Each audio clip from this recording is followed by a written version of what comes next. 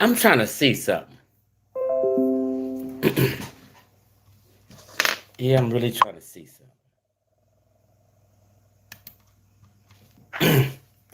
And I just went live for a reason. I was just gonna make a video. I don't even. It's damn near 1 in the morning, and I'm in Cali, so I know everybody's asleep. Ain't nobody paying attention to my live, but people will check it out later. But I maybe wanted to see one comment or two just to get an understanding.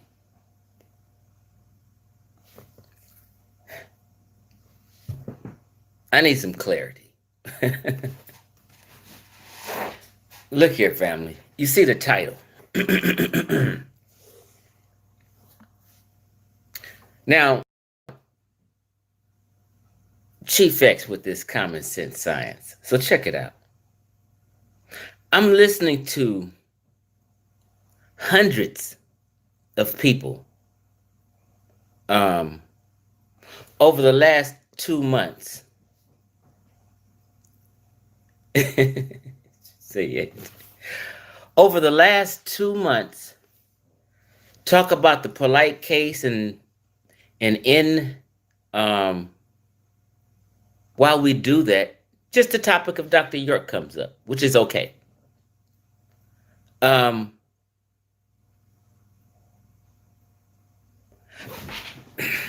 but I'm dumbfounded on how many people I hear who is a follower, used to be a follower, or never was a follower. I'm dumbfounded by the words people use to describe him. Let's push away the molestations and all that old stuff. Put that, just move that aside for a second. Act like, act like for this, just for the second, it never happened. And we're just talking about Dr. York and his teachings and what he did. And I'm going to bring in Farrakhan on this too. Now, let's focus on York for a second. Everybody's saying he's brilliant and he taught some good stuff. Now, set aside the molestation, the rape, and all that old shit. And he taught some good stuff, and he saved my life, and he helped me out. And these words they're using and terms they're using, right? Now, let me see if somebody said something. Now, I'm 51. I've been in this movement since 1992. I never heard of Dr. York until I got on YouTube. West Coast people ain't heard no goddamn Dr. York like that. Unless they're older and just heard the news and stuff in that time. Or, but we didn't really hear about no Dr. York on the West Coast. See, people I used to study up under and follow, who lived in Los Angeles, Ashwar Kwesi,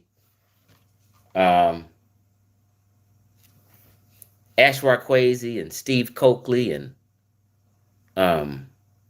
they were people I see it on the regular. You know what I mean? Steve Coakley, I knew, and things like. But what I'm saying is, people must have no professionals in their family or their life or as friends that are like educated to think that they're being taught some good deep shit. Now, let me say this. Dr. York has extreme intelligence. He has potential. And he has a gift. He has a gift of gab. But men like him misuse their gift. You know what I'm saying? People have a gift and they misuse their gift, right? And they are like what they used to say, Hitler was wickedly great. You understand what I'm saying?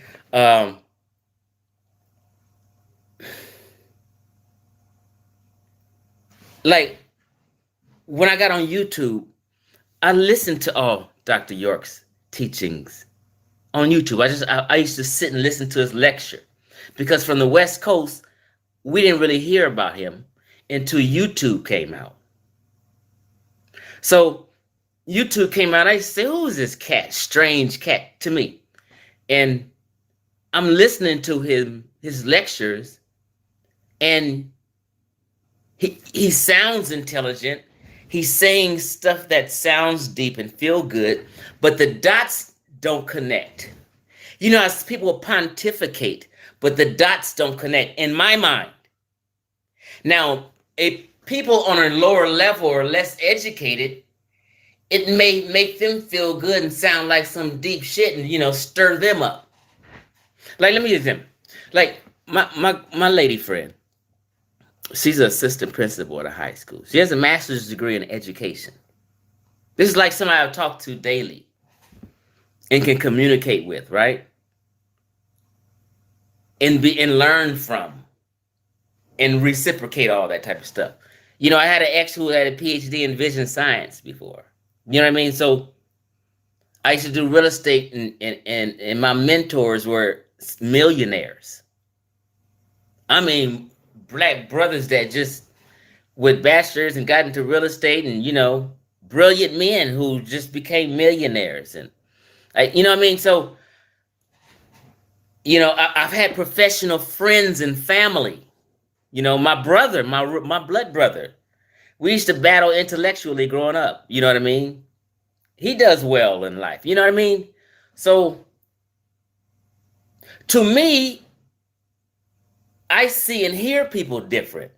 Now, I want to speak to a Nuwaubian in a friendly conversation on a live one day. Send me one.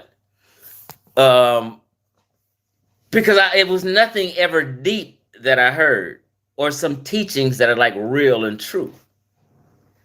So how did he help your life, or how does he help people's life? What benefit is it in misinformation? Like, for instance, they say the same thing about Farrakhan as far as he's building. Dr. York build a nation, which is cool, but he built that. You get what I'm saying? That was his shit. It's not your shit. It's not the members' shit. He go, everything gone. So it's like Farrakhan. All the members claim this nationhood. What nigga can get up off the street 2 months ago, come into the Nation of Islam right now, 2021, and act like they got something and he got something. What the fuck is you got? You just walked in the door. That's Farrakhan's shit. No, nobody else has anything. Like Farrakhan. We got the economic blueprint plan. 20 fucking years, everybody's been donating to the economic blueprint plan. And what has come of it? That goes in his pocket. Y'all ain't building shit. Why does the members claim that they're building when only one man is building? When only one man's pockets are getting fat? All them donations and sales from newspapers and bean pies and all that money goes up to the top in his pocket. Don't nobody have no life plan. They're going to get some residuals from this. You got a farm. And not one member of the Nation of Islam got an apple from the goddamn farm. Ever. Understand what I'm saying? The Nation of Islam, this farm, we got this. You don't even get an apple from the farm. A watermelon, nothing ever. The farm is on welfare right now.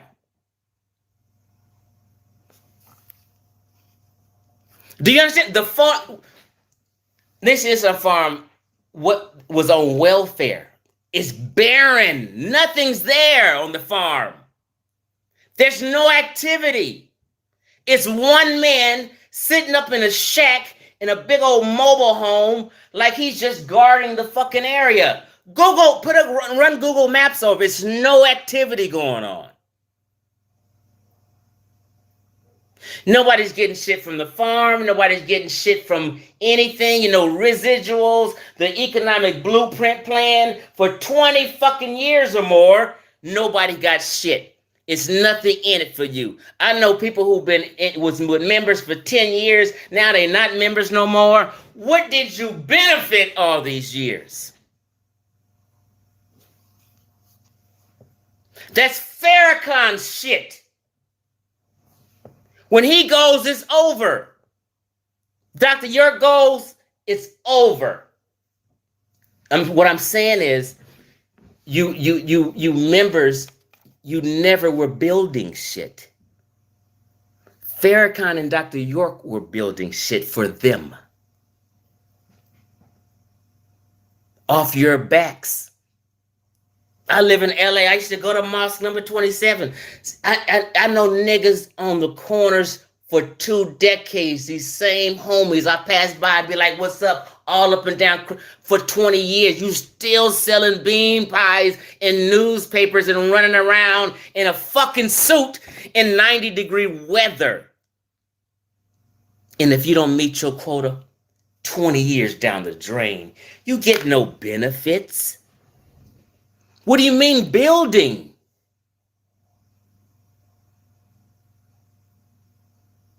I'm not even on my webcam. I'm on my phone. I was just sitting here and just reading some comments and listening to people. Now, besides all that financial bullshit that you guys never will benefit from and never have, what teachings were good?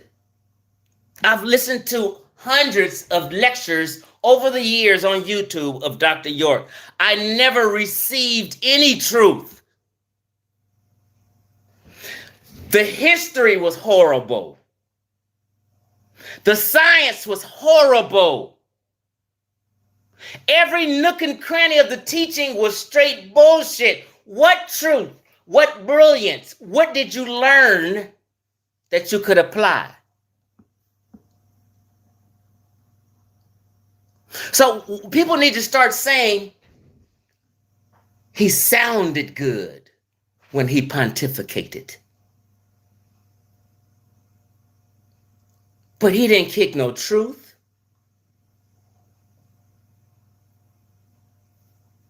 He parroted those before him.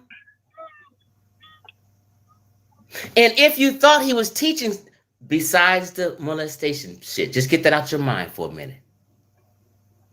Talk to me about them teachings. Which can someone in the comments when I finish or whatever, can somebody, hold on, put a video in the comments that was some right information. When you talk about, I want right knowledge, give me right knowledge. Post a video in the comments that was some right knowledge and that was some truth. Maybe I'm missing something. So when you say he's brilliant, what you're saying is he was a good hustler and he had a gift of gab. And he was a great psychologist, basically. You're not saying he taught some truth, are you? Or he was brilliant in some discovery or in some science. He, you know what I mean? Like, what the hell are you talking about? For the last 2 months, niggas been saying he been teaching good shit. And he changed their lives and shit.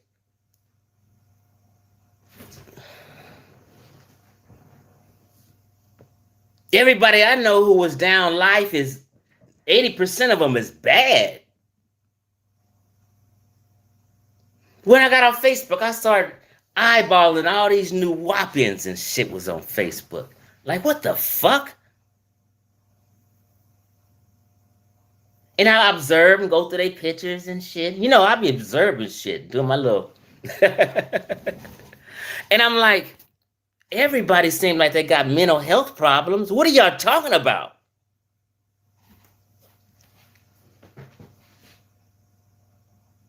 Y'all don't have Nuwapian friends on Facebook or whatever social media are, and they don't all seem strange? See, in my opinion, he ruined an entire black community. There was no benefit. Nobody got anything good out of it. You're not the wiser. Nobody became the wiser. Everyone got dumbed down.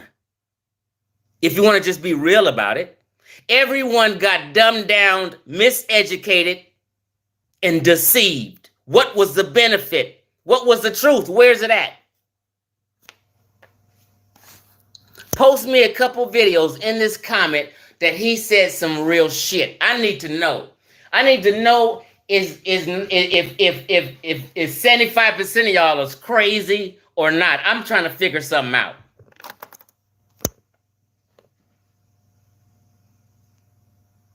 I'm trying to figure it out. What y'all talking about? Let me see. Okay, so WAP Funk says, let me just and I'm not mad if anybody's, I just trying to understand something. So I was just going on my rant. So WAP Funk, I think you may have been a supporter. I don't know if you weren't typing in there. You said I don't even fuck the black evangelism, whatever that means. But at least it empowered our people.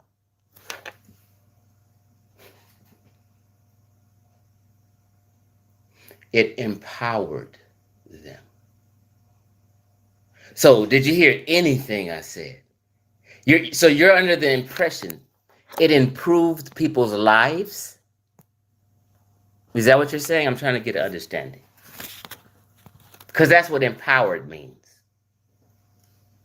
I've seen a lot of people's power taken away. Let's talk some reality for a minute. Let's get out this fantasy land.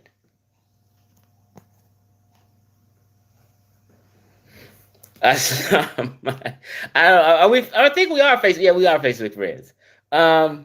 No, but I do think people need to change their Facebook picture every goddamn now and then. He was the king of nonsense. After that was a Colt Porterfield. Leader with fake ass if I'm part of the 25th who ain't crazy. Okay. So I'm trying to understand something, WAP Punk. The information he put out was always other people's research, but he would just switch some words up.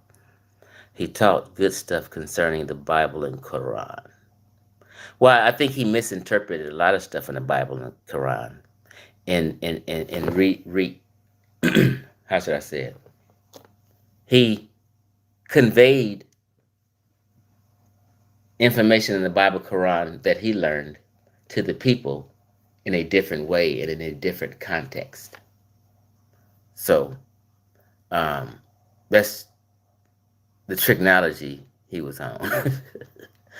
You know. She said I'm on fire tonight. Jail doctrine. Tribe of Shabazz. I knew back then York teaching was BS. We was from Ritz, you know. So let me tell you. Now, I got with I never got suited up with it. My flashpoint was at NOI, right? So I used to go to the mosque every weekend, Mosque 27. I even went to hear Dr. Khaled Muhammad live in 1985 at Long Beach State College, because I was hanging around the Black Student Union at Long Beach City College. And so that was my flashpoint. And I was entertained with the message. And I used to go every Sunday. I used to even sit just like they sit in the audience. But, I'm a loner type, so I never fell all the way in. I'm just observing for several years. You know what I mean? I used to even go to the study groups at Malik's bookstore on Crenshaw Boulevard. Malik know me. He had a bookstore for there forever. Now he's in the Crenshaw Mall. In all the debates, we used to come in. Some Arabs would come in, and we would debating with the Arabs and shit. So, but I never got all the way in where I was registered or suited and booted. So I was always a loner doing my thing. I also had a lady friend who was in the Nation of Islam, and when we used to go to the mall, she go on one side, I go on the other side, you know. But I was a civilian, right? Just peeping game. I loved the teaching. I got caught up in 70% of the teaching, but some of the shit I always said, you know, that's some old bullshit. But I liked the entertainment. It had a social, political message to it. It had some fire to it, and it jump started me in a certain way that I'm appreciative of. But I never fell all the way in, right? So, but I'm young. I'm in my early 20s, right? So when people just fall all the way in, you know what I mean? You sort of kind of just lose your independent thought. You know what I mean? But what York was teaching, my point is what York was teaching would have been a little too way out for me. Once you get to talk about you from somewhere else, and then I see you making, you know, it was just too far out for me. What'd you say? Wrong on the end of it.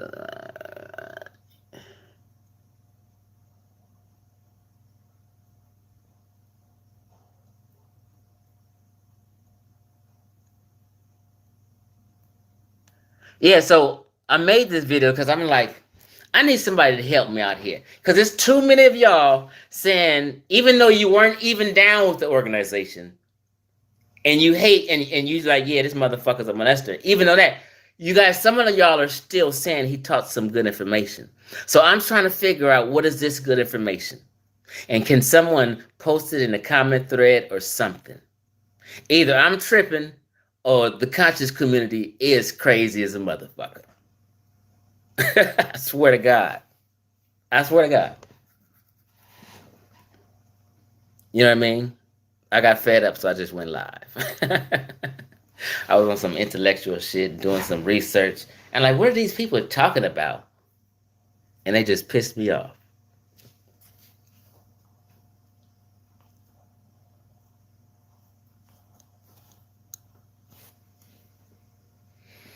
So if there's some lessons that he was teaching that's good and some good information, anything about life, something about history, because nothing at all about his history correct.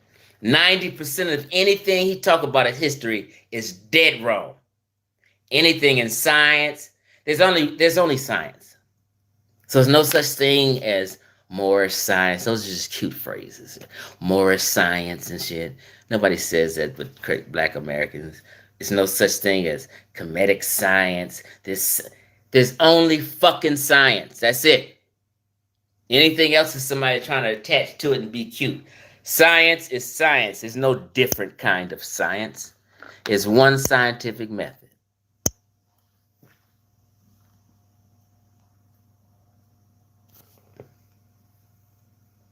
Yeah, so I'm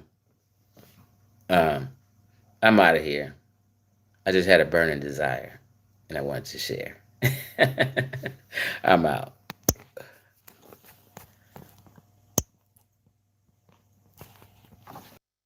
All right. So, let me pause this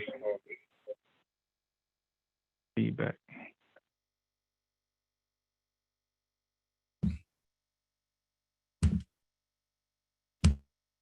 All right. Yeah. So I never watched that video, but it's the first time watching it. Matter of fact, it's a lot of.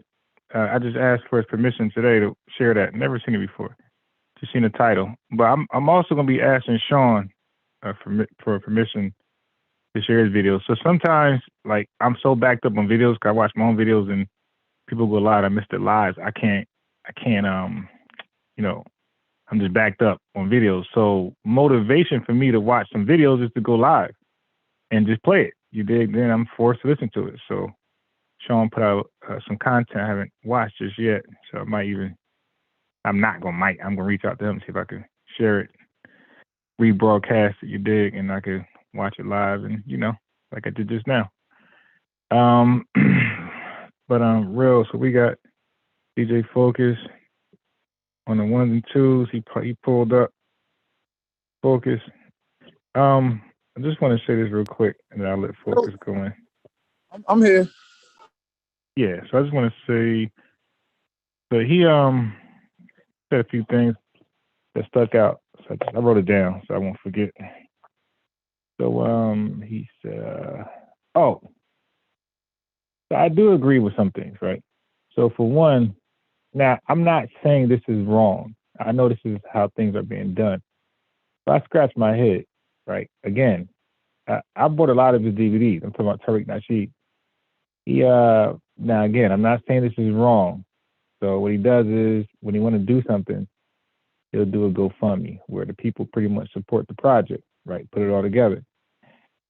For the most part, get donations. And then he started, the film production, whatever. Then he sells the DVD back to the people. So my only issue with that is if people put money towards something, that should be like an investment. So they should get a percentage of the sales. You dig? That's my only problem with stuff like that. Because you get money double ways. You get money to fund the project, then you get money to same people, they buy the damn DVD. So that's my issue with that. JT Pocket Watch is a good channel. He's an accountant, and he go over like a lot of money issues. So it broke my heart when he had Jay Morrison in there. He really, man, I don't even want to spoil this one, but you guys should check out JT Pocket Watch, and he got a lot of people in there. But go ahead and look at Jay Morrison. That was interesting. It broke my heart. Jay Morrison, man, dang. It almost be like this. Not everybody, of course not everybody, but at least personalities, YouTube personalities, social media personalities. Are they really all scammers? Because that's what is really coming. That's what's coming out. But that's all I had to say. Oh, one last. I'll hold the last thing. I got a few more things, but it might coincide with DJ Focus got to say. So I'll hold those two and let DJ Focus speak his piece. Focus. I don't hear you, and I don't know if you're trying to talk. My fault. My phone was muted. I'm sorry. Hello, can y'all hear me good? Yeah. Okay. So one thing I will say, or a few things I will say is, whether you believe in the veracity of the minister's speech, whether you believe in the what minister? Farrakhan. I'm talking about Farrakhan. My fault. Yeah. Of course I know, but the people might not know. Right. I'm sorry. It's Minister Farrakhan. If whether or not you believe in the veracity of it, that can be debated. That can be, put on the table. You got Islamic. Yeah.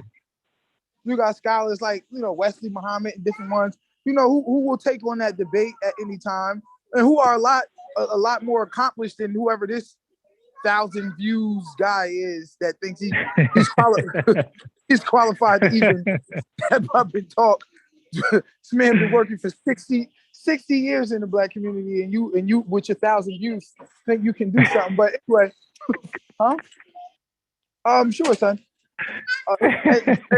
So, but whether or not you want to believe in the veracity of it or not, one thing you cannot,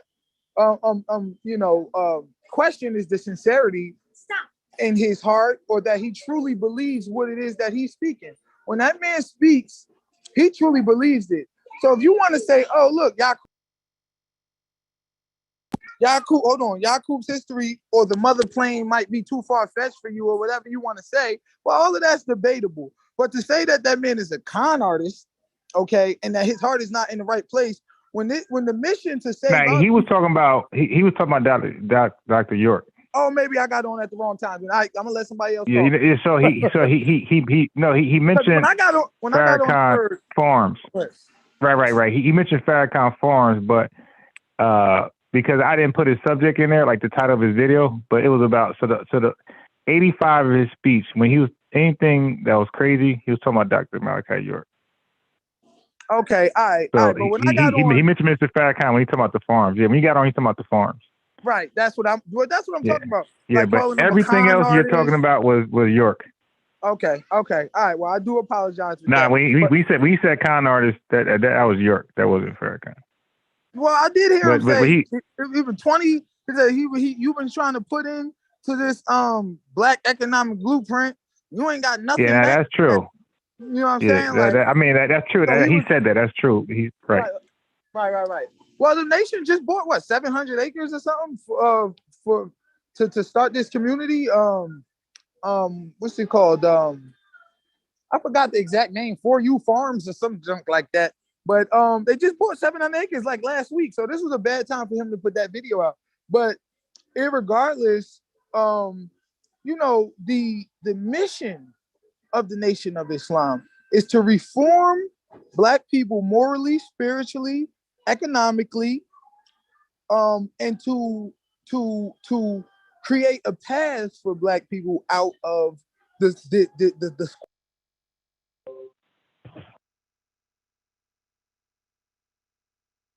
Okay, we lost focus. Let me tell him that he dropped off.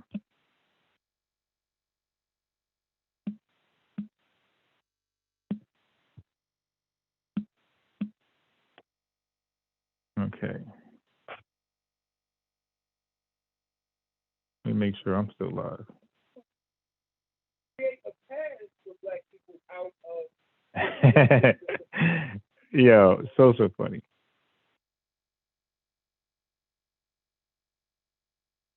Yeah, y'all can hear me. So you funny. He said irregardless not a word. Right. That's true. It's regardless. But some people still use it and they get a pass. Like irregardless is like ain't. You dig? Like ain't is not a word, but you can slide. You can legitimately slide with saying ain't in like almost any round discussion. You dig? They kind of accept that now. Matter of fact, you know, your phone won't even automatic correct you. It'll let you do it. If you put ain't, it's not going to automatically correct you. Yeah. So irregardless is definitely not formal. It's informal. But I get what you're saying. So let me focus back in here.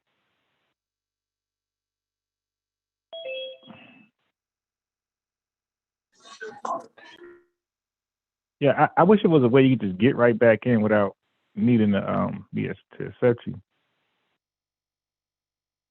I gotta ask Uncle like the Zoom expert, stuff like that. But focus, you on mute.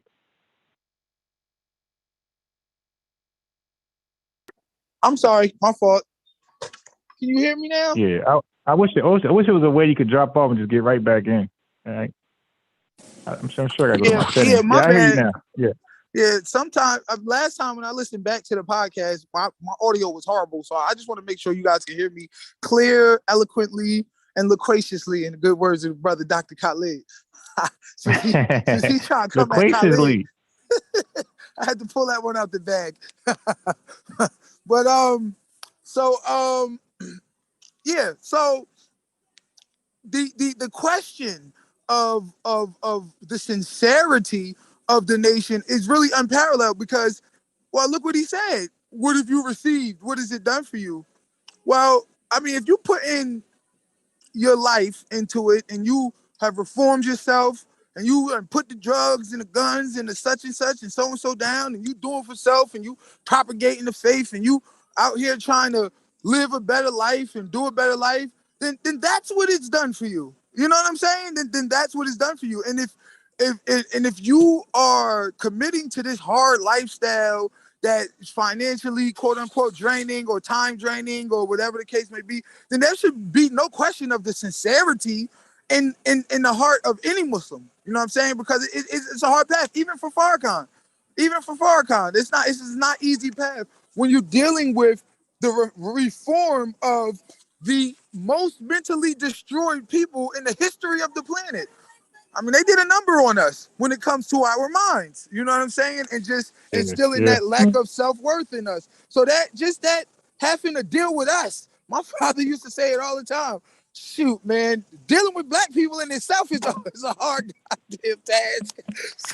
So you know, so I would disagree with him there. And then as far as he said, oh, well, after 2 months you get into the nation and then you know, you just act like you somebody.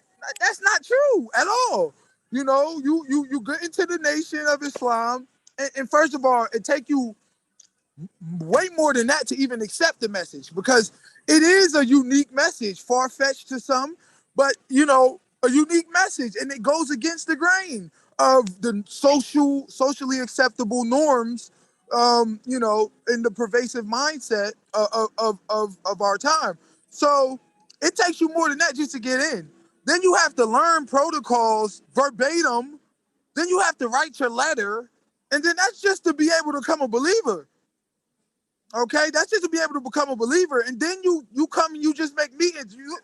Since when is you that don't make you somebody? Just to, like in the church, you can walk in and boom, I accept Jesus. There we go. The Nation of Islam is a little bit different. You have to learn some things, recite some things, accept some things. You know, write your letter, send it out. You know what I mean? It's just a little bit longer of a process that 2 months. You know what I'm saying? So that was just a little bit of inaccuracy. But I don't want to ramble on. So you know, I'll let y'all go ahead. Here, baby, get in the car. Yeah. So right now, just me and you. You dig? Okay. I want to say that no, I believe the Honorable Elijah Muhammad and Mr. Louis Farrakhan. I believe that they truly, sincerely want to see black folks on top. You dig? I believe that. Now, I mean, that's just it. Like now, their strategy, you know, again, it could be questioned. Like anybody, all leaders to be held to the highest of scrutiny. That's the point of going in there. You dig? That's why when you have your politicians who want to be elected officials, they start bringing up their dirt to show how they're not qualified to lead the people as opposed to the person running against them. You dig? Or certain policies they passed or certain things they didn't do. You dig? They bring that up. They'll say, well, let's say like drunk drivers were not being held, you know, they was whatever, you know what I mean? Whatever, they're going to use that against them. They're going to say they didn't hold drunk drivers to the finest letter of the law. Like, that's what they're going to get the politicians on. So that's different. But I really believe they wanted to see black folks on top. I do not believe York, that was his aim, like 100% aim. I believe I think that's why I think the video was correct on him. I think he had his own little agenda, and he was using that platform to move that agenda. And that's just me from knowing about his you know, what he did when he had the leadership role, you know. So I want to say that I really believe that Elijah and them really wanted to see black folks up and above, you know, not just back restored, but above all nations. They really believe that. They really wanted to see that. So, you know, so that's a good thing. So I don't know if people will question their sincerity, you dig, their loyalness to that, their faithfulness to that. I don't think so. I think people would just question the strategy, and I think that's just it, the method about going about it. You know, and that's why I was going back to all black leaders. So even Obama, when he became president, you dig, black folks held him. You know, he get in slides. So anybody who's up front saying they got the answers or want to be part of the solutions, you know, that's like you are a target, right? Dart's going to fly at you. So you got to be prepared for that. And you can't run from it. You can't say they're coming at me. You signed up for it. You dig? Everything you said, your strategy. If you look at all the people in history, you dig, from Genghis Khan, whoever, all their strategies, you know, like we could look back and see what they did right, see what they did wrong. All war generals, you know, we can go back and see what they did wrong, they did right. And people learn from that and they move on. Dig? But when you put yourself in that limelight, you got to be prepared for everything that comes with it. So now I was going to say, now, what Chief X was saying, there is some validity in that as far as, like, if you're a person who's who's gathering money from a multitude of people, yes, you are going to be able to do something. Like you could look at rappers, you could look at preachers and politicians who get donations, things like that. When you sit there and collect donations, yeah, you're going to be able to do a lot. Okay, but what's in question is, what did you do for yourself, like outside of the donations and things like that? Like what genius did you come up with to gain that type of income or gain that type of success? And that's when we start going a different direction. So But you I got get what you're saying as far as that. You also have to hold on. Say that again? Yeah. Hello? Yeah, go ahead. Hello? Yeah, I hear you. Hear me? All right, yeah. So you also have to remember, this is a man that Now your audio different, so I don't want you to watch it over and say your audio right now is different. I can hear you, but it's a little light. Is it worse? It's definitely worse right now. It's bad. Yeah, it's not the same. It wasn't like your mouth is clearly not in the phone. You can be heard. Put it like that. You're not muffled. You can be heard, just a little softer. Okay. So one thing you have to understand also is that this is a man that filled arenas for the better part of his adult life. This is a man who sold Madison Square Garden out. This is a man who, sold the Forum in LA out. This is a man who, for decades, would go speak and gain, $50,000 or more stipends for speaking engagements, which was well deserved because you just filled an arena. I've never been upset with a preacher, who is sincere in his approach, right? That has gained that sort of public notoriety that he can fill arenas, having money. Now, as far as the donations go, the paper money, the number 2 poor, all of that can be accounted for. All of it. You feel me? And there was a lot of things that have been done with regards to the Nation of Islam. A lot of, like I said, acreage, farmland, properties, different things that was bought. You know what I'm saying? But this, for the most part, each particular mosque, like any other religious institution, they gain charity from the people to keep the lights running. This is, this work that is done by these religious folks. It's pro bono for the most part. You understand what I'm saying? So you need these donations to keep the lights on, to keep the water running, to keep the rent paid, and whatever the case may be. You know what I'm saying? Now, some people are in it for sinister purposes. I'm not going to say that they're not, but I just can't place that sort of blanket statement on the Nation of Islam or on Farrakhan in general. Yeah. So, Joel Osteen also has a mega church. I'm sure wherever he goes, he's going to sell out. And his followers believe that, his solutions are the solutions, right?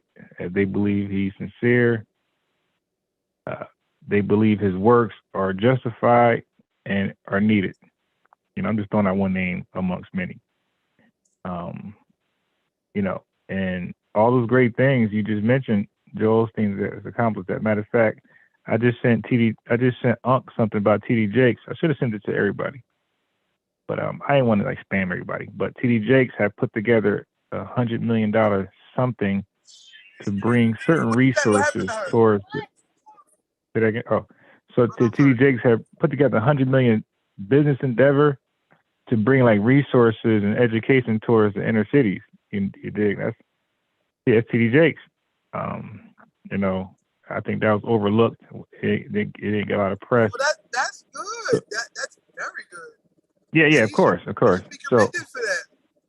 Yeah, definitely. Anybody that brings attention and resources and just the cameras towards the inner city. That's a great thing. God, that's what the inner city needs. It needs attention. It needs publicity. It needs to be All of heard. that. But remember It needs to be too, seen. T.D. Jakes, Joel Osteen, these people are swimming with the stream.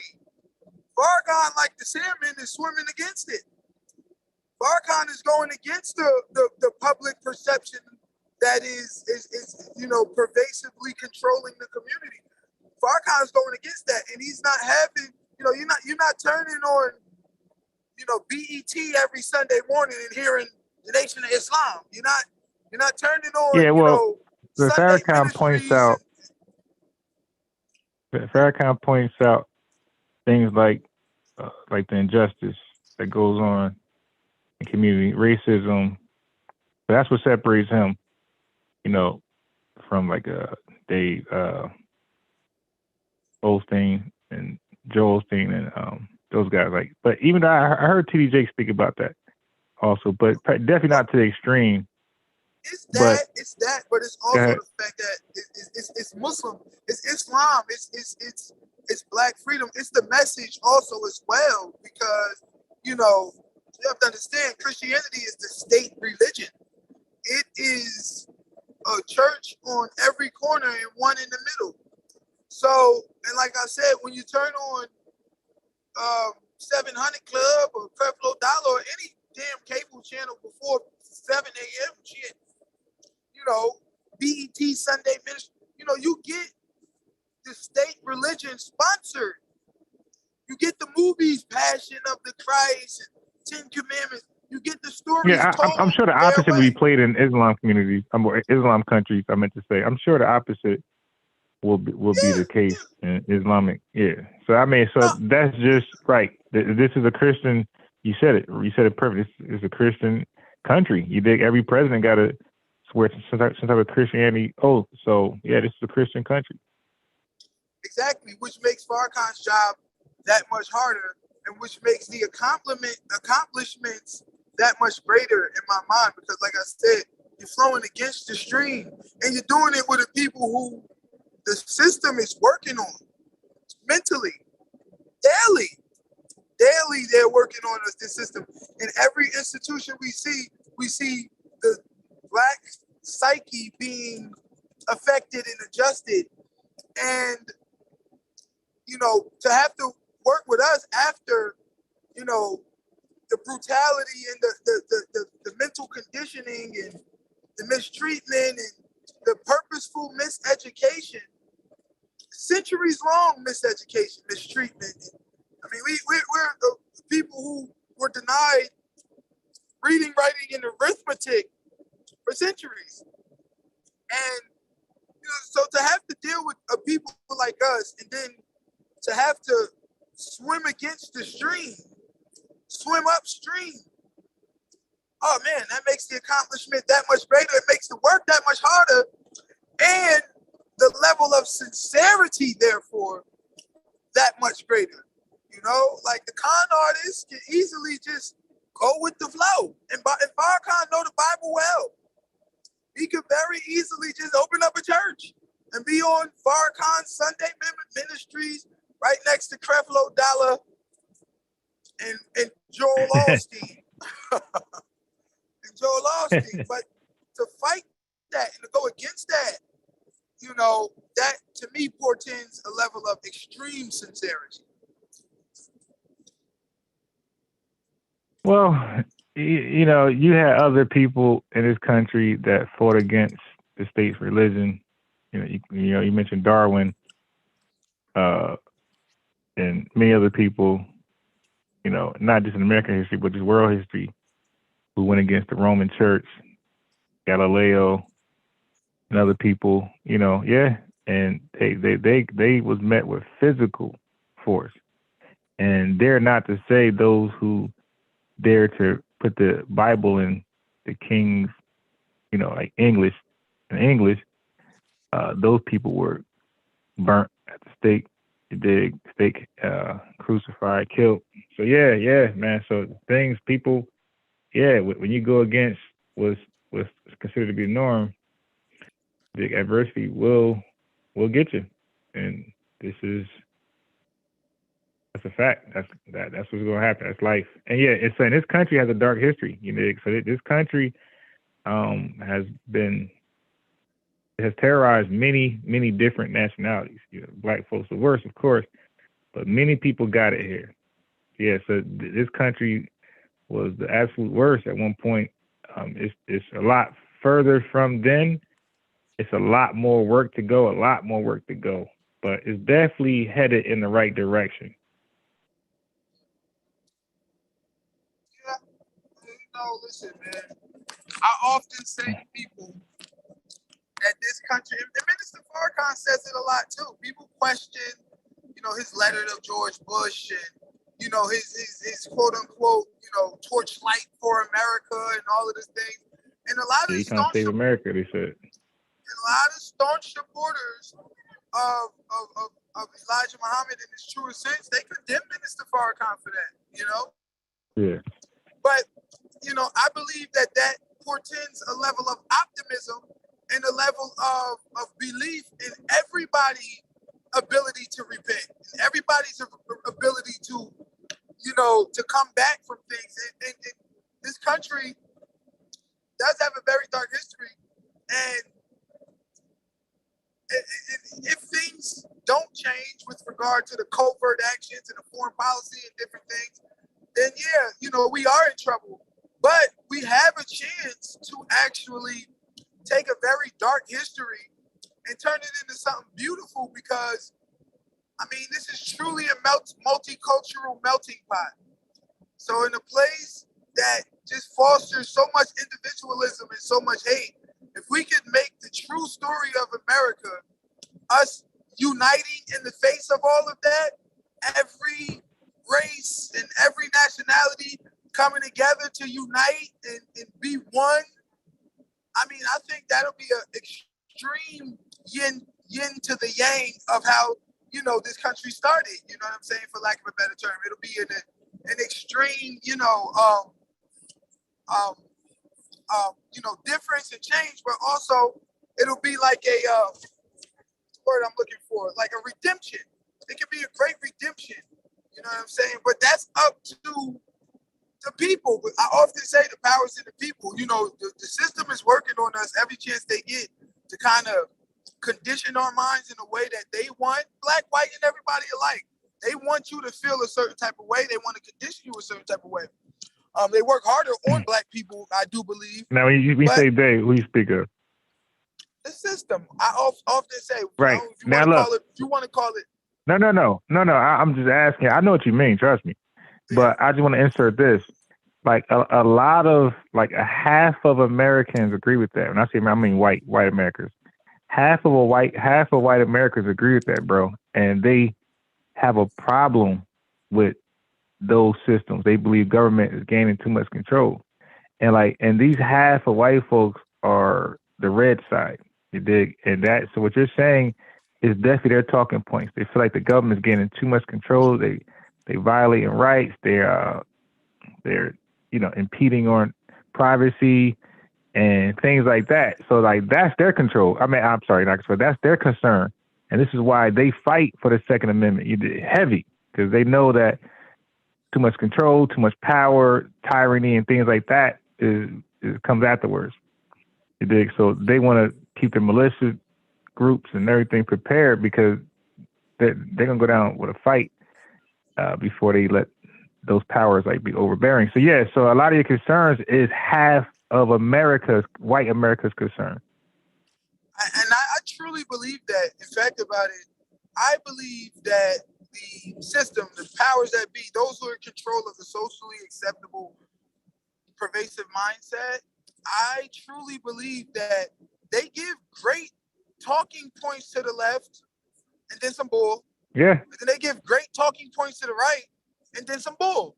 And that way they can keep the two sides at odds. If you listen to certain things that the left says, they're right. But then some of it is just like, what? Excuse me? And then when you listen to some of the things the right say, you're just like, wow, well, that's right. But then some of the stuff's like, oh. But if you keep, it's the knowledge of the tree of good and evil, right? That's what messed them up, even in the scripture. So it's the It's the mixing of the message of truth and falsehood that's the most dangerous, because those people, because of their little taste of truth, they'll be willing to turn a blind eye to all of the falsehood and just kind of wallow in the truth aspects of the side that they chose. And it's the same thing with the other side. They can wallow in the truth aspects of the side that they chose while willfully ignoring all of the other stuff. And I think that that's a great political tactic of those who truly run things, okay? Of those who truly run things, you know? So yeah, I mean, I don't disagree. Fact about it, if you listen like to the Nation of Islam and conservatives, oh my God, a lot of their talking points are exactly the same. Yeah. Exactly the same, you know? So, but they hate Farrakhan. Yeah, that's possibly. You should hear Especially him like, talk about okay, him on Fox News. well, look, I'm gonna say this. The person who well, yeah, I'm sure if you're in a white dominated country, you say they're all devils. Yeah, you definitely gonna be number one enemy. You dig? Because you ain't choosing no side. You saying, "Oh yeah, I know good." First of all, it's a lot deeper than Nah, that. And you give it right, but you get what I'm saying. That's like the KKK. Like let's say the KKK card carrying members was every last American, right? White American. I keep saying. When I say American, I mean white American.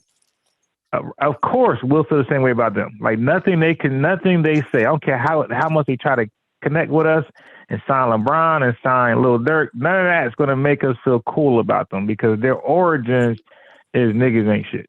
You dig? White power and Christian church, like that's the KKK talking point. So yeah, so if you start off like that, yeah, you might be able to clean up a little bit, but it's gonna be hard to ever like receive you because those are your origins. Yeah, but he didn't just come out and say white folks are devils. I hate y'all. That's not. Of course, but I'm not saying that, but we was getting hosed down in the streets at the time. We was getting mutilated, So I want to say this real fast. A lot of the talking points was definitely talking points of the time. Right. So I want to say this to that. This is what I wanted to say. Yeah. So black folks are in a privy position. You dig? Especially when I sat there and listened to the Republicans' side of the argument for the first time. I'm like, all right, it make a little sense. You dig? Now, but like you said, they got their blinders on. They got their blinders on for other things. Now, the Republicans got a problem with the police state also, by the way, on the low. And I'm saying like the white, and I won't say Republican. Let me stop saying Republican. There's a lot of white folks on the southern side who has a big beef with the police state. You did big beef. You know, so now black folks who are sold to the Democratic Party, like there's some alliances that could be made. You know, being that we're the neutral party, there's some alliances that can be made where you could finesse both parties because the Democrats got some more talking points, and so does the Republicans. So like there's some finessing that can be done if black folks are willing. Listen, the thing about it is, any half truths is really going to screw us up, especially when it comes to the political mindset, the political climate. You know, when you talk about, Farrakhan talking about how the world was made or the first God, all of this type of stuff it's I mean, come on. Talking about millions and trillions of years ago. This is just an exegesis of history, exegesis of scripture, which is the same way, others pontificate on these things. But when it comes to the political climate, that thing is A1. All right. With the things that, he speaks about be A1. And that particular unbridled truth is what we need more than anything. Any half truths is going to really, really screw us up because we have been so mentally destroyed and purposely conditioned against reality, okay, that at this point, the only thing that will set us free, like Jesus said, is the truth. Unbridled. Move. Let your brother. Yeah, but the truth is also, it could be subjective, right? Or it could be, or at the very best, it could be up for debate, right? It could be a long, long discussion, especially dealing with history. you know, it can be a long debate. When you say the truth. Agree. So, and that's just like a blanket, you know, statement. To be more specific, we could definitely talk about things that, you know, real things, like real topics to talk about. Oh yeah, so I was gonna say this. So I was gonna say, you know, you have a lot of white Southerners who have a problem with the police state. So when I hear them complaining, and when they got evidence to show that the cops are very aggressive, and the cops look at themselves separate from the people. It's like us against them. It's like cops against the people. So when they prove that through different video demonstrations and interactions, I kind of want to tell them, like, well, if y'all feel like that and they're aggressive to y'all, then y'all should be on our side. As far as when we complain about brutality and cops and Call your shooting, mother. like, why I'm y'all on on the the other phone. side, or why y'all silent when we complain? So, like I said, there's a discussion there. Like there's something there. If black folks really want to just go to that side and point out these things, okay, y'all dealing with a brutality or a brutal police state, we are too. But when we cry, you're quiet, and when you cry, Right. we're quiet. What? Like there's some strength right here. You dig? So, but again, the conversation got to be made. But most black Democrats look at Republicans as that's the other team. You dig? We can't fuck with them. Yeah, and that's really a shame because they gave us Democrats right after they murdered all of our true leaders in the 60s and discredited the rest.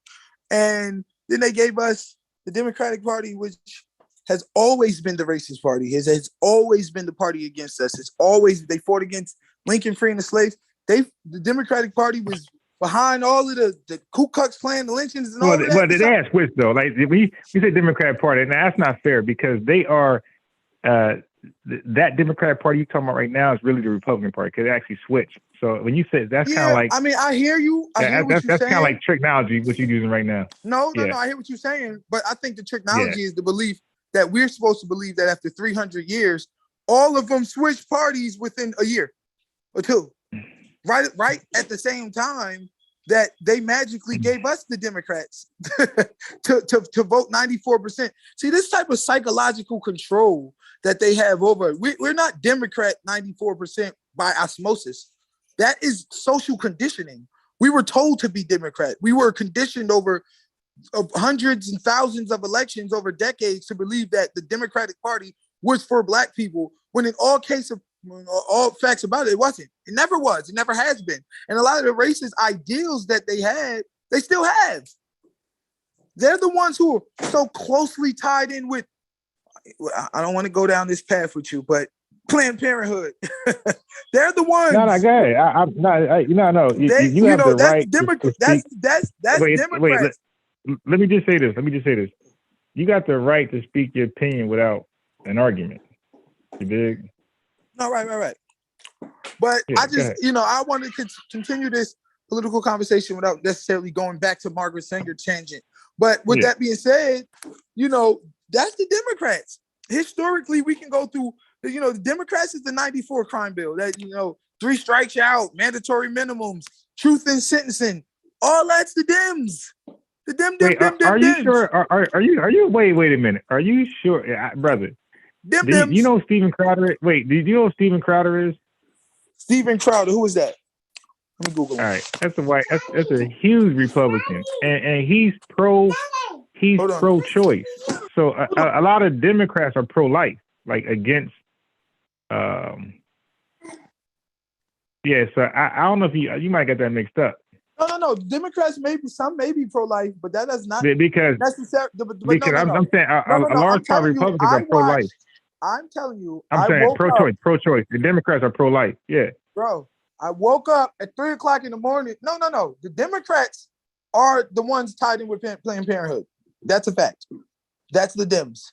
The Dems are the ones who are tied in with Planned Parenthood. Right, exactly. Trump even tried to offer them. I don't know because I'm saying but I could have sworn that the Republicans are more pro-choice, and then the Dems are more pro.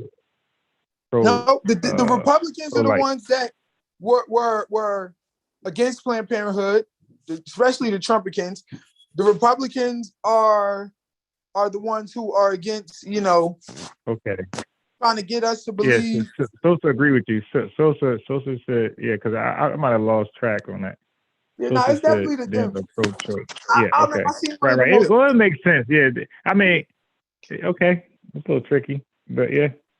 Yeah, I remember seeing a commercial early in the morning, and it was like 5 o'clock in the morning, but it was so disgusting and deplorable. It was like about George Floyd and abortions. Like, I'm like, what the fuck? Like, huh? It was like right around Biden in the election, and it was like, oh yeah, social justice, George Floyd, defund the police, and Planned Parenthood. I'm like, what? What the hell? I didn't throw that in there. They just tossed that one right up on in there. But they knew it wasn't a ad that would go over great with people, which is why you probably didn't see it, and I seen it at 5 o'clock in the morning. It was just a disgusting ad. You probably could see it right on YouTube. But Yeah, I mean, like, go ahead. No, I thought you was done. Go ahead. no, but yeah, so that's the Democrats. That is them. Like I said, the 94 crime bill. We like since this Yeah, now you said 94 crime bill. Yeah. that's the Dems too. That's the Dems. What? Wait. Wrote that. No, it's not, brother. No, it's not. He wrote that, bro. He did. No. My brother. If I'm saying no, it's not, then you should have me source up, or you said would like me to add to that, brother. That was an amendment from Reagan's '86 or '85 bill, bro. It wasn't a Democrat thing. They remixed it, and the Republicans introduced it. And by the way, when they remixed the '94 crime bill, the Republicans said it still wasn't hard enough. They still laughed at the Democrats, saying, "Yo, you still weak." They was calling them weak. They said it ain't hard enough. The Republicans wanted it worse than what we got. So if black folks got a problem with it, the Republicans wanted it worse. Okay, that's a fact. That's all fine, but that doesn't negate what I said, because you started talking about Reagan and '86 crime bill and all that. I said the '94 crime bill. It was who remixed it? Yeah, but that was a Republican bill. So my only point was that was a Republican bill. It wasn't Democrat. The remixed version was them, and whether you had some Republicans, but it was better off though. They remixed it. It was less. It was less crazy. It was worse with the Republicans. Maybe, but when it was first introduced, it was worse. But look, man, like I said, truth in sentencing and 3 strikes out and all of that all came '94. And remember, this particular 3 strikes out, truth said it was really designed and aimed at the urban communities, and it was designed to boost the prison industrial complex. So, but regardless, that was the Democrats. And all I'm saying is that we have history since the 70s, when we all became Democrat, of them constantly screwing us over. So we don't have this history of them, this illustrious history of connecting with them. It just doesn't exist. You know what I mean? Although we wait. So rewind. I missed a little bit. I was in the chat. You say connecting with who? Connected with Democrats or Republicans? Or you said what? No, you said connecting with who? The Democrats or Republicans? Which one? The Dems. What I'm saying is our 94% overwhelming voting that we do for them is not reflected in our relationship. They're not doing 94%. Oh yeah, okay, yeah. You know what I'm saying? Yeah, right. Yeah. They push everybody, and this is the part I agree with Republicans. Yeah, the Democrats, in my opinion, I could be ignorant to this because it's not my field, but it seemed like to me that they push every minority over black folks. So whatever they got going on for minorities, like black folks benefit the least from it. That's I can't source up. That's just my feeling I get from it. Well, I mean, we do have a history of that. Obama passed certain things for homosexuals. Even now we got the Asian crime bill. We ain't never had no black crime bill. And that's really a shame with all of the crime that has been going on against black people in these countries. And I don't got no problem with my Asian brothers. If they going through something, they should be able to fight for protection. That's fine. Right. But that same protection should be afforded to us. It should be, you know. So that those two examples are egregious examples of them skipping over us. So go ahead. All right. So yeah, let me speak to that real fast because the chat is going in on it a little bit. Yeah. So the crime bill, right? So Biden and them is apologizing. Okay, like I told Chief X, it's context to that. They're apologizing. Okay, again, Chief X, look at this. You have white folks in this country. You got some who are not out to get black folks, and some are. Okay, and the some who are out to get black folks, they are in big seats, just like the ones who are not. Okay, so if you're out to get black folks, wherever seat you sit in, that's of an importance. You're going to use that to affect black folks, whether it's denying loans, all that type of stuff. You dig? They're going to do their bidding. So, yes, Chief X, every law in this country, every ordinance, every policy, if the wrong hands in control, yes, they're going to be racist. They're going to abuse the power, and black folks are going to suffer. Okay, that's just what it is. So now the Biden administration was responsible for the 94 crime bill. It was abused. Michelle Alexander and then the new Jim Crow show how racist white cops and Hispanics abused that bill. They started to lock up black folks, seize car illegally, all type of ridiculous stuff they did to black folks, right? That's a fact. So Biden's apologizing for that. He's apologizing for the misuse of the bill. But the bill, in essence, was about violence. We're saying crime bill, that's vague. It's a violent bill, okay? Let's keep that in mind. It was about domestic violence, dealing with women. It was about gun violence, violence. It was very successful. Automatic weapons in California, all those drive-bys, they nipped that in the bud. That was gone. Bill Clinton was correct. He said it was the black communities who asked for this harsh bill.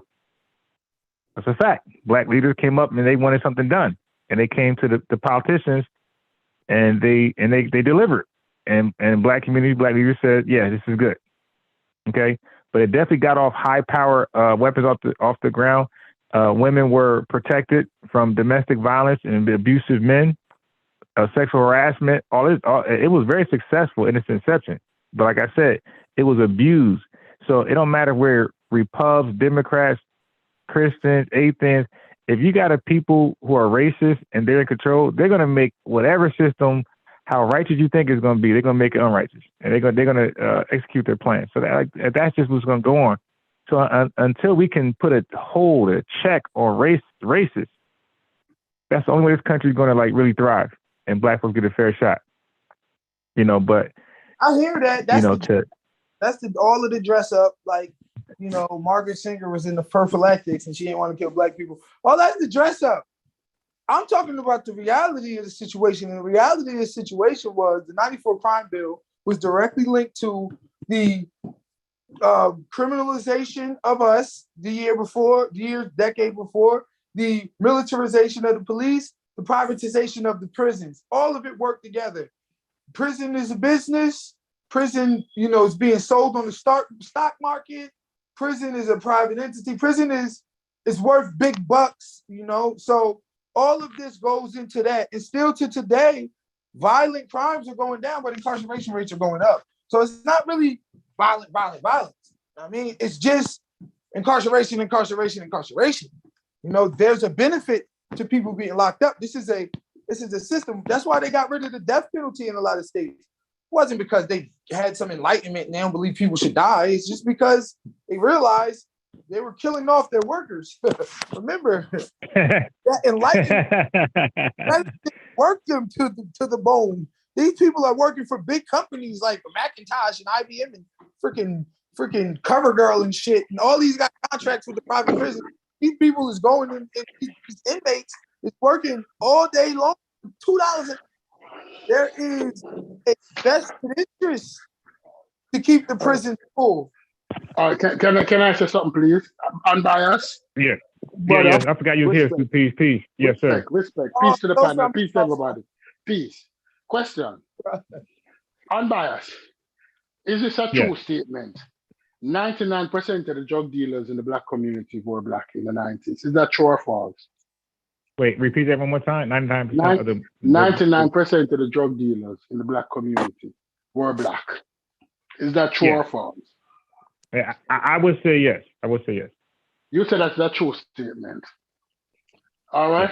99% of the murders committed against black persons in the black community. Yeah. Sorry, I agree. 95% of the black murders in the Definitely a black high community 90. Yeah, it was definitely 90 or higher. Yes, I agree. were committed by black people. Right. The crime period. Right. Robberies, 90% of the robberies in the black communities were Yep. committed by Theft, black. scamming, all that. Yep. Right. They- People, let me Burglaries. finish, please. Let me finish. People kill who they're around. People hurt who they're around. Crime is about Right. proximity, but also we need to take it as responsibility. All of us here who grew up and witnessed the 80s, Chief X can vouch for that, who witnessed the 80s and 90s and see what was taking place. That we were literally piranhas among our people. A lot of people gained wealth out of it, but a lot of people was destroyed as a result of it. We weren't building our community at this time, right? Now that the drug game end, everybody get conscious. We turn conscious, we turn Egyptians, we turn Hebrews, all of the Hebrew Israelites are I would go as far as the 60% of the Hebrew Israelites are reform dealers. Everybody get reformed now. You actually got back. The Reformation didn't been happening. It was the drugs that kept us. No, hold on. Let me finish. Reform dealers. I was to go as far as say more than 50% of Hebrew Israelites are reform dealers. All right? No, nobody want to blame themselves. Right? The other day, something was in the room and him said that if somebody deal drugs, him don't want him as them governor. Right? Because there's no way you can pay back the community for the damage that you have done to the community. Right. A lot of people sidelining the 94 or whatever year crime bill is a result of what was happening in the community for years. It was a result of what was happening in the community for years.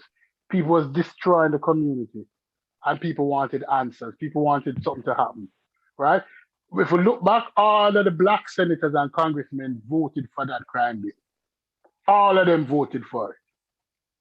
Do you ever hear any of them come out and say, I didn't vote for that crime bill? I didn't support that crime bill? Right. Most of the lobbies, the pastors, Of course. the people in the community. Of course. And like I said, it was successful. That's like they don't understand. It was a violent crime bill. It was about violence. It was successful. What it was aimed to do, it was successful. But people could manipulate stuff and make it. Make it. They could demonize it. That's what I'm trying to say. But during 2020, don't look back with 2020 vision and say Biden not fault for this. No, but people was really acting bad. Now that everybody turned Hebrew Israelites and Egyptians, they want to say no, blame the white man. Can I say that? Can I say something? Because you have to understand the economic conditions were set up by the white man. The drug was fueled in our community by the white man. The guns was put in our community by the white man. The projects was put in our community by the white man.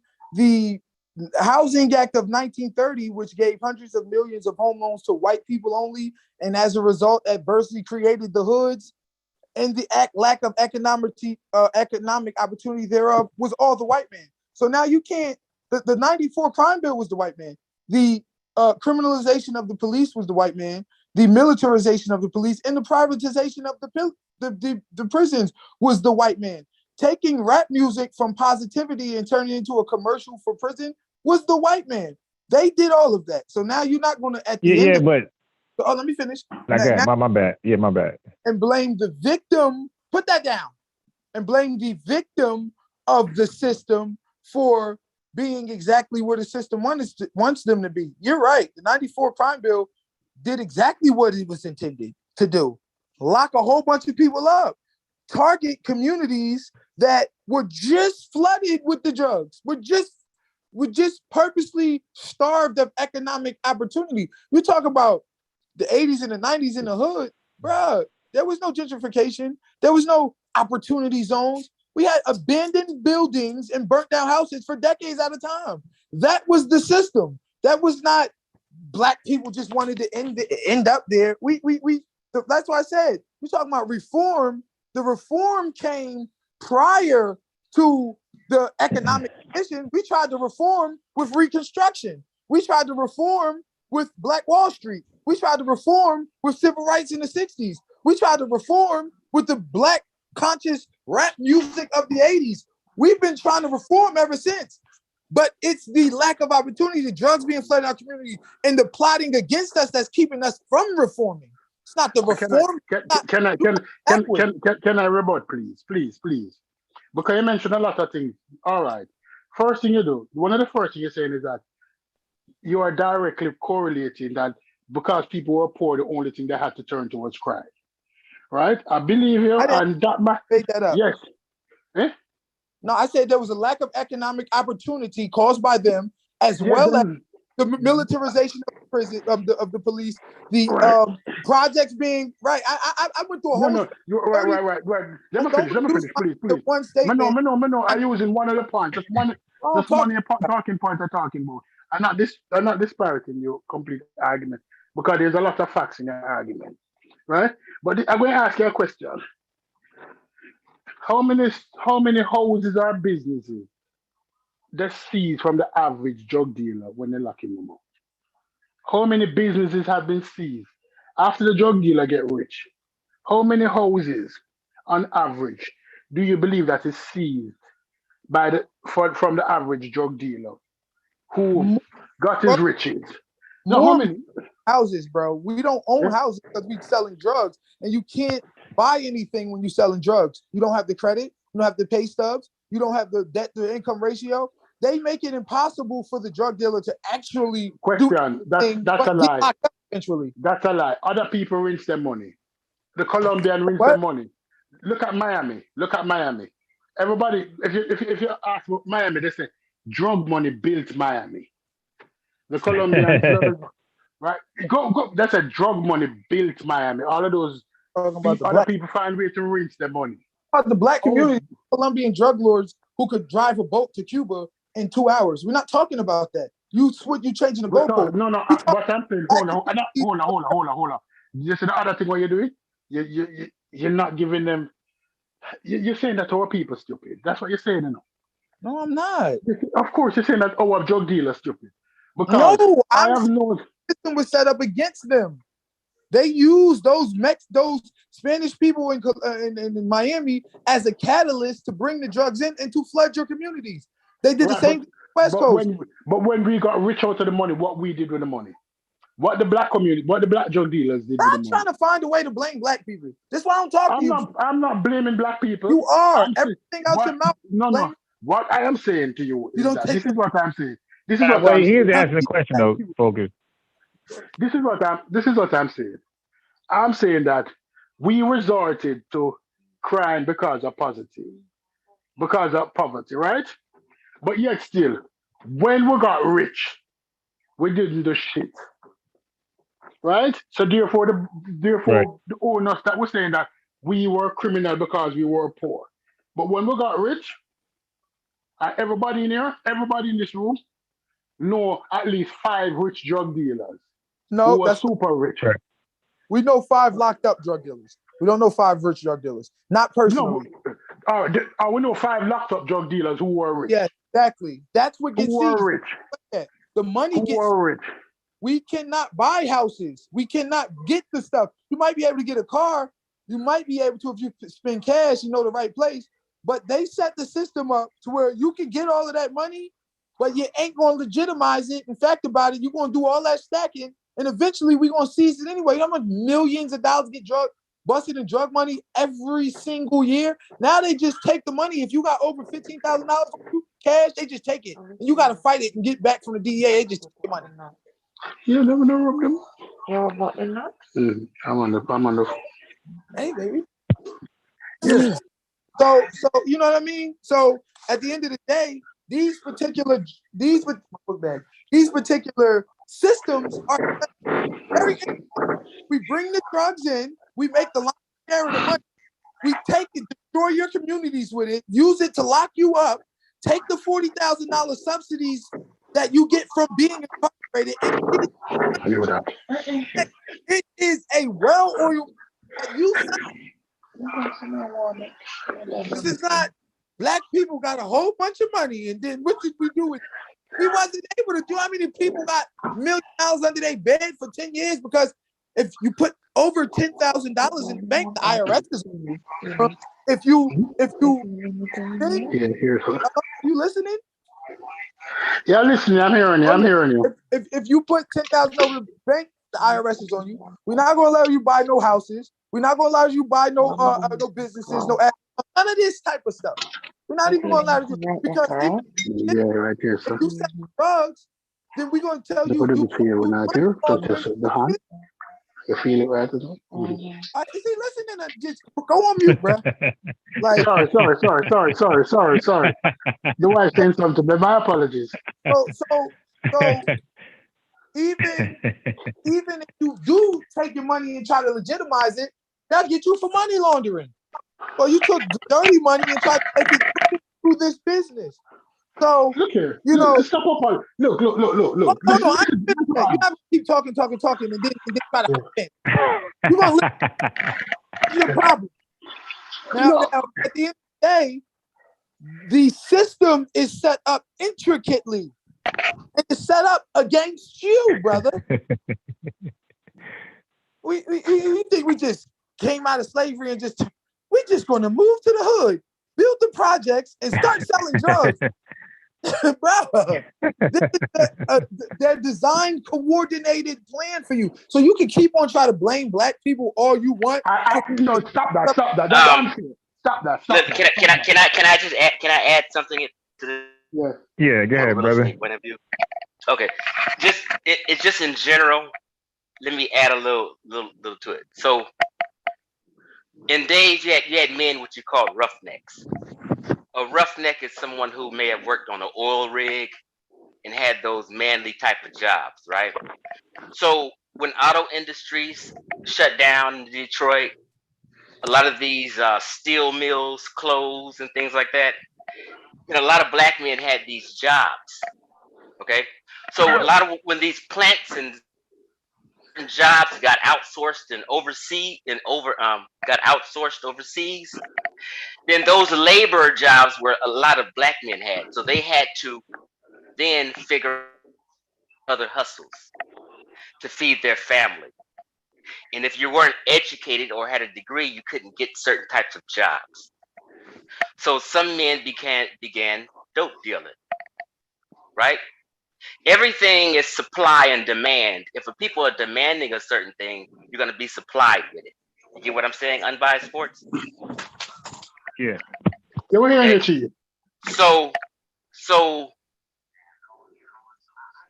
poverty, in my opinion, now this is an ongoing argument. Poverty, in my opinion, doesn't cause crime. For instance, if you go to Ghana, they're poverty stricken. They are poor. Right. But you see one street fight. They're not killing and beating up each other and doing things like that. Choosing to sell dope and do these things are a moral issue within a person or a people. So I no longer sit here and blame white people for the dirty things that we do. We have to kind of stop that. You understand what I'm saying? So like in recovery, when a person's on alcohol or drug addiction, they say a person has to first admit that they're an addict and they clean. If you're in denial, you will never get clean because you don't think you have a problem. So black folk think they didn't have a problem, or today also think they don't have a problem. So they can't clean up because they're so busy blaming everybody else for their downfalls. Okay, so let me get this straight. Thick black people in the hood with the 1930 Housing Act.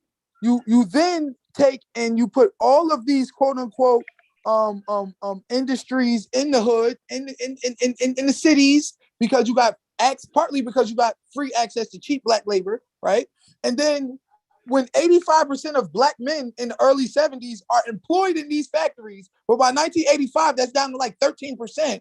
And you're telling me that the globalization and outsourcing all of this simultaneously with flooding drugs in our community is not by design?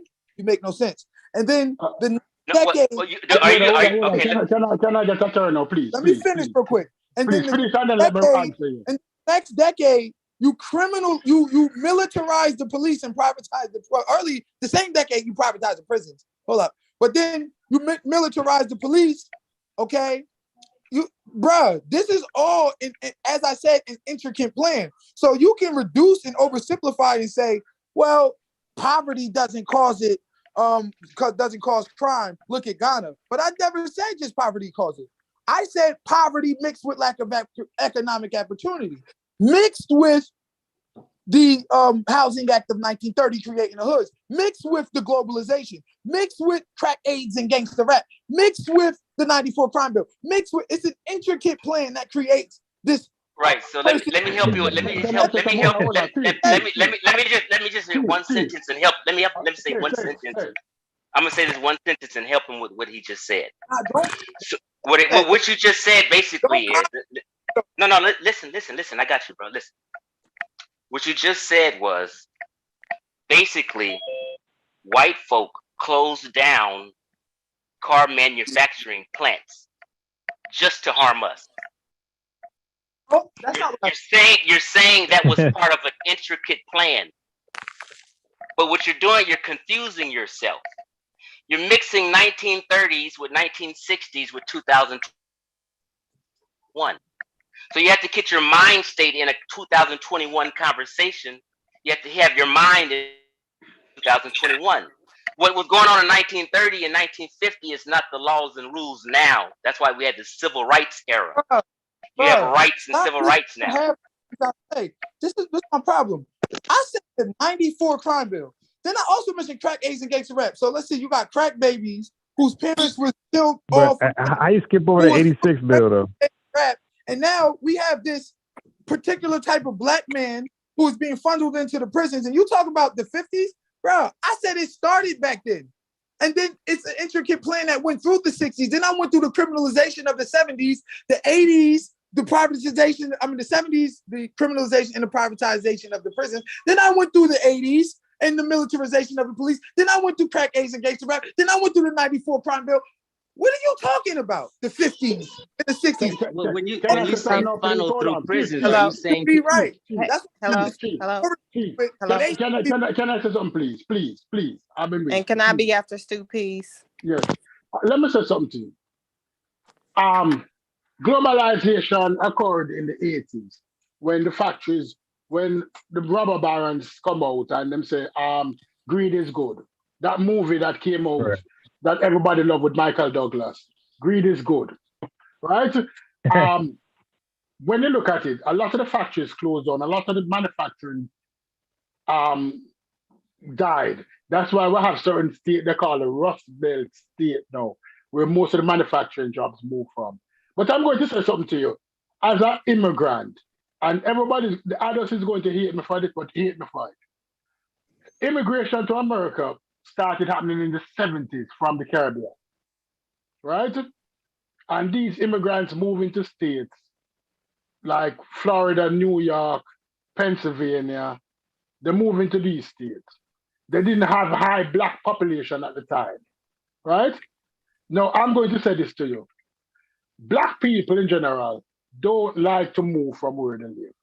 So when the jobs were dead, they didn't move from the area to go and seek the jobs in that area, right? They stayed in the area while other population was moving. White people moved out to the inner city. The inner cities were empty of white people. That's why you had so many broken down, burnt buildings, because they left. But we as a people, we like to stay there.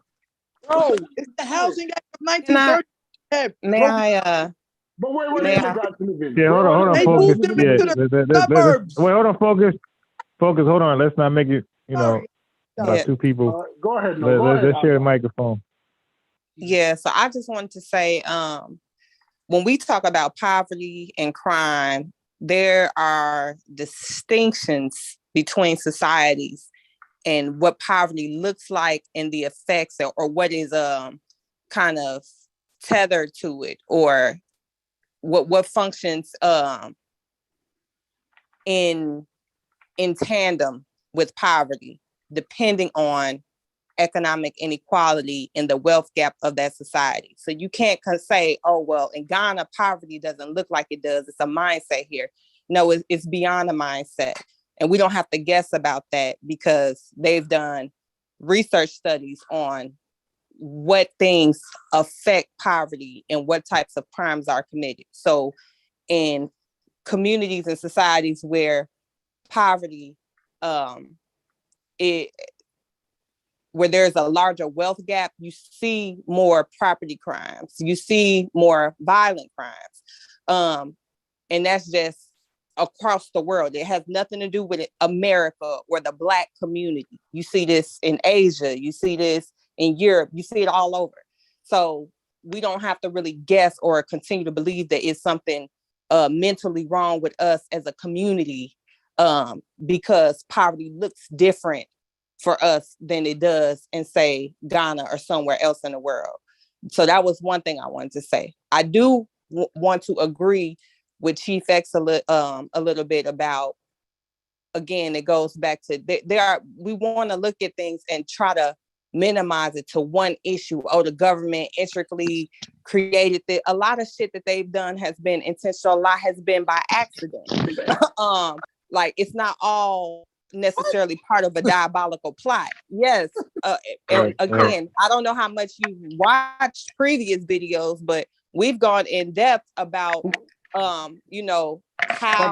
how crack came into the Black community, how that even started, what the purpose was, and that it didn't just come into the Black community in America. It was sent to other areas. And my father's Jamaican and my father's an OG crackhead. I said it all the time. My father died from crack.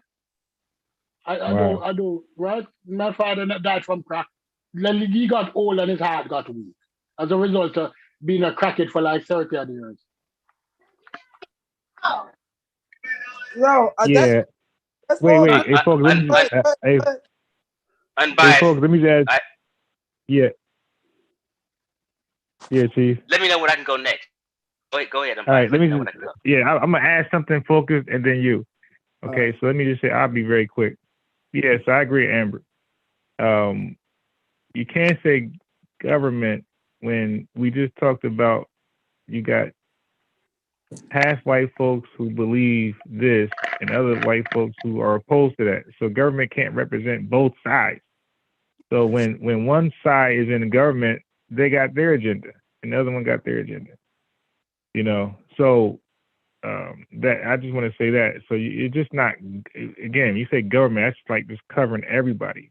That's just one side agenda because you got two different parties trying to get control of government.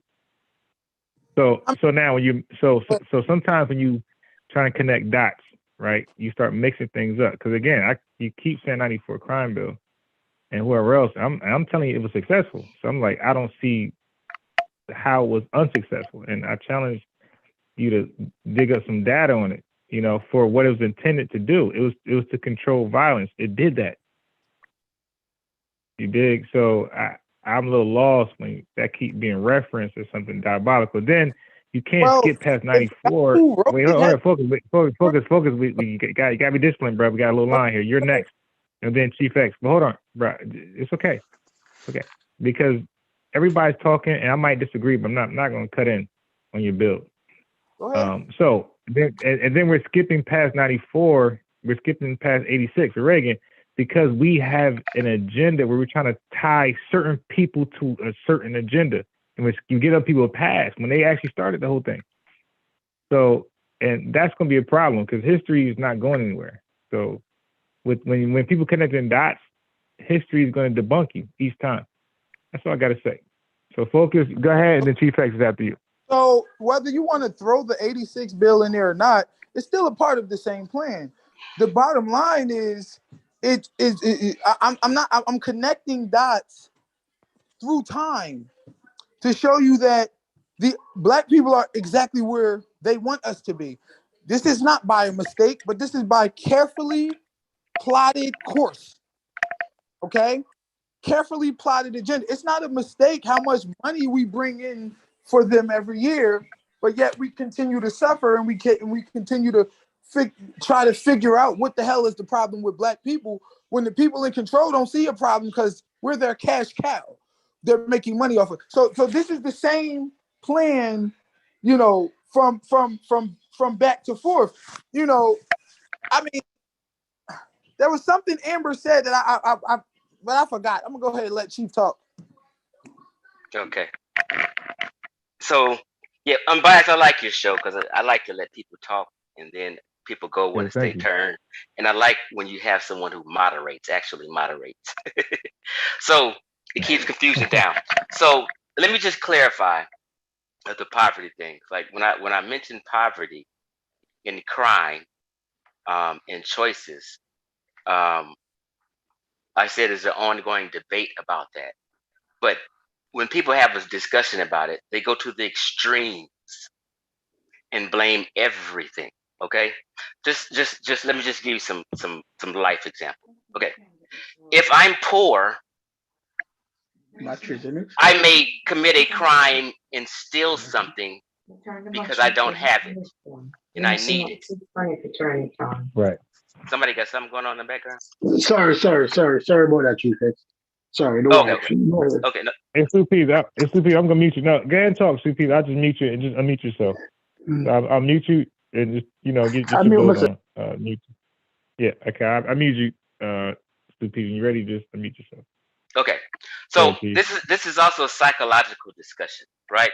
So if a person is poor or a woman is poor and she has children and she commits a crime, that crime would be more so things like petty theft. Let me steal some Pampers because my baby needs Pampers. Let me steal some food because we need to eat tonight. Okay? That's what poverty causes. Okay? Poverty does not cause someone to go rob a bank. Okay? Someone who robs a bank are someone who's looking for a serious come up and trying to get rich and be that gangster type of cat, because that's how it is. That's a behavior problem and a mental health problem. That's not caused by poverty. Poverty does not make you go sell dope and get into the dope game. I grew up in Los Angeles through all this. Let me explain. Okay? The Rodney King riots, I was on drugs from 1989 to 92 for 3 years. Okay? People who sell dope are a special kind of people. You understand? You have to have confidence. You have to have a hood mentality. You just don't get in that game and start selling dope because of poverty. Okay? Right.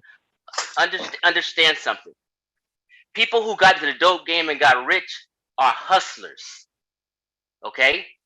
They could choose to hustle another way. That's a choice they made because they wanted to take it to the extreme. Okay? Poverty doesn't cause that. So when you say poverty causes crime, you gotta, poverty doesn't cause someone to go rape a woman. So we have to be clear when we say poverty causes crime. It causes crime on a lower level as far as petty theft, trying to get something you need and things like that. For instance, I grew up and was born in Compton. Okay? My daddy worked for the post office for 50 years. We came up and we moved to the suburbs, to Cerritos. Cerritos was one of the top 10 school districts in the nation at one time, ABC Unified School District. So all the people who moved to the suburbs, like from Compton, LA, and Watts, and moved to the suburb of Cerritos and places like that, which is close to Orange County, we lived good. Even though we may not have had money, we had what we needed and lived in very nice neighborhoods. And these homies that moved from Compton in LA and Watts and moved to Cerritos in the suburb, and we living good with a good school district, they chose to sell dope because they wanted to take it to the extreme and be boss like a certain type of cat. Poverty didn't cause my homies to sell dope. That was a choice they made in a behavior issue. So I like to clarify when we talk about poverty causes crime. And that's what I mean about an ongoing debate. And you got to couch it in a certain kind of way.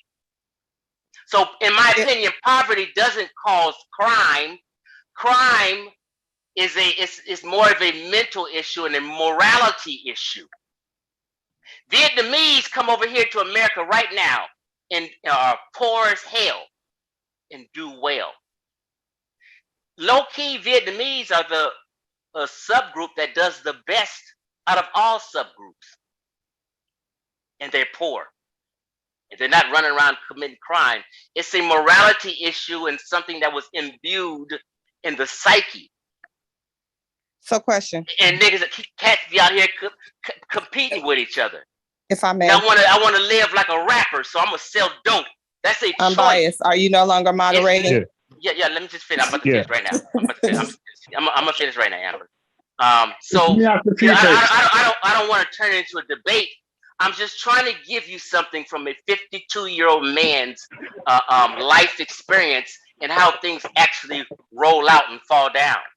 Okay, so I'm not trying to debate nobody, Amber, if that's what you do. I'm just trying to give you some enlightenment, explain something, give you some wisdom. My homies didn't have to sell dope. They lived good. Poverty didn't make them sell dope. Poverty don't make nobody in the hood sell dope. Poverty make you go get a job. Well, I don't really want to turn it into a debate, but yeah, they actually talk about the differences in types of crimes, violent crime, and yes, there are some correlations with poverty in addition to other things. You know, again, it's a whole it's whole studies on it. So even the psychological effect of being impoverished for extended periods of time, they're still kind of debating that and trying to figure out what goes into it, because just as, you know, being enslaved for hundreds of years has some effect on, you know, our us biologically, they suggest that potentially poverty has the same effect, and that there are ongoing mental issues and psychological issues that may stem from generations of poverty. So I just wanted to say that. As far as what you're saying is anecdotal, not to discount it, but it's anecdotal. And what we have a problem with doing is we take, when someone says that poverty may be a catalyst for some crime, even some violent crime, we take that to mean that it's the reason and the catalyst for all crime. So then we look at, well, I know this person, they lived a good life and they didn't have to do it. Well, we're not saying that in every case that these are the factors. Of course, things come down to an individual level, individual psychology, but overall, yeah, there's no evidence to back that it has nothing to do with poverty and people choose violent crime because they're immoral or because they just want to, you know, be hotshots. Why do you think Vietnamese people come to the U.S. if poverty and crime and, you know, corruption is not a problem all over the world? Why are they leaving their country? Opportunity. After Amber's me, please. I should have gone before her, but after yours, continue, Amber. Hello? Opportunity is the answer, but go ahead. And opportunities. Go ahead. Amber? What happened to Amber? I'm coming back. Opportunity to do what? You asked about Vietnamese coming here. Same reason. Yes. Ghana, So I'm people saying from Ghana, people from Jamaica, opportunity makes them come here. Yeah, opportunity to do what though? To make a living. Land of the free, opportunity, jobs, freedom. To make a living to feed a family. Okay, so what's interfering with jobs and freedom in their own homeland? Well, Ghana and Vietnamese are would be considered Third world third world countries with countries. They're scarcity of underdeveloped. resources. There's not a lot of jobs and things there to do. There's not a lot of opportunities there. So they come to where they perceive that there's more opportunities. Right. So when you have someone who comes from a more impoverished country to America, for opportunity, would you expect them to behave in a way that they could have behaved in their home country or their homeland? Well, I don't know. I'm thinking the context is crime in America and what we're talking about America right now. Hold on. And when we come, like, Chief, my turn. Chief, let me run, please. Let me rebut, please. Go ahead. Chief, Go ahead. Amber bring up a good point a while ago. I love that point that you bring up. Go ahead, Stu. It's my turn there. The point that you brought up was that after me is Chief. The point that you brought up is that if opportunities, poorer people come here, but when you look at the level of crime committed by people from poorer countries, you'd expect them to commit more crime.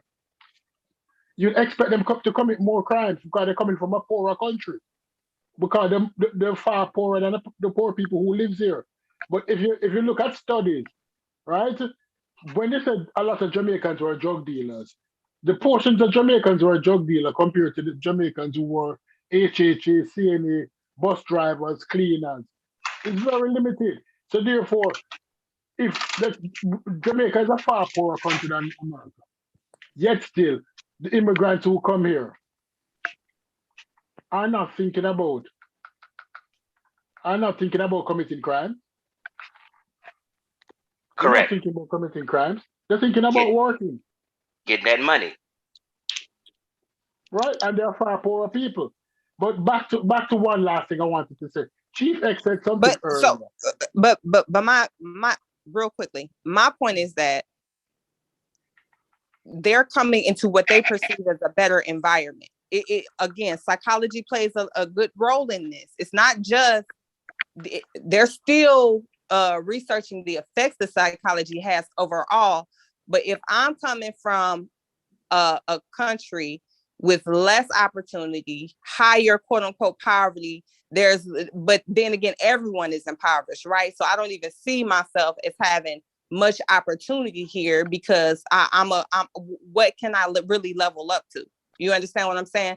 Then I come to a country where, yes, there is a certain degree of poverty, but I'm not necessarily trapped in this poverty. I don't perceive myself as being trapped. I perceive myself as having more opportunity. I may be less likely to commit crime or offenses. You all are talking about people who have come up in this country. They've never lived anywhere else. So their psychology is kind of conditioned based off their frame of reference and where they are situated in society. They've always been at the bottom. They don't see any way to get to the top. So again, you have to kind of consider, you can't really take someone from Vietnam, place them here, and then say, well, why they can't do this, and the third? They're not native to this land. They haven't been here. I think. Let me just clarify because I think you're missing the context real quick. Is that okay? Hold on, let me go real quick because I want to say something real quick. No, I just want to clear up the I don't want to go. I just want to clear up the context. Okay. So what I'm saying is, you're basically saying what I'm saying, but missing this one point. Okay. I'm saying poverty, it does not make people do these crazy crimes. Because if that was the case, then people coming from Vietnam, people coming from Ghana, a lot of people, they would just be committing crime. But they're working, they're trying to work hard, and they're respecting and they're honoring this great opportunity. And they're honoring an opportunity that we as Black Americans may took for granted and didn't realize how blessed we are. Because when I was in, when you know what I mean, that's the context that I mean. All right, let me say this. You have to understand. Amber's making a great point. You have to listen. When you're coming from poverty, $7 an hour is great. When you're coming from nothing, you come here and you what? an hour at McDonald's, woohoo, and I get free food. That's good because you're coming from nothing. But when 85% of you were employed in high, good-paying factory jobs, and then all of a sudden things were globalized, and in 12 years there's no jobs at all. Now there's a descension or a degress in opportunity. So it's not that we as Black people just didn't see this great opportunity that was ahead of us. A lot of the opportunity was taken directly from us. And like she said, since we have been here and we understand this is the land of we had centuries of having to look at richness while we suffered. Look at white people live great. We just went through the Housing Act of 1930 where hundreds of millions of white people was getting home loans we couldn't get. The suburbs was being built and we was getting sent to the projects. So yeah, we all agree with redlining. Let me finish. While the I'm agreeing with you. Oh, right. Okay. I said we all agree with redlining. I'm just letting you know. Right.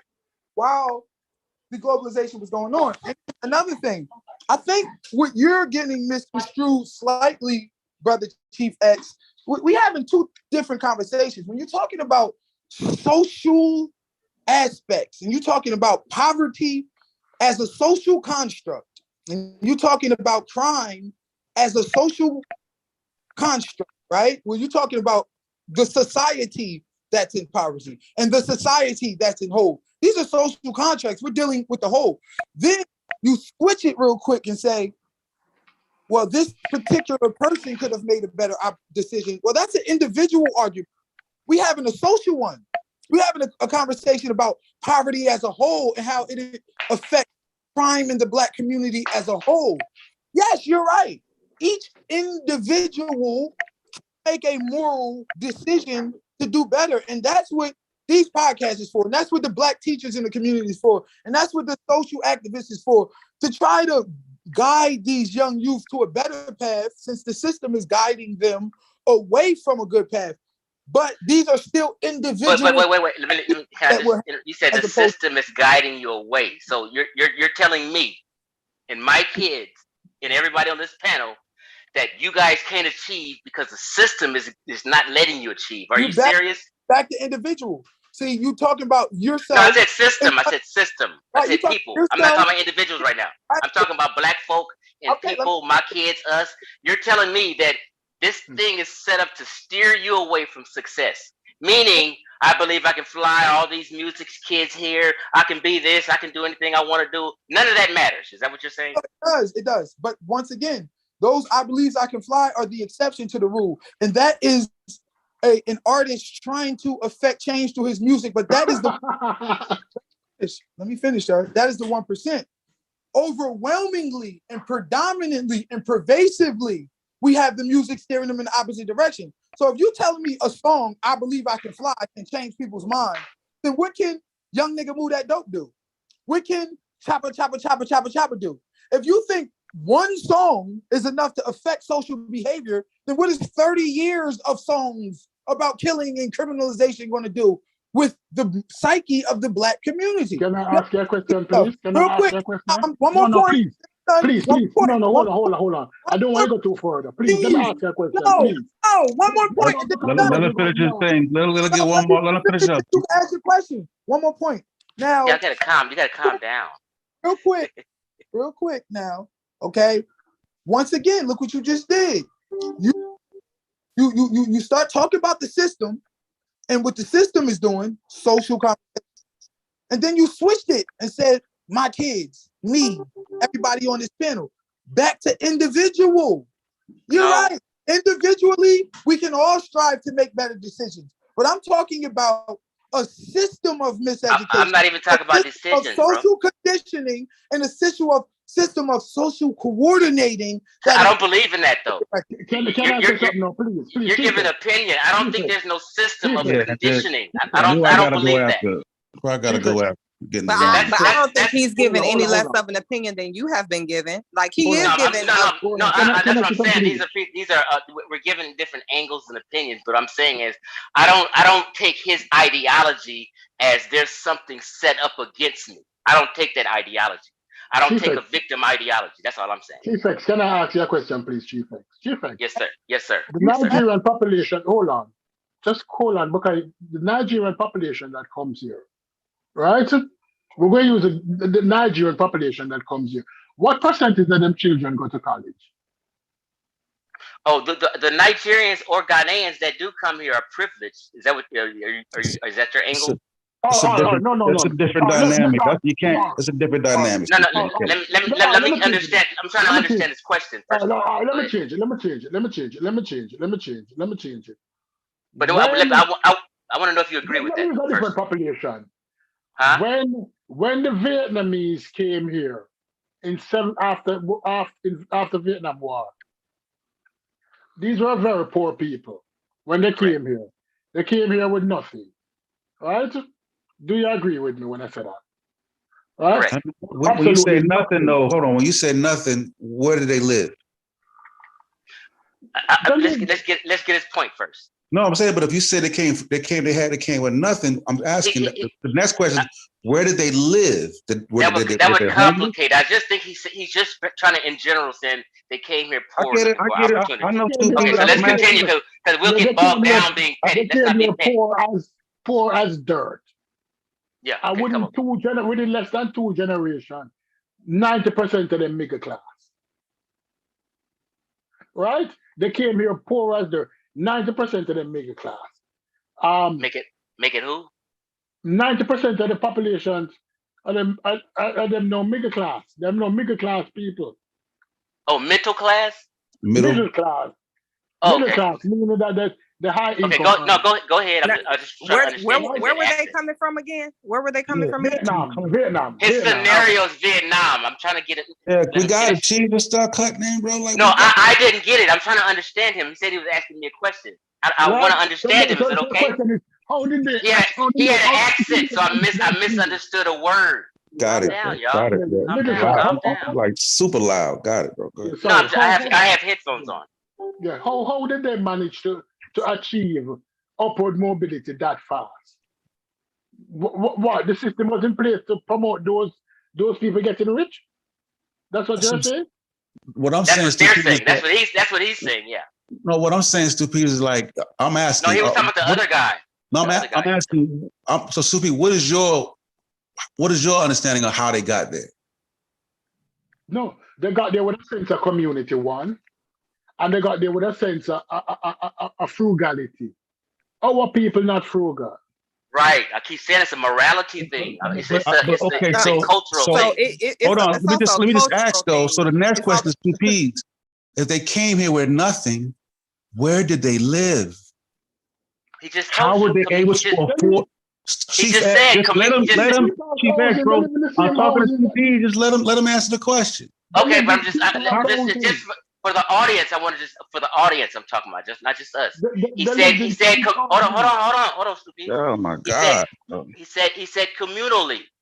That means I get what he said. Okay, so why are you picking at him like that? Let me ask a question, bro. It's not personal. You don't have to be involved. I'm talking to Stupid, bro. No, I understand. I want it to be smooth, though. What I'm saying is that just chill, bro. Just chill out, and it'll be smooth. And it'll be smooth. Just chill. Stop cutting in. I'm saying Stupides, right? They had to. What I'm asking is, what type of assistance did they get? They can't just show up here and just get a place, right? Or did they start on the street? You're talking about after, right? You're talking about after the Vietnam War, right? So there's things that go with that, right? Right. Having a community is not nothing. That's something. Can I answer that? Because I may know a little better the answer.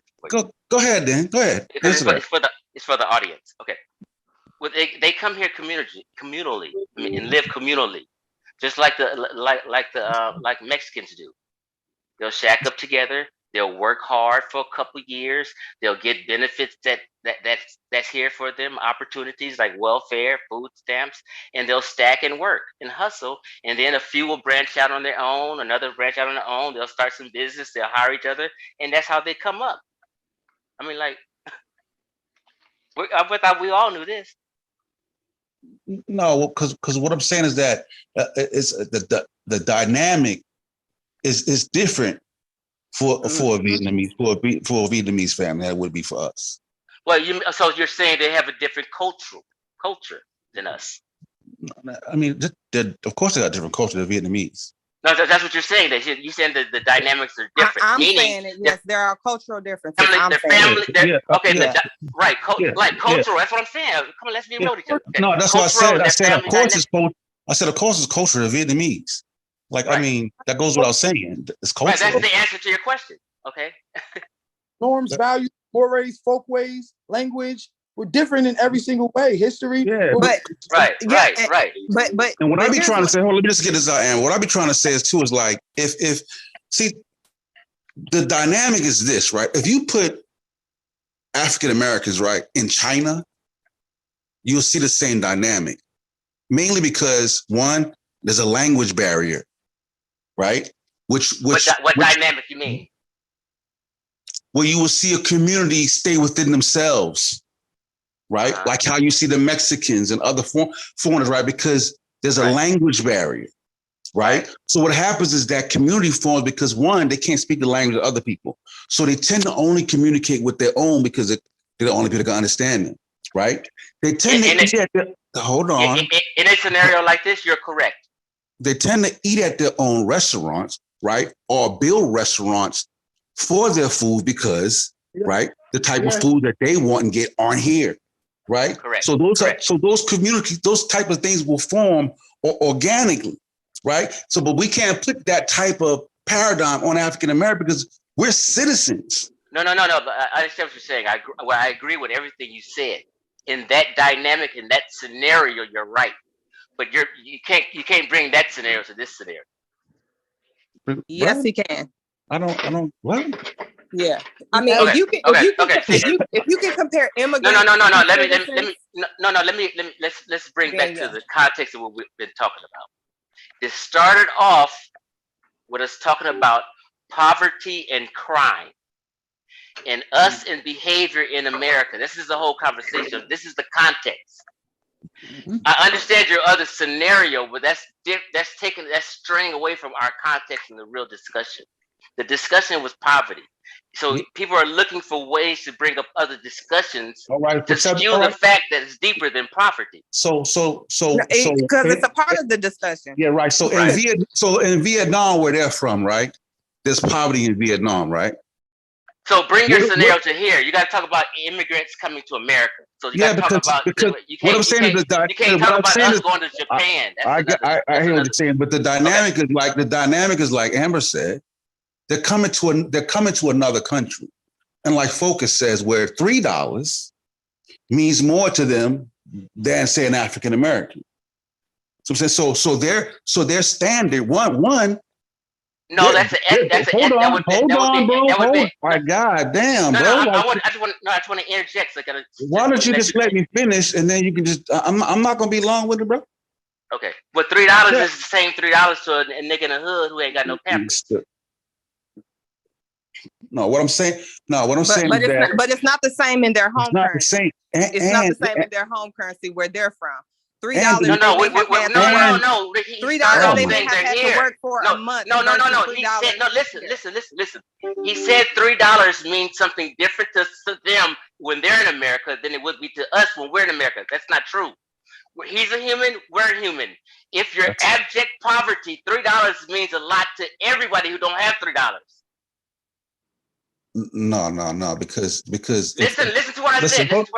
I'm saying like if somebody has $0, I'm saying like you just $3 means the exact the math don't lie. It's like you're super loud, bro. No.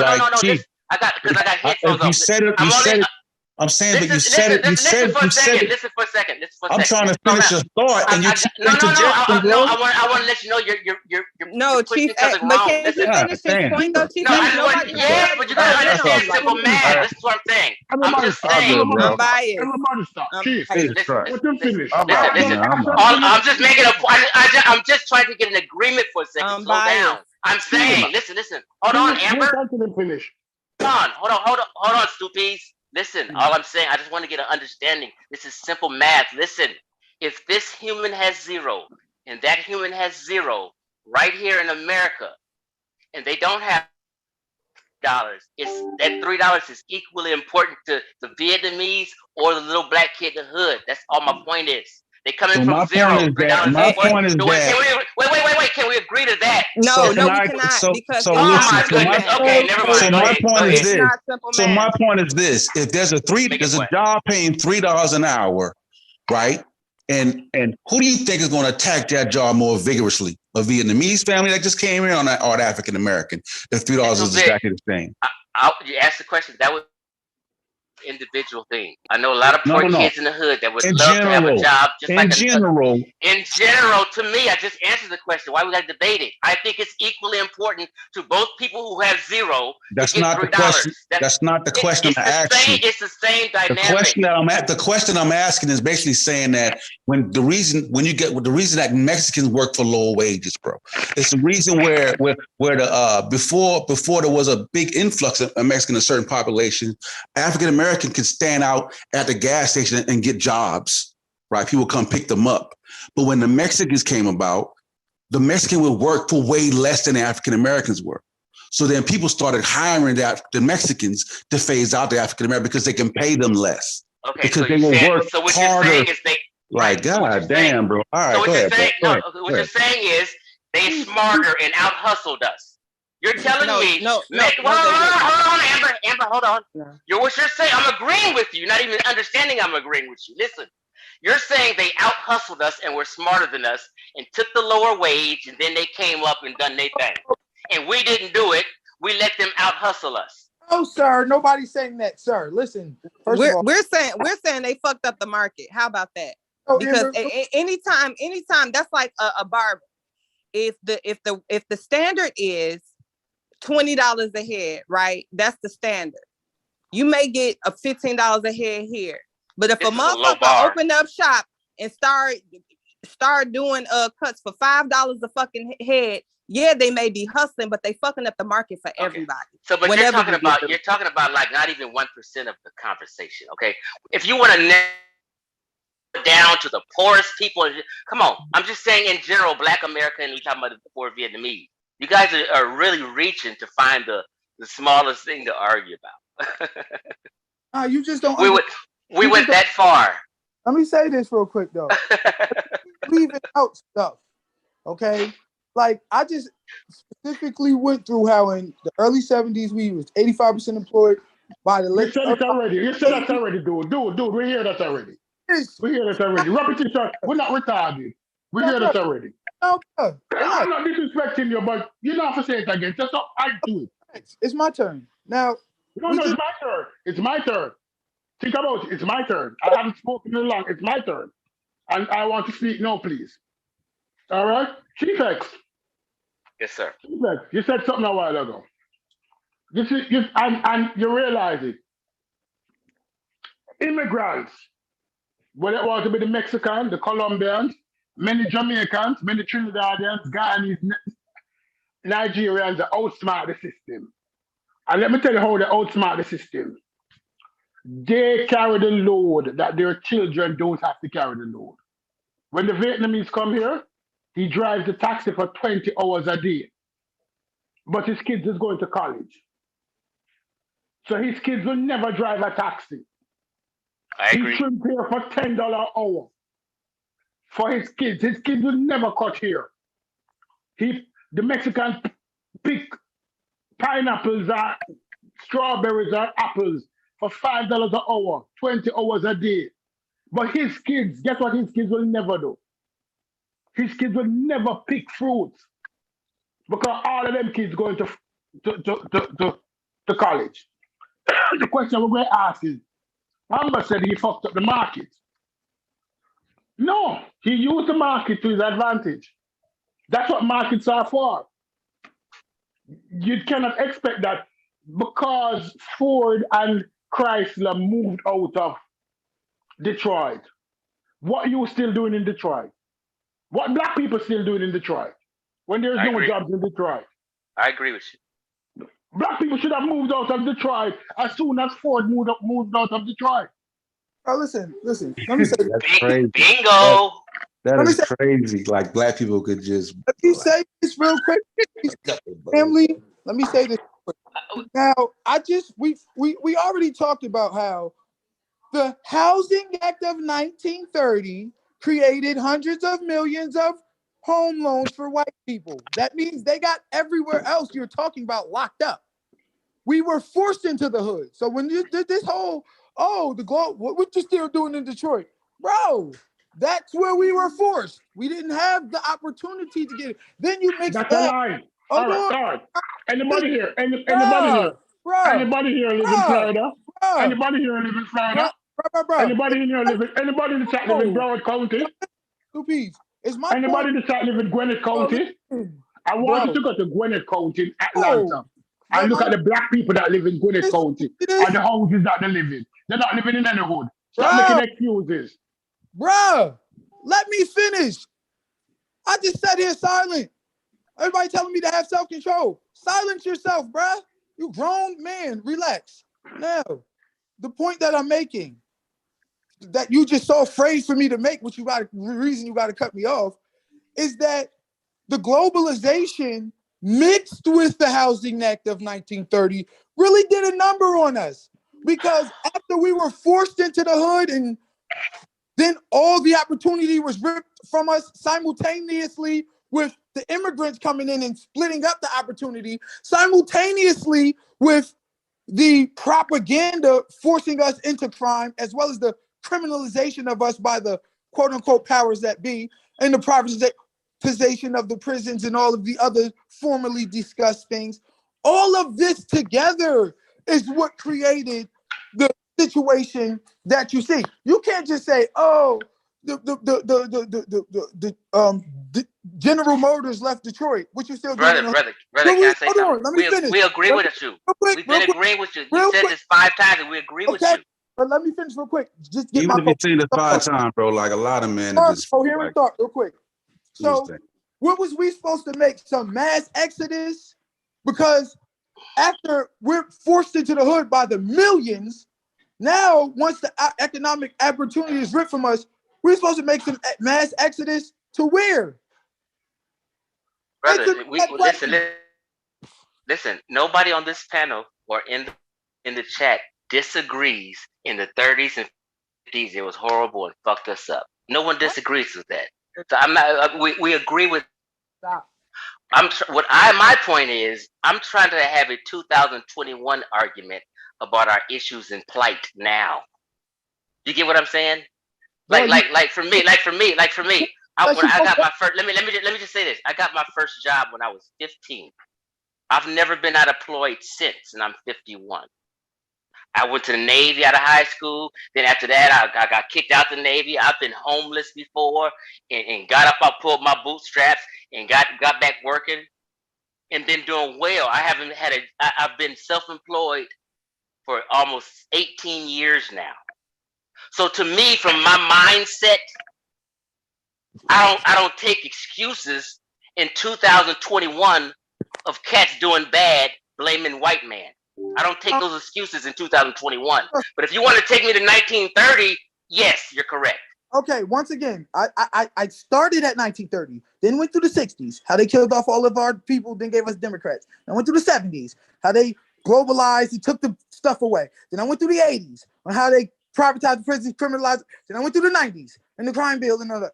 Then I went through the crack, AIDS, and gangster rap. Which stop saying the 30s, because I don't believe that you're that daft. I said I agree with everything you said. All that, the crack, all that. I'm agreeing with all that. Okay, that's fine. So look, so in order to see, because what we're having is a discussion on why black people are in the condition that they're in. And y'all is just saying it's because we made bad moral choices and we ain't shit. And I'm hold on, let me finish. And I'm telling you that these factors, starting with the Housing Act of 1930, culminating with them murdering off all of our leaders in the 60s, not culminating, but going through that. Then all of the other aforementioned stuff, all of this is why black people are in this condition you see now. It ain't because you got a job at 16 or didn't, or it ain't because this one man made a decision. Okay, let me ask you a question. Let's get to the bottom of it. Let me ask you this question. Do we have any problems? Are we fucking up in any kind of way? Oh, absolutely. Name, just say some things. The number one way we fucking up is by Just say a few things without getting too deep. Okay, the number one way we fucking up is to continue to trust the person who destroyed us and mistreated us with our education, future. The white man. So that's the white man, right? That's the number one thing. That's the white man. Okay, go ahead. Next. That's not just the white man. I mean, but go ahead. Next. Okay, right. So that's one thing. That's the major thing. So okay? I said, what are we doing wrong? How are we fucking up? We don't take no blame. And then you took me to the white man. This is what I'm saying. Calm down. Slow down. Let me ask the question again. Slow down and think. Out of all this, do Black Americans have any blame in anything that we're doing wrong? Do we need to clean up anything? Or we're not fucking up at all? Is everything the white man? Name some things that we're doing bad and we need to clean up. I heard your question, but you're the one who's not getting it. So let me restate my answer. Our number one problem is our refusal to acknowledge the fact that our enemy is still in control of our fate. The same one who destroyed us is the one we're counting on to repair us. That's our fault. You want to stay away from the quote unquote white man. No, just roll. Slow down. Just slow down, bro. You don't have to make I'm just asking you an adult question. Answer in an adult way. Calm down. Bro, he's calm, Chief. You gotta understand, like you are like he's adversarial. I'm just asking. Hold on a second, bro. You're complicating it. Hold on a second, bro. Like you're telling him to calm down, right? Because first of all, listen to what I'm saying so you can understand why I'm saying what I'm saying, bro. The reason I'm saying that is because you're not realizing that your microphone is so loud. Okay, I have headphones on. I'll turn it down. Continue, brother. Go ahead. Name some things that we're doing. Okay, but I forgot where I was at. Name some things that we're doing wrong that we need to clean up. Us. Number one thing, right? Remember, we face this mountain ahead of us. This supposedly and seemingly. No excuses. Just tell us some things that we're doing wrong that we need to clean up. Oh, I hate that. You are not in control of things. No, because I cut the ring off on you right now, and whatever you say is going to make my point. Making me take more time. Let me finish. Hey, are you able to answer the question, or you need to? Thank you, man. Sane mind. Where you been, unbiased? I had another call, another line. Answer the question. If he would shut up. No, you're not answering. You're jiggling and wiggling. Just let him jiggle and wiggle for 2 minutes and he be done. Don't complicate it. You're making it worse. Just let him make it worse. You know he's jiggling. Just relax. Just let him get his 2 minutes. No. Your issue is me, King Sosa. You're complicating this because it's personal. Relax, King Sosa. Your microphone let him go. Just relax, bro. Relax. Your microphone is so loud, bro. I heard you already. I said I'm gonna turn it down. Then turn it down. Stop yelling, bro. I'm gonna turn it down. Now you be quiet. Go ahead, bro. Why I gotta be quiet? And you just sitting there yelling. We're trying to have a conversation, and you want to argue about silly shit about how loud my mic is. Let this brother go. I'm yelling because I'm like, just let him finish the goddamn statement. Let him go. That's what I'm saying. Let him go. Be quiet. Well, tell you what. Can we both be quiet for 2 minutes straight? How about that? Yes, that's the point. All right, go ahead. All right, go ahead. So we now, because remember, you asked, what is Black people doing wrong? Well, I have to start with this and I have to explain it in depth. We face this mountain, this seemingly insurmountable task of this system who has destroyed the hell out of us, but we don't know how to take on that system. So as opposed to taking on that system, we want to take on each other. Like a dog chasing his tail, we trying to find an enemy, not realizing that there's an external one that's really, really working on us.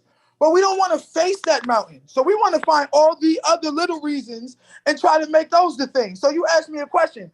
Well, what Black people doing wrong?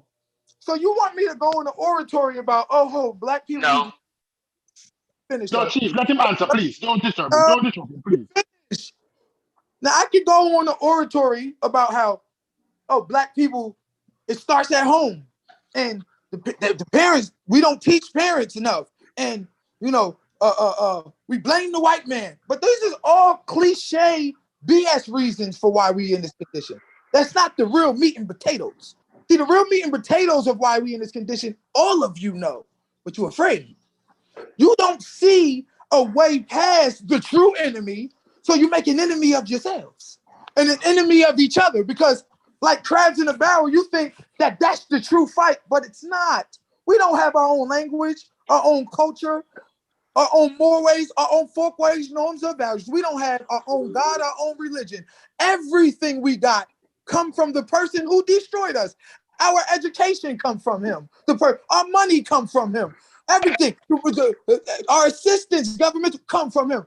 We are fully dependent on the same person who has never been a quote unquote friend to us. That's the problem. All right, can I ask you a question now? Unbiased. Hold on. Two pieces to ask a question, make a Unbiased. statement. That way, other people can get it. Unbiased. Hold on, Chief, please. Yeah. Can I ask my question? No, a while ago If you he went asks a on. question, then you know that. Then you got to allow him to speak again. You feel me? You know that, right? Yeah. Thank you. A while ago you so went look, on and you said that. So look. My So question do to this. you. No, wait. It's two people. Do it like this, so everybody get a turn. So just ask the Unbiased. question. Yeah. Hold on. Let me ask you a question. All right. So how is it ask that? the question, but it's to be answered later when it's just go again. Hold Okay, on, all right. please. Unbiased. I want to talk to the moderator. Moderator, did you hear an answer to what Don't we're doing ask me wrong? Nah, I didn't hear the answer. He didn't answer the Okay, question. thank you. He didn't answer the question. But let me ask him a question, please. And when you go around, him can answer it. All the excuses you're making. All the excuses you're You making. gonna answer like that? You gonna answer like that? Two piece. You got to answer. All right. How is it that immigrants achieving within the system then? If the system is so downtrodden, how is it that immigrants are achieving? First of all, that's a misconception that all the I'm immigrants not are saying doing good and all. all the That we're doing good too. Black people do have a portion of our community, a large portion of our community that are doing fine. Kill your argument. You're killing the argument now. Thank you. Go ahead. Go ahead and kill your argument. We do Go have ahead and kill your argument. See that? But those portions are not represented. And guess what? Another thing is, a lot of the problem that we're getting is with our youth. So before we get to that age enough to get our minds straight, to get our finances in order to do things better, either the system got us, we got felonies, or we dead, or we're just in a position, whatever it is, child support, whatever, to where, we're unable to do the things normal individuals do. The system done already got you. You know what I'm saying? But there is a portion of the community, Black community, that does not get respect, that does not get, shown. You know what I mean? So that's a misconception too. There are a lot of immigrants that are criminals. There are a lot of immigrants that are doing bad. True. There are a lot of, you know what I'm saying? So that's a misconception. I'm not going to say they just doing fine in this country, but what's your definition of doing fine? Because if I come from absolutely nothing, like my house had 3 walls and shit, and now I'm in a 1-bedroom apartment with Netflix.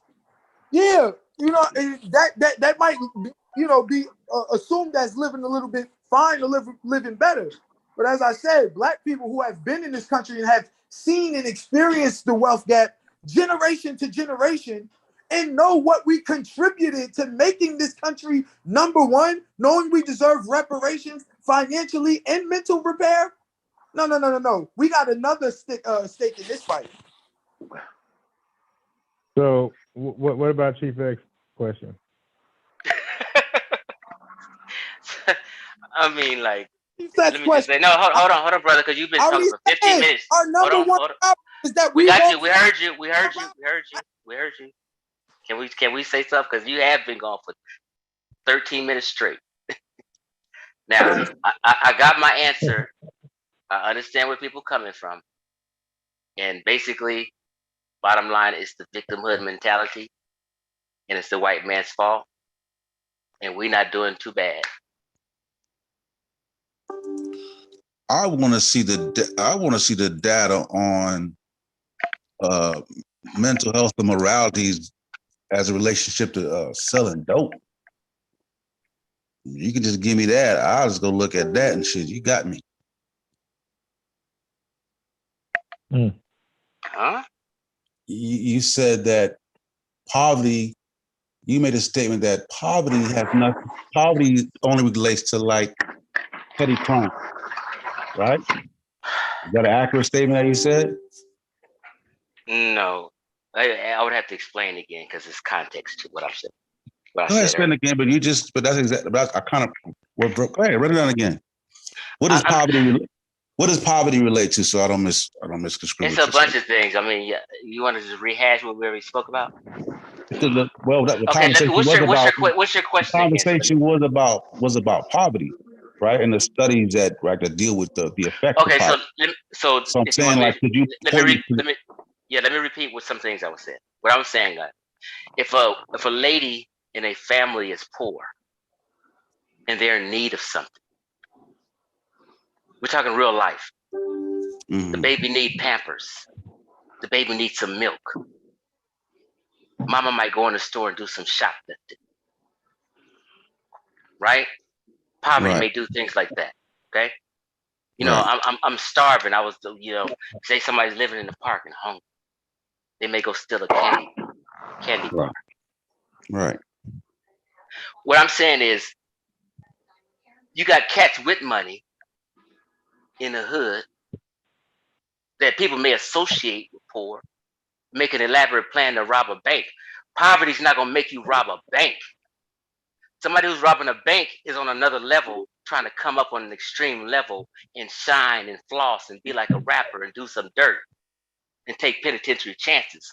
Poverty not gonna make the average Black poor American do that. Let's be real and have a real conversation. All right. So let me ask you this though. So certain crimes poverty will cause, but those are on the lower level. The Right. other crimes are morality issues, ethics. Right. So You know, I'm just saying, like, I just want to see I want to know where you get the data from, right? Because I want to read that. I'm okay, also well, saying, so I'm out because I mean, if it's just your opinion, it's just your opinion. Though everybody got opinion. But what I'm saying is also this. So poverty, right? Poverty can lead to a single parent house home, right? Where a mother works like goddamn. Go ahead. Calm down. Go ahead. Can lead to a single parent household, right? And a parent working two jobs, right? And not enough time in the day to put focus on a child, right? Mm-hmm. Right, and poverty can lead to the mental effect that child goes through having to deal with that, because now the mother's not around. That child is now have more time unsupervised, right? In a community where, let's say, poverty now pushing a community where there's no girls and boys club, right? There's no place for the child, outlet for the child to go and exercise some of that energy, right? And busy children, right? Especially juveniles. If you understand just the juvenile mind, right? The brain of juvenile children alone, right? Can lead to them doing a lot of mischievous shit and getting caught up in a lot of things that go beyond petty. Correct. Just to influence, right? Correct. Yeah, the idle minds, the devil's workshop.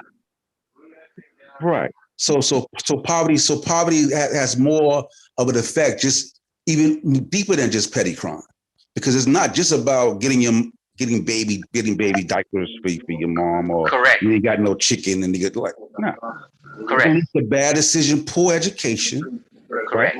Bad ideas sound like good ideas. Correct. Yeah, so what I'm saying is, so there's a lot more to poverty than just.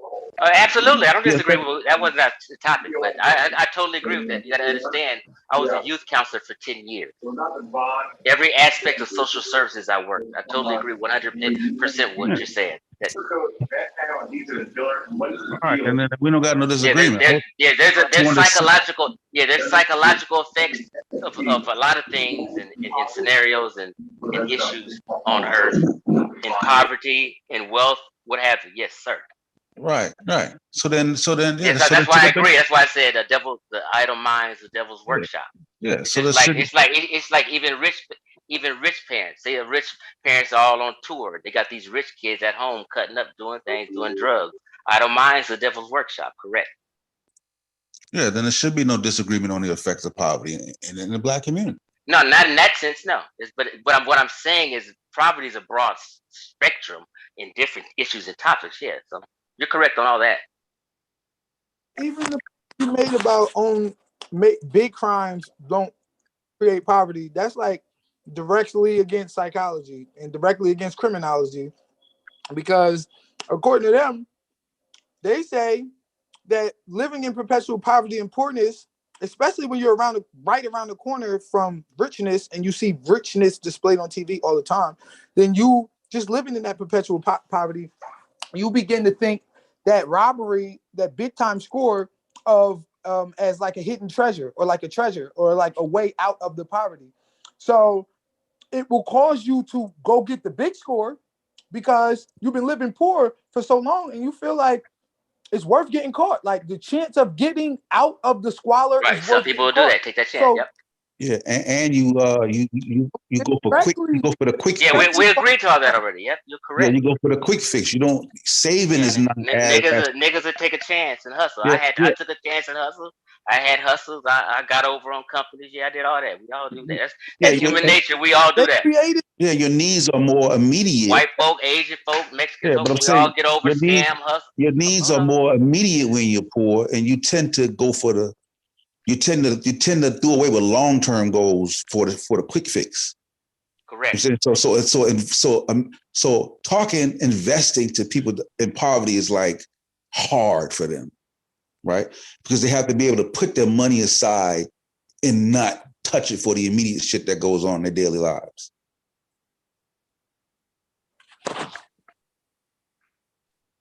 Hey, I'm biased. Where you at? Right here. What you doing? You preoccupied? Have you ever heard of the poverty? Hold on, bro. I'm asking a complex? question. Just slow down. I'm biased. What you doing? You occupied? No, I'm listening to you guys. Oh, okay. Okay, can I say something, please? Who, me? Okay. No, I'm just saying something in general now.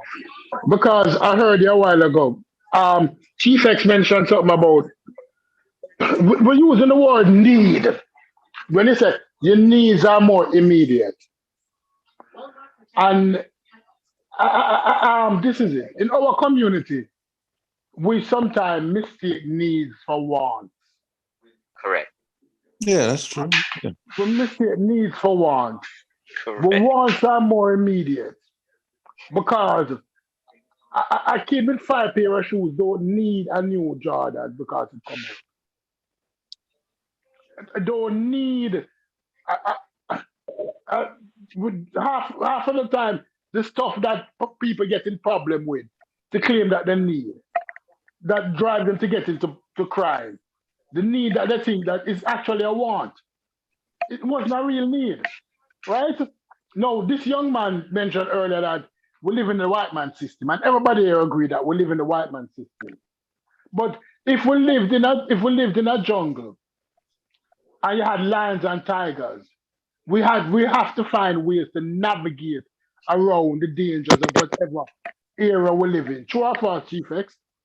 If we live down, we do that. Though. Let me finish talking, please. I'm not gonna cut you. Yeah, I'm just saying we do. Go ahead. I ain't cut you. So you live in a system where we live in a system that we live in a dangerous environment, but we have to find way as a people to navigate around the system. And many persons have navigated around the systems. When you go to Atlanta, as I said earlier, and look at how Black people live, Black Americans. I live here. Right? Go ahead. And you look in some of the neighborhoods where it's Black neighborhoods. Would you say those neighborhoods are poor neighborhoods? No, not all of them. Right? Not all of them. Yeah. A lot of middle income Black people, middle to upper income Black people, Right. that not selling drugs, that not doing anything illegal, that not rapping. They're doing normal 9 to 5 or 9 to 12. People working 16 hours a day to afford the lifestyle that they want. They're navigating within the jungle, which is the white man, right? We cannot excuse it. What we need to do is highlight those people and say, look, these people making it enough.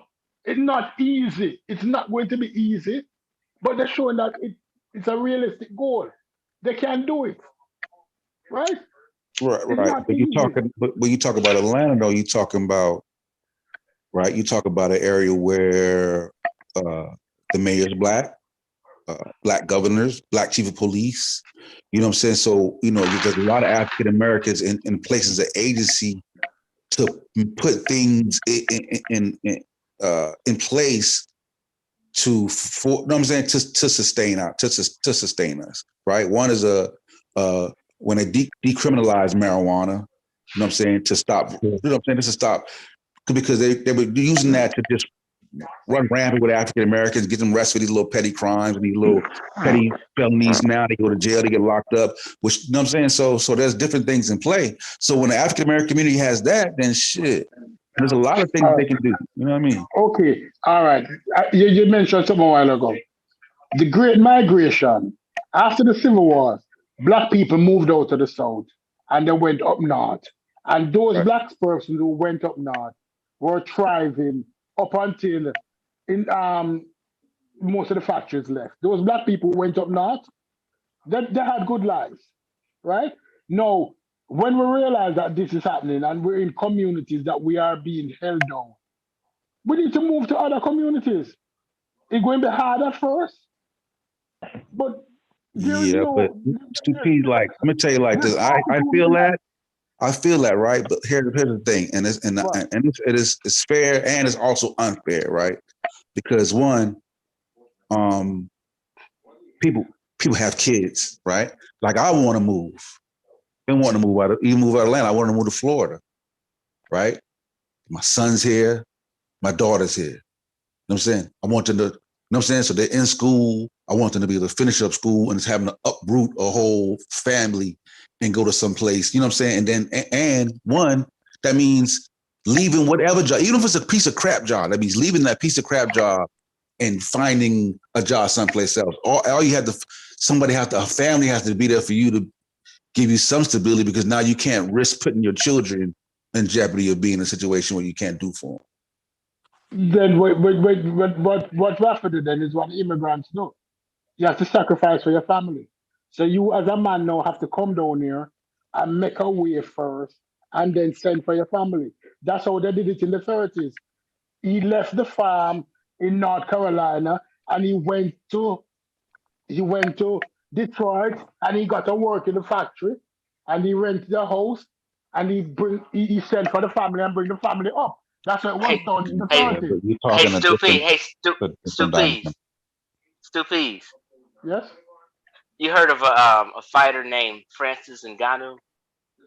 No, go ahead, teach me. He's a UFC heavyweight champion. That's a question I'm asking. No, I didn't hear. I didn't know. I hear the name, but I don't know the story. Okay. It was a guy, let me just for understanding. It's a guy named Francis Ngannou, who's the UFC heavyweight champion in mixed martial arts. Okay. Francis Ngannou is from Cameroon. Mm-hmm. He was poor. Mm-hmm. You know how he got here?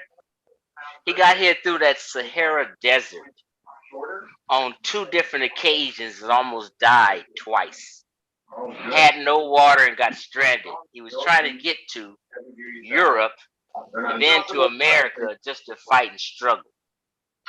And his people come on boats from Cuba in third world countries, get here with the shirt off their back, literally. You know what I'm saying? Francis Ngannou almost died twice going through that Sahara Desert just to get somewhere where he can have opportunity. So a lot of times, you know, when I be hearing these stories and shit, then when I went to go to Ghana and I realized that this orphanage is working strictly on donations from visitors and philanthropy, and that the government don't give them no donations, right? And how guys is asking me, do I got sisters they want to marry and shit and come here and work hard? You know what I mean? People do sacrifices, because you mentioned sacrifice. And I realized how spoiled I am and all Black Americans are. After I went to Ghana, I realized we are spoiled as hell and don't even have a clue that we're spoiled. Poverty here is nothing compared to poverty in other places. So in 2021, I'd be like, oh man, you understand? So I understand what you said about, hold on 1 second. I want Stu Pease to respond to this. Stu Pease, I understand what you meant by sacrifices. Hey, Yeah. Somebody So microphone. That Stu Pease got something in the background. No. I'm going outside. Sorry. I'm biased. Can you mute? Yeah. Mute him. No, that's But not a I'm good. See? I was asking, could he mute him? No, I I'm know okay. that's my bias. But I would like to state there's a lot of things going on here. There's a little and this tends to happen, and this is the problem, even with quote unquote Black Americans that want to speak on the Black experience. Oftentimes they negate all of the different things that's going on. So they try to compare immigrants coming into the country or the immigrant experience with the Black American experience. And they are two different experiences whenever you through.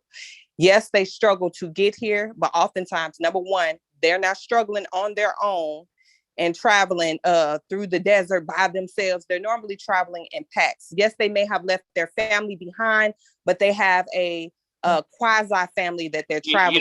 You heard about that story? I heard a story. I heard a story. Okay, so Amber. Well, let me finish. Just let me finish.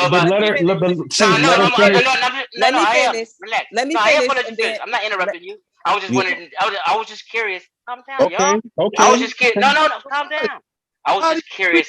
Hold on. I was just curious. Has she heard that story? Go ahead. I was just interjecting. No, I haven't heard that story. Just but for I've clarity heard for myself. Stories of people coming from Cuba and Mexico, but normally they're traveling in packs. They're not traveling alone. And they're not coming. Although they may be coming here with quote unquote nothing, they're coming to a community, which is something. And right? Through the Sahara. I'm not talking about through the Sahara. You talked about. No, you mentioned the Sahara. You said they because you mentioned the Sahara. No. But okay, no. But how can you travel through the Sahara to get to America? I don't think he was traveling alone. How can you travel through the Sahara to get to America? I just want to clarify the story. If you didn't, I'm just clarifying something. So Chief X, are you saying no? That's not what I'm saying. I'm going to explain right now. You don't after I say this. Stop. What I was saying was, I'm just saying there's people who travel through the Sahara, not just him, other families. There's just these are big YouTube stories and documentaries on it. They almost always all die. They don't come as family groups. They're individuals trying to get places and different things. No, it's a network that they've been doing over the years, but it's a lot of crime and stuff goes like on. The Underground Railroad. I'm familiar with that. Similar to that. So I'm familiar with that story. Hold on. We don't have to argue. Hold on. I'm not arguing with you. I'm trying to just make a statement. I know, but I'm not. I'm just saying a few words. Everything's contentious. We're just adding to the conversation. We all understand. Because hold on, King Sosa, slow down. I'm just adding to the conversation. Sometimes it's just a friendly interjection. So because it's the audience, it's not a competition between them. I was just elaborating. Hold on, King Sosa. I'm saying it's like let me finish, King Sosa. You're making I'm about to finish one sentence. Calm down. I was just elaborating on the story for clarity. Because Amber was trying to tell me about what was going on in the Sahara. But you just said that it's a network. Go ahead, Amber. The Underground Railroad. So they're still not alone. It's the whole fucking network. What are we talking about? It's a network. You can't walk through the Sahara by yourself or singly. Come on now. I'm not. You are. You're tripping. You're trying to tell me about a Sahara story. What happened? You don't know nothing about it. But you're leaving important details out of the story. Amber, you're just coming on. You're just coming to argue. The network is not being alone. But I'm gonna be quiet. You're just coming to argue and be disagreeable. But go ahead. Go ahead. And King Sosa, that's your intent. You ain't had no good intent anyway, King Sosa. Your intent is to be contentious and argue. Let the women go. You keep complicating everything without just a simple interjection.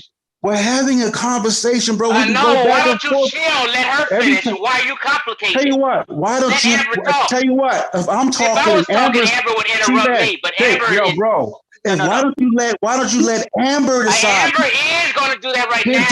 Why don't we be quiet? Nigga, I want to show Amber a lot, bro. She know I'm not doing to be a fan.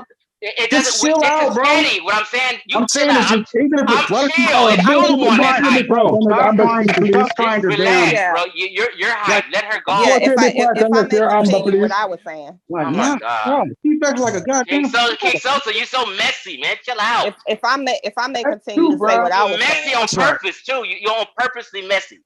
That's Chief you. X, now you're No, you cutting me off. are. Chief X, Chief Let X. Amber If I may go. finish my point, Yes, please. Go ahead. Yes.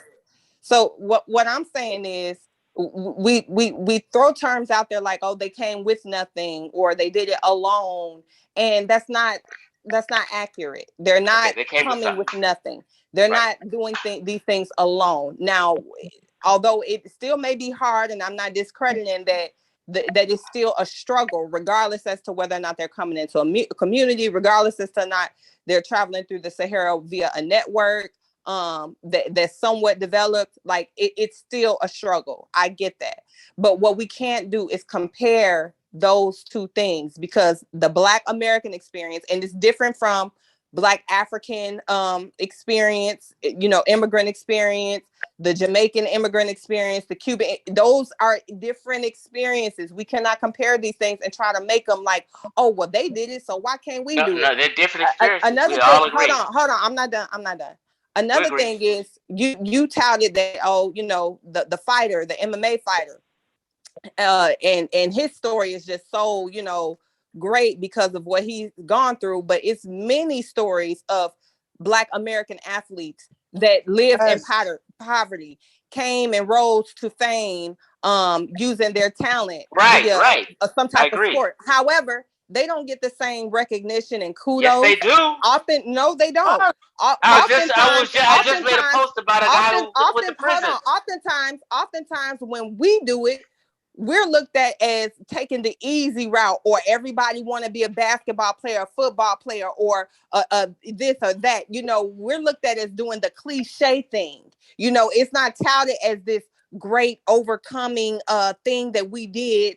We give a lot of minorities and other minorities and immigrants more. We don't have struggle stories? Huh? We do have struggle stories. We do have struggle stories, but they're not touted as great stories of overcoming. I think they are, but go ahead. I don't. I think we do have a lot of struggle stories. That's all I've been watching documentaries of, and how we came up, and it's plotted. I was just making a post on Facebook. I'm just saying I think. I understand if you don't. I'm just saying I do. I think we have a lot of stories that Amber, are can I ask a and we question, speak Amber, about. please? Can I ask Amber a question? Go ahead, Stu, please. Amber, because the Black struggle story is so prevalent, because every year, would you agree that between the NFL and NBA, every year we have about 100 new Black millionaires between the NFL and the NBA? And say that one more time.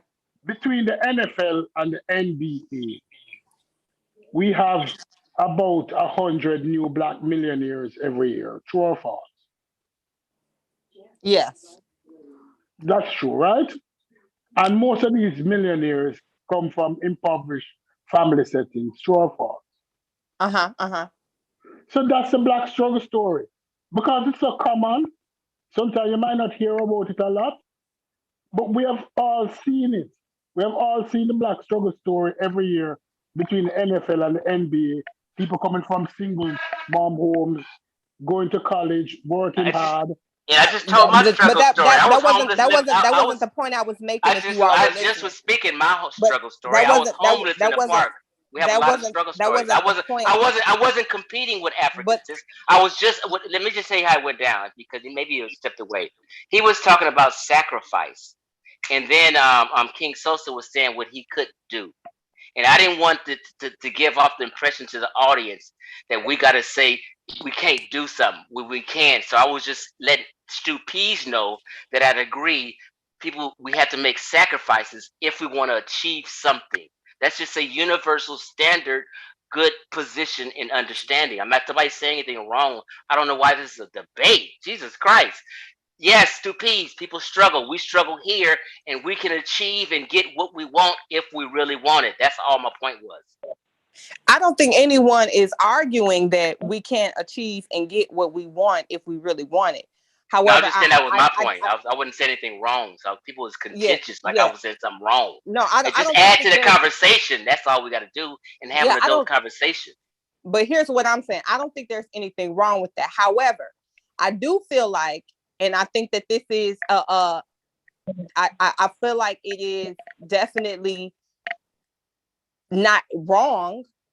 I do feel like there is a common theme with Black Americans that feel like we should not have to struggle like an immigrant from another country that's coming into a country where they're not. We shouldn't have to compare struggles and struggle in the same manner. Of course, they're going to struggle. They're in a whole new land. We're just talking about Why life. do we? But the crazy thing is, you're talking about life, but you notice that you're not comparing us with white Americans. You can't. No. I was talking about. I just explained the context. I was just talking about life and just the philosophy and the psychology of the struggle and achieving something, and how. And I was making an analogy to how we as Black Americans take certain things for granted. That's all. But the thing is, we're not taking certain things for granted. Okay, we're not. We should not have to compete. We're totally fine. Well, I'm not. That's what I said. That's why I made if I can get my point out without you interrupting, what we're saying is, as Black Americans that are also citizens of this nation, we should have access to success, to opportunity in the same manner that our white counterparts do. Comparing us to immigrants is proving the fucking point. If we have to compete with immigrants, then that means we are not looked at in society the same as our white counterparts, because they don't have to compete with fucking immigrants for success. That's not their story. That's our story. So there's something amiss. Do you understand what I'm saying? Amber, we're not disagreeing. Amber, can I say something to you, please? You mentioned something a while ago, which is very profound, right? The system was created by white people. It's white people's system. And granted, Black Americans built the system that was created by white people. Anybody who tell you that's wrong, don't know nothing about history. Black people was the capital in capitalism. Black people brought the wealth through sweat equity, debt, slavery, suffering to make America wealthy. And true, Black Americans need to be recognized for that fact. But as a young man said earlier, you're in a system that was created by white people, for white people. And you're comparing yourself now to say, listen, why should I have to work like an immigrant when my forefathers built this shit? The door should be open for me. But there was this guy with Martin Luther King. What did they call him? They used to call him Burr Rabbit. Brother Rabbit or Burr Rabbit. Burr Rabbit is an old African. He's the same person like Anansi that use cunning and skill. Because the system is created for them, we need to learn to navigate within the system. We cannot expect them to give us anything. Yeah, there's no other answer. Right? We don't expect anything because, like my right-wing friend Chief X, who is right-wing, I've seen in the chat that Chief X is a right-wing nut. Right? Trickle-down economy don't work. White people not trickling down anything to Black people. We have to understand that, listen, Black Americans, Black people in general, and immigrants have understand that, listen, I have to negotiate within the system. Look what works for me, right? But Stupies, if I may, real quick, I'm not debating that we still have to persevere and do what we need to do to achieve in society. But I also am an advocate of continuing to have the conversation and not having it shut down with these comparisons, because again, it glosses over the overall point. If you say, well, we understand where you're coming from, and Black Americans did build this country, and no, they're not treated fairly or justly, or no, they haven't gotten their just due, but you got to persevere anyway. You got to, like, that kind of negates everything that was said before that. Of course, we're going to persevere. Of course, we're going to continue to do it, but we're also going to continue to have the conversation because we're still advocating for change to be made. But it cannot negate it, but the reason why I can't negate it, because See? it's a fact. It's a fact that, listen, black people did all of that stuff, but you did it in a white system, in a white supremacy system that is not going to allocate anything willingly, right? Martin Luther King never get anything on civil rights without blood, sweat, and tears, The Civil Rights Act is on the back of 4 black teenagers who was bombed in a church in Birmingham, Alabama.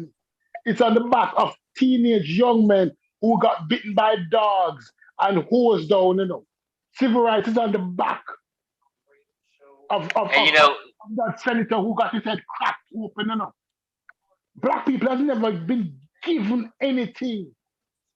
Black Americans have never been given anything if you read history, Right. Well, can I say?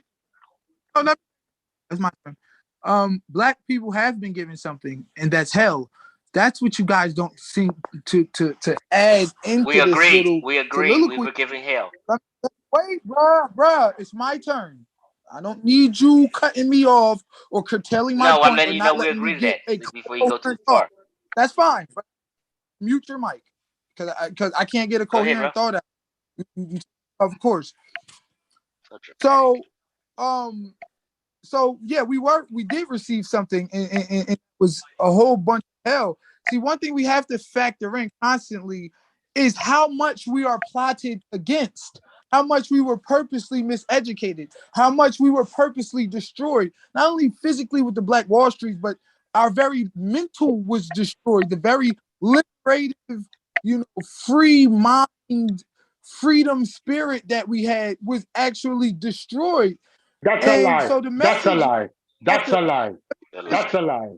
Let That's a lie. Stop it. I won't even make you go a second longer with that. Bruh, No, because chatting foolishness. Bruh, can I Black finish? people's spirit has never been destroyed. Bruh, Because black people have never stopped fighting. Yeah, I'm not a victim, bro. My spirit is fine. Well, Black people's spirit has never been destroyed. Stop saying that. Stop saying that. I'm not well known to say that. Black people's spirit has never been destroyed. You need to retract. You need to retract that statement before you continue. Bruh, you need to retract. Wait till you No. You need to retract that stupid statement. Let me finish. Nocturnal spirit never destroyed. Martin Luther King's spirit never destroyed. Your grandmother's spirit never destroyed. Stop that foolishness. You understand what I'm saying, Chief? Yeah, my grandparents' spirit is not destroyed. Stop that garbage when you're talking. Spewing garbage and expecting me to listen to it.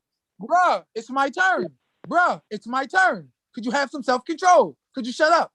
Thank you. Now, see, I spend most of the time saying shut up. Bro, you go ahead. We're quiet. You still going on. Go ahead.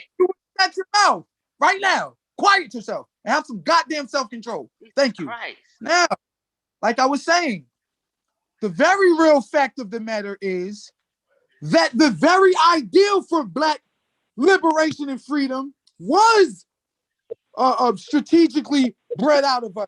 When we believed we overcame in the 60s and we civil rights and voting rights, and we overcame, and yeah, now it's on us. Now it's on Black people. Now the playing field is level. Now that was the past. See, that's the misconception. We are still being plotted against till this day. Till this day. And that's what we have to understand. We have to understand that the enemy is still working vigilant and hard, and that's documented and proven. So the stance we should take should not be to navigate within the system. It should be to disconnect from it. It should be to do for self. It should be to build for self. See, this goes back to what I was saying earlier. Y'all want to pontificate on surface solutions. Oh, you should teach your kids better at home. You want to pontificate on surface solutions. Oh, I made the moral decision. You individually made it to rob that bank. That was a surface decision. We're still dealing with a system that is overwhelmingly funneling us in the wrong direction. But we don't want to take on that system. We want to learn how to. You talk. No, we're not going to let you talk 15 Stupid. minutes. Let me just make some point real quick. Real quick. Yeah, make your point. Then I'm done. Now, no, you make your point already, man. Wait. I'm done after this. Calm down. You don't cut me off. You ain't in control of me or this moderation. Go ahead, bro. Now, so you now want to navigate within the system. Therein lies the problem. Therein lies you refusing to take on the mountain. You want to navigate within the mountain as opposed to really take on the problem. That's Okay. So we're gonna let you have that point. So what you suggest is get out of the system. Don't get a job. Don't join the police police force. Don't go to college. Just go underground. That's very realistic. That's not what I'm saying. But no, that's okay. That's okay. I'm saying we're gonna agree with your point. We're gonna agree with your point. You're done. We're gonna agree with your point. We're gonna agree with your point. Chief X, can I ask that question? No, let me just say something now because I'm about to head out. Chief, let me ask you this one question, Chief. Chief, let me ask Chief this one question. Chief, go ahead. Name a country in the world. Name one country in the world that white supremacy is not in control of. Well, see, I might not agree with the statement, but hold on, you can't go. There's nowhere you can go where Christianity and Islam isn't. There's no, you can't. The countries are sect. Let me just give people the reality, and I'm gonna go. This is the reality. Nobody gives a goddamn about your cries, about your woes, and none of this shit in 2021. You're a number. It's about the money. Right now, everybody on this panel and me, we can start you can start right now any business you want. If you want to start a paper making machine, toilet paper company, you can start one. No one's stopping you from doing anything, and no one gives a fuck. You can do what you want to do. You can go get a passport. Hold on. I'm about to go. Let me just say this. You can get a passport right now. Nobody is stopping you, and nobody cares. And you can go to any country you want. Nobody's stopping you. Hold on. Nobody's stopping. Nobody. Let me finish. NBA. Hold on. You can go to any country you want to go to. You can start. Hold on. Let me finish, bro, because I've got to go. Hear about black people and what we're doing. Okay, hold on. Okay, I got you now. You've been talking too much. Now you can go anywhere. You can go anywhere you want. You can get a passport. Do anything you want to do. You can start a business. Any business you want. Nobody gives a fuck. Nobody's stopping you. There's no conspiracy against you. You don't need to get liberated unless you're a slave. I'm not no slave. I'm liberated. I'm a free man. I'm not seeking liberation. Hold on. I am liberated. Okay? I'm a grown ass man, and you guys are free people. Slavery ended. Every single 445 million individuals can do what they want to do. Nobody gives a damn. It's nothing like it's no system against you. That's why people keep talking about system, but they can't name those. It's nobody stopping you from doing shit. You are free people. Okay? The reality is, all you're gonna do is cry and cry for the next 100 years. Nobody gives a fuck about your woes or none of that bullshit. Nobody cares about your excuses. You make it happen. Nobody gives a fuck if you ain't got your nation or your subgroup together. That's on you and your subgroup. No one gives a fuck. And that's the reality in 2021. You got credit, you can buy a house anywhere you want to. Individual. Let's keep real. It's nobody stopping you. This dude is spooking you out, scaring you, telling you you're a victim, telling you need to get liberated. He's telling you you're a slave.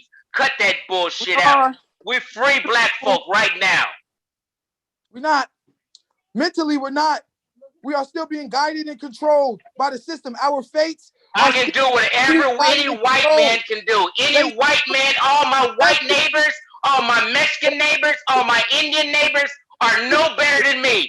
We have the same rights, can do it what each other want to do. Nope. Nobody's better than me.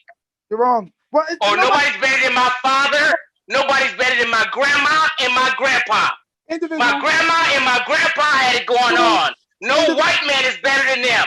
There are white people doing way worse than my grandparents. Bro, we talking about I'm not buying your victimhood bullshit tonight. individual. And I'm getting the fuck out of here. You're a nutcase. Individual. Bye. We're not talking about your grandparents. We're Shit. talking I'm about talking to black folk, and I'm talking to people on the panel and people listening. We are free. You're not gonna run that scam on us, nigga. It's not him. We are trying to figure out why black people are in the condition they are. And that is by social design. It is not to say we're free, it's to say black people got the highest incarceration rate, murder rate. Nigga, I'm free, nigga. I'm not no slave. If you're not free, what are you? What are you if you're not free? And Tell me what are you? Tell me what are you? Bruh, you are chaos. You're not free? You are. You are I need to know this. I need to know this answer. This gonna tell it all. You're not free? Bro, I said, but people Answer the question. Are you free? our people ain't. What do you mean? Who's our people? Me, Our you? people, black Me, people in you? America. Our fates and fortunes are being guided. No, my fate and fortune is being guided by my deeds and my wants. Huh? My deeds and my wants. That's how my fate is. I'm in control of my fate. You're in control of your fate. A subgroup and a people is in control of their fate. Individual. I'm talking about society, bro. We talk about social constructs, poverty and how it affects the social aspects. I don't give a fuck about that bullshit you talking. Yeah, you're getting emotional. You trying to tell us we ain't Emotional. free. And we need to get liberated. You refuse to acknowledge the fact. No, you need to grow up. You need to grow up. Social This is some real talk and get into reality. Fuck you and that spook shit you talking, nigga. Your whole claim to fame. Look, you're getting emotional. Your whole claim to fame. Yeah, nigga. I mean, because you's a nutcase. Your whole claim to fame is the fact that you have hinged yourself upon making things individual when we having a societal conversation. So we're having a societal conversation. Have a conversation. Exactly. Society as a whole. That's why you're getting emotional. Ain't nobody stopping nobody in the society from doing shit. Getting emotional. Society works on us. Now, when you deal with societal factors, then you're dealing with the educational system. You're dealing with the curriculum. You're dealing with the poverty industrial complex, the military industrial complex. You're dealing with the church and the state religion and how it's used white supremacy to have an effect on us. All the angels white, Jesus white, Mary white, Moses white. You deal with all of these factors dealing with society. So the education system. Tell me about the education system. Can you elaborate on the education system? How is it for holding us back? Hey, I'll elaborate. Period. First of all, it's whitewash. It gives us a history of white heroes, white America. It doesn't properly tell the stories of black history, black America. Yes, there's great things as far as mathematics. All right, let's cut history. So white people are responsible for telling you about your own fucking history now, huh? No, hold on. Chief X, stop for a second. Can I ask you a question? So are they telling you about Samoan history? No, Chief X. Are they telling you about Armenian history? Chief X, there's black mats and white mats now, right? They told you your history. So they said we got you as slaves and we got you from West Central Africa and we enslaved your black ass and you from West Central Africa. Getting emotional. That's not our only history, bro. Bottom line is just for them to omit the great things that we've done in favor of some slave teaching. What did they omit? Anything you ain't done, they told you what you done. No, that's not true. That is not true. And they often tell things from a whitewash point of view. Like what? They make one thing. I will. Remember the white maths and the white physics and the white chemistry and the white biology. This dude made this show about everything is the white man's fault and black folk are perfect and everything's against us. You ain't gonna put. No, that's some bullshit you've been talking tonight. I'm not gonna say the whole panel, but I'm dealing with a bunch of white people apologists who I'm out of here. Out our mouths. Chief, before you leave, Chief. White people. Chief, you still there? Look, I'm not blaming everything on them. Yeah. I'm not going to acknowledge their hand. Can I ask you a question, Chief? So not acknowledge they teach white maths to white kids and black maths to black kids, right? And they teach white STEM to white kids and black STEM to black kids, right? They teach white physics to white kids and black physics to black kids, right? And What? white biology. That's why we believe that 5G caused coronavirus, because we learned the black biology. Right? Right. Believe that, bro. That was a No, that's YouTube. what you're just mentioning history. What about the other subject area? No. What That about physics? YouTube What video. about economics? What about Look what this nigga. accounting? What about mathematics? You They're just not use teaching us it. YouTube videos to Everything a white man learned since I was in elementary school. What's today? We learned the same goddamn thing because I went to school and that white man was sitting right next to me. We learned the same goddamn thing. Everything else was up to the parents. To They never discount. And learned the white man. anything else you get in college. You can Chief X. specialize in whatever you want in college. Ain't no Chief X. grade school gonna teach you about no motherfucking EFOP. Chief X. Yes, sir. You didn't learn the white physics. You didn't learn the white biology. I learned all that shit. No, It was two different physics. You learn the white physics or the black physics, or the white biology or the black biology, or the white calculus. No, this dude, Okay, all right, listen. Yeah, this dude got black biology. I thought it was just one biology. Let me say this. The founder of modern day science, all credit to Darwinism, was a fucking racist. And Now he wants. Now he gonna give it. Now he gonna tell us to be anti-science and be against that science shit. I'm out of here. Can I fit by? He was a racist. This is the father of modern day science. You had. So was he wrong? Was Darwin wrong? That's the question I'm asking. Yes, he was. The belief that Darwin was wrong and white people are the final evolutionary. Darwin didn't say that. That's a lie. That's a lie. Yes, That's a lie. Darwin did not say that. That's a lie. Stop telling lies. Darwin never thought that. There's nothing like he that. Was. And Darwin was Francis Galton, the leader and the founder of eugenics, which but is closely. Did Darwin say that? What you just said a while ago, did Darwin say that? That's the modern or father day. No. I'm not asking you that question. Did Darwin say anything that you said a while ago? So knock it off. All right. That's first of all. Did Darwin say that the white man is the final evolutionary? Did Darwin say that? Hold up. I'm asking a question. Wait a minute. Darwin say that. Those who they say created, all of the philosophies, all of the, all whitewashed. They don't give you the credit for what. Hold on.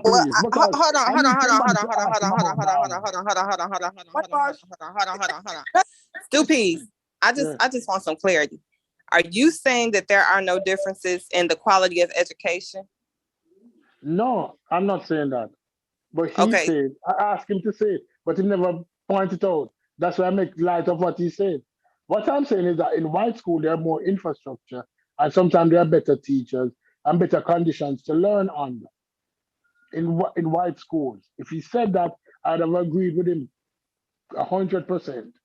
If he said that, right? But he didn't say that. But that wasn't my point. You did not say anything like that. Stop it. I know you're telling lie on Darwin. That wasn't my point. You're telling lie on Darwin. That the curriculum with white supremacy in mind. Anything that he just said, Darwin said? That wasn't my point. My point is, yes, I mean, Amber's point is correct as well. There is a drop in the level of education, but also with that is white supremacy infused all throughout the curriculum, which is why now there's a push to get Margaret Sanger removed. There's a push to get these white generals' statues removed and them viewed in a different light. Because you are convoluting many different conversations. Let's go back on Darwin. Whitewash point of view. Convoluting. Let's deal with one thing at a time. Who gave the contributions to the sciences and maths? You're Hebrew Israelite, don't? Equals 4 all day. I bet $100 that you're Hebrew Israelite. I can bet $100 that you're Hebrew. You're Hebrew Israelite, right? Who, me? Yeah. Or Arab. Which one? Which one are you? You're Arab or Hebrew Israelite? You know what I am? I am an awake black man. That's what I am. All right, how about that? You're a 1%, No, I was born and raised in the nation. So if you want to call me, I know that. So you're one of those nut jobs. Nut job. You're the only nut job on here, and quite frankly, I don't know why you're doing on here because you ain't black. You're a foreigner. I mean, to be perfectly honest, I feel like we can have a fruitful discussion. We've been doing it the whole time, and Chief X was kind of the loose cannon. So let's not kind of Oh, I am so get sorry. into this. I am so sorry for petty. disrespecting your religion. I call it religion of not Yeah, jobs. but I don't. Because I apologize that you're raising the nation Come on. and I disrespecting the nation. I don't come on here as a fruit of Islam. I mean, of course, that's my beginnings, my grounds, my foundation, and I do believe in a lot of the merit of the teachings. But that's not why I come up here on. All right, no, let's backtrack for a second, please. Let's backtrack for a second. Hold on, I need you to address Darwin. Let me You finish. mentioned something about Yeah, Darwin. dude, nigga. Wait, let me get my point out. Now, partly and mainly, it's because I'm not on my ding. I'm not suit and bow tie down. I don't make no meetings. I ain't been in the mosque in years. I'm a DJ and a rapper. So I'm not gonna get up here and be like, yo, and a scholar, and an intellect, and a teacher, and much more. But I'm not gonna get up here and say, yo, yeah, like I'm some true representative of that, because I'm not. I don't live that right now. So I'm not gonna, it's disrespect to those people who are on their dean, who do make their meetings, who do put suit and bow ties on, who constantly. Okay, let's move on from that. Can I go back to Darwin, please? Can I go back to Darwin? Hey, please? focus. Now go back to what you want. Focus. Can you let Sosa in? I see you, the co-host. Can you let Sosa in? Okay, how do I do that? Yeah. Unbiased. Let's go back to Darwin. You said something. You said Darwin said something, which is totally untrue. Darwin never said anything like that. We need to stop it. I'll let him in. We need to stop it. What did Darwin say? What did Darwin say? That black people came directly from apes, and that the final stage of evolution now is white people. That's a lie.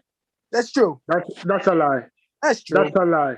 That's a lie. Darwin never said that. That was one reason why it was highly accepted amongst the social pervasive mindset, because stop. Let me answer why I said that's a lie. And everybody in here listen to our Uncle Kit. And he has gone through hours of discussing Darwin and Darwin book. Darwin never talk about anything about human beings in his books, right?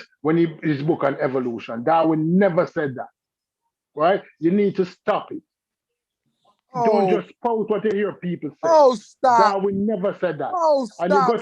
So he went through evolution of every race and stopped at humans? Knock it off. Darwin did not. It was about play. He wasn't talking about the evolution. What evolution going through? He went through the building blocks of life and quote unquote human and how we all got here. Darwin did not do that. He didn't do that. He didn't do that. But he never talked about humans. Oh, he never. He didn't. He didn't. Oh, stop. He didn't. All right, Stop. So where you did stop, the idea please. that we came from primates come from? That's not Darwinism? That human beings primates? But it wasn't Darwin who said it. Oh, other evolutionaries came to it and said, we evolved from human beings are ape. We're a super ape. Exactly. Right? Now, you believe that. You believe in the creation story. I believe in evolution. Right? I believe. Agree to this. No. Don't tell me what I believe in. Ask me what I believe in. What do you believe in? Okay. I believe we don't know. This is truly what I believe. I understand what science says. I understand. Right. Let me say this real quick. Right. Let me qualify my statement. All right. Now, I understand what science says, okay, and that by osmosis, we ended up on this rock, which just happened to have the perfect conditions for not one life, not trillions of lives, but trillions of species, each with trillions of lives. So some people can say that's osmosis. Others would argue that others will argue that is a higher intelligence, if you will, creating the certain conditions on this particular planet, not for just one life, but for more. Some could argue that. All right. Do you know? Can I ask you something? Hold on. You know that genetically, every life on the planet related. that you have a lot of genes in common with a banana. If we look at your genes and look at the genes of a banana, you almost show like 30% of your DNA with a banana. That you share genes with fishes, that everything related. No, you are saying that you don't know. And science is showing that, listen, everything related. That will probably come from going all the way back, will come from one single organism, because we share so much genetic material in common. But you don't agree with that. And I don't have a problem with you don't agree with that. But what I have a problem with, no, let me finish, please. I don't agree Let with me that. finish. But I don't agree Let me with finish. evolution. I'm not Let me saying that. finish. Evolution Let me very finish. well may be a reality. Hold It on, very hold on. well may be how we got. But what Let me I'm finish. Let me finish. saying is, who Hold set on, up hold on, the please. conditions Hold on, for hold on. Let me finish. evolution? Let me finish, You please. saying Please. osmosis, and that's fine. Other people I've could. never said that. I have never said osmosis. I said evolution. Osmosis and evolution is two different things. Osmosis and evolution is two different things. No, I said Osmosis you is the believe that the evolution process began through osmosis. You believe I did not. No, I never said that either. Hazard, chaos, perfect chaos. That's what you believe, and that's fine. Nobody. All right. Let me say what I said to you. What I am dealing with is that you came on here and you tell a blatant lie on Darwin, and you refuse to hear the truth because you cannot prove that Darwin said anything that you said Darwin said. His book was called. What was his book called? His book was called. Oh shit! I'm having a brain fart right now. Hold on. Was called The Origin of Species help you. and the Origin of Species, right? Origin of Species and the Preservation of Favorite Races. Yeah, that's what I'm saying. You got to read the book. The races are not referring to like races of people. Look, races never determined. There was nothing about people in that book. From the there book, is nothing about people in that book. Favorite races part from the book. So they did what? They won't omit. They did what? What you said they did? Context that justified the favorite races part. But what we do know is his first cousin then created the eugenics, which is still in play today. Okay, you got to get this point. You got to let this go. I know. You've got to let this go. I didn't want to argue about it. I didn't want to argue. Why did they remove that then? If it was completely, harmless and completely nothing sinister about it, why remove what? Why remove that from the title and the preservation of favorite races if it was not integral to his philosophy? Because of the how people might take it without they didn't read the book.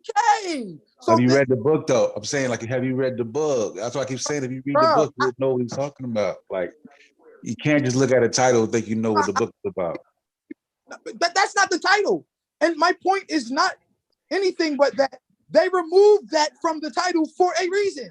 The book was the origin of species and the preservation of favorite races. They removed that. You're saying, oh, it's because over the years they just thought it was going to be politically incorrect. Yeah, which is why they probably removed some of the politically correct. That's not what I said. Book, focus. Which you read later, which is the foundation for modern science. Vested interest in removing these things from the book. Focus. I guess maybe I'm confused. So you have a contention with the fact that it was supposed to be titled something else, and they removed certain things from the title. It was entitled something else. Not supposed to be. That it was for decades, and then they switched.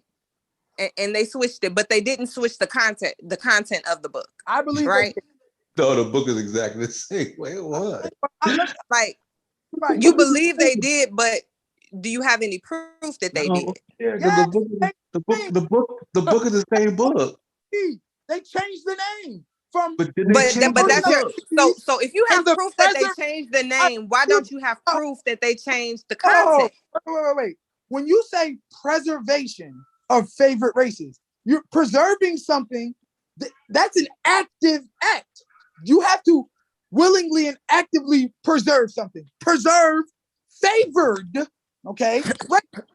But you're not listening to my question. Focus. You have you have proof that they changed the title, but you Yes. do not have proof that they changed the content. So the same place they got that the older title from, why didn't they get older content to back up that they changed different things in the book? You understand the problem here? Like Oh. you're hinging your argument based off of the change of the title and No. saying, well, they probably. Let's deal with the philosophy, okay? But the philosophy doesn't deal with people. It does. Yeah, but we already went through this though. That's what I was saying. Like Stu Pease. I mean, we went this before. So Darwin's family was abolitionists. Yes, they were. You feel me? The were. pendant with the African praying, "Am I not a man?" I think that was done by his grandfather. Remember the symbol we see that the man on the knees saying something, "Am I but a man?" And the African dude, that was done by Darwin's grandfather. So, like, we already went through that whole thing. Like, his cousin just took his information and went wild with it, bro. Like, that shit happens, bro. Yeah, okay. Yeah, but well, I can agree with that, but he didn't. But that's not what Darwin.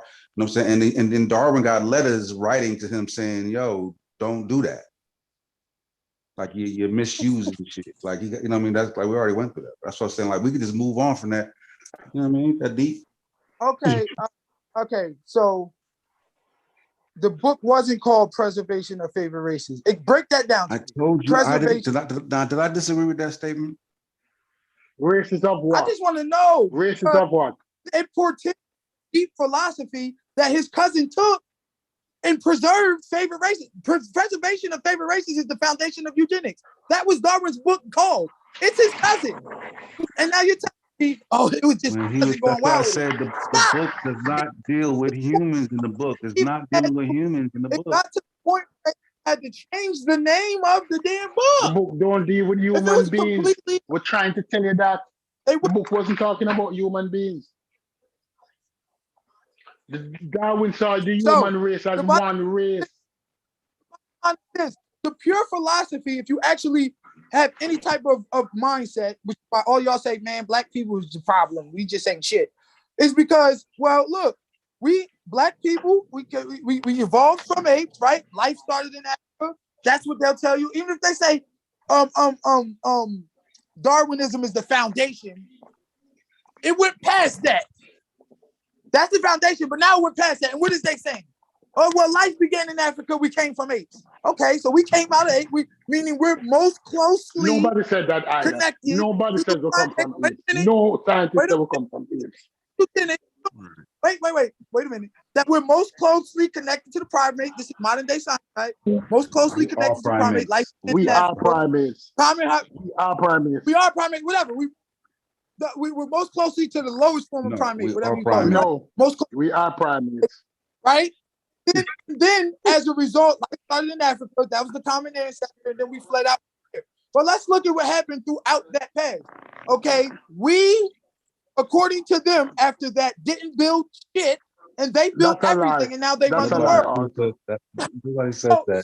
So just through philosophy alone, if Darwinism is the foundation, and now we see a world ran by them, then common sense is going to correlate that they're the highest form of evolution. They on top, they running stuff. They had something we didn't. They had more cunning, more smarts, more intelligence, more will, more something. They came from us. We came from apes. They came from us. That's a black man maths. 1 + 1 = 5. That's the math you learn. Eugenics. That is Darwinism. That's a black man maths. I Now- taught you. That's what I mean, they taught you. even let's say that's the case. Let's say that's the case. Now, with more scientific discoveries and information, we know that that's just not true, and it's not the case. So any white person that believes that is just as informed as a black person that believes. Yeah. I mean, I didn't want to say that, but yeah, like so. What are you talking about?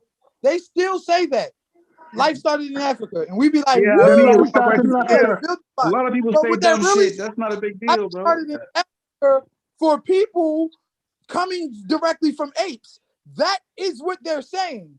That's modern day science. That's what they teach in their science books. That is modern day science. So what are you talking about? Are you saying something that human switched? beings didn't start in Africa? That human beings started in where? In Israel?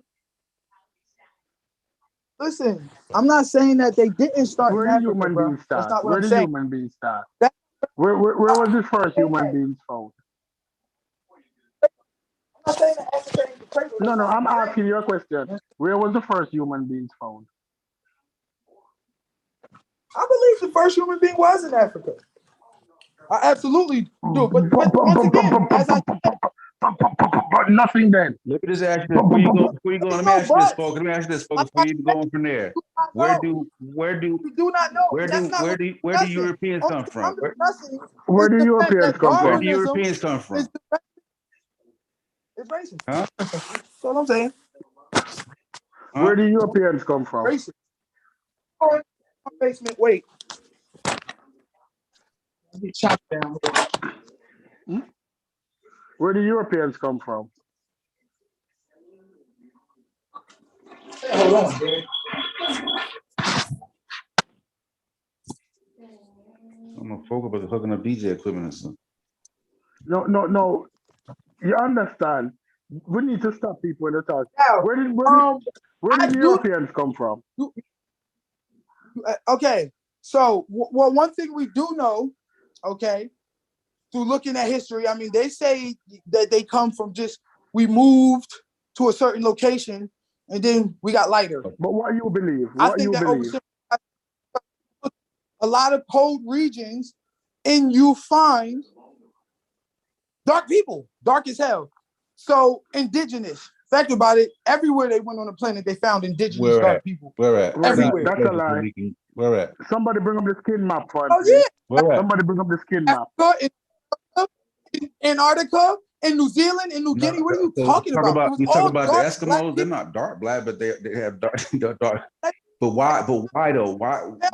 But older, more rigid conditions. So they should be the lightest ones, according to no, that theory. but that theory also, but there's a theory that also tells you why they're able to maintain their pigment tone, right? It has to do with vitamin D and the vitamin D that they get from the sun and reflecting the sun and the food that they consume. Yeah, but they get less sunlight over here, and it's dark for mad months at a time. It makes no sense because so it's about vitamin D. They're still able to get vitamin D from fatty oils, whale blubber, and caribou. The diet. Yeah, all of that, to me is you will call me blackology. To me, that's whiteology. Because white exists. Y'all talk about blackology, but whiteology exists. We already know that. Right? Yeah, but we already know that this system has a vested interest in whitewashing things. But so whitewashing, but we understand what the effects of vitamin D though, right? It's not a whitewashing, we're talking just science. What vitamin D does and what happens when you're vitamin D deficient. Right? I mean, we understand those things, so that's not like whiteology or blackology. I mean, I'm just saying, you saying caribou and the blubber well gave them right?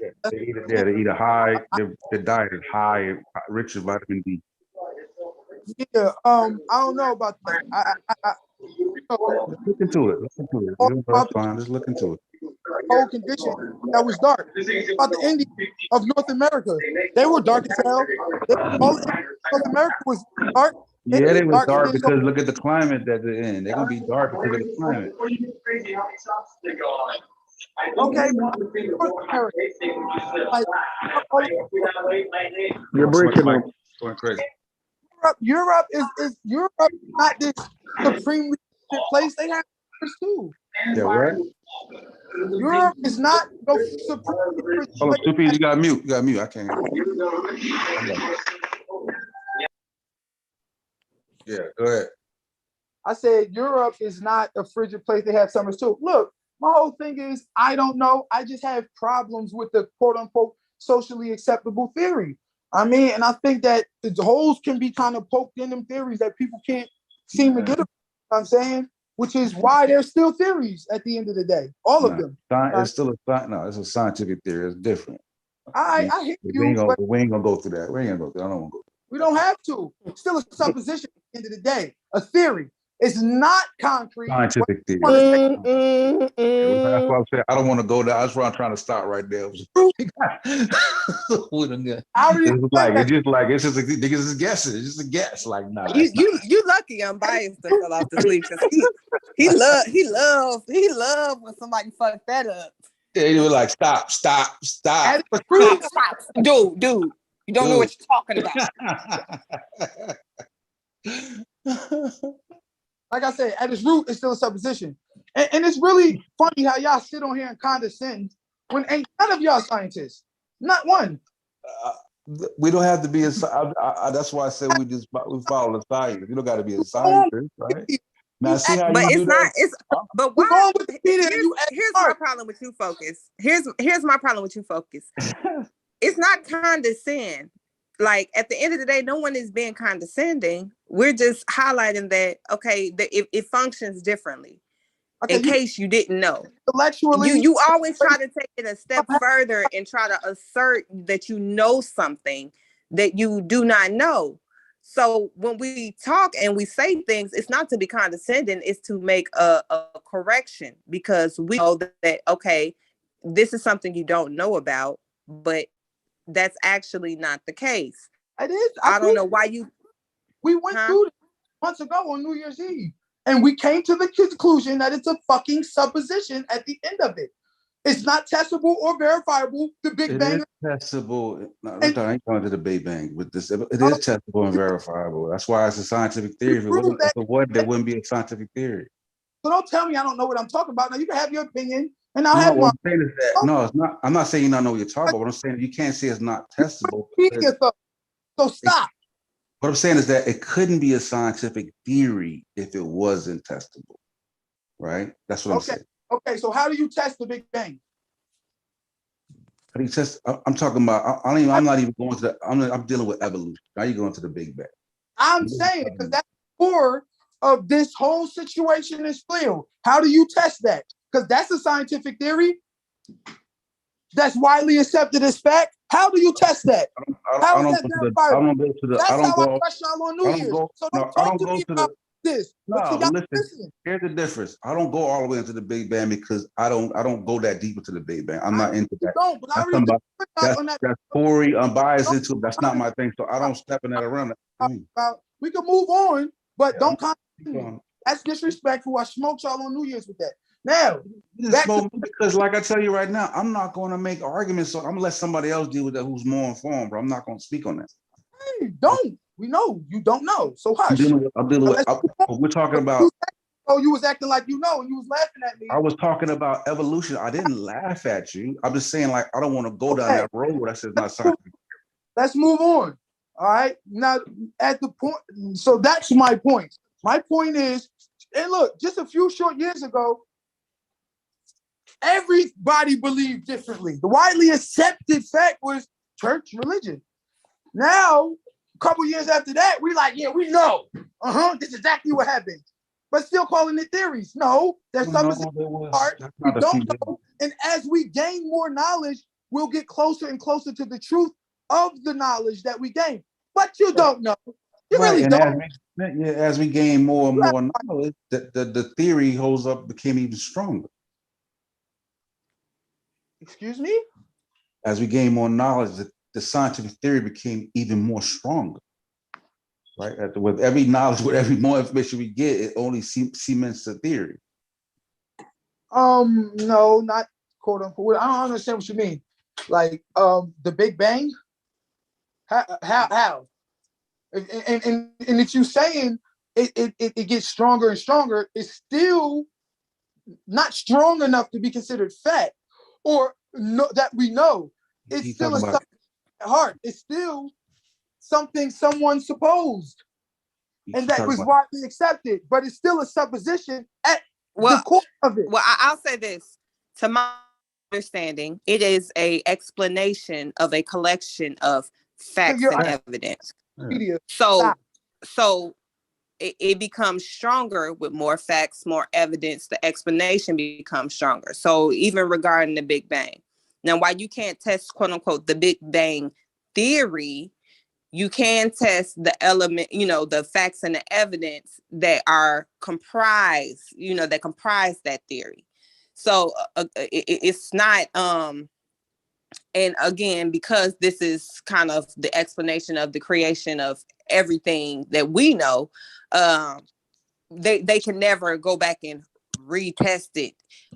You understand what I'm saying? But these different elements of that explanation can be tested. So there is still a degree of testability. It's a supposition. So you don't know if higher and more intelligent life calculated what the necessary distance that it needed to be from this fusion ball of heat to a water with a planet with a certain amount of water to create the conditions for evolution, not just to create one life, but to create trillions of lives, not just to create one species, but to create an infinite amount of species. You don't know. What I'm saying is that hard. All of it is a supposition. And the only reason I say this is not to discredit science, but I hate people who get up here and start condescending, turning their nose down to people in religion. You're nut job, you're this, you're that. And as I said, I don't conform to quote unquote religion. I believe in science. I don't believe in afterlife. Well, Stu Pease did apologize for that statement because it was out of line. But people get to doing all this condescending stuff, and then you get to attacking people who heart has always been in religion and believed this and grew up in this, and condescending them and calling all types of names, trying to destroy what it is they believe in, not realizing if that's keeping them on the straight and narrow, out the street, out of drugs, out of prison, whatever, but keeping on saying now, you're destroying with condescending, and what you believe is a supposition that was basically the foundation now. It was founded in white supremacy. Stop. You tripping, but You tripping. you tripping. That's why I ain't gonna get on dark. You tripping. Can I just say, tell you what? I disagree. I disagree.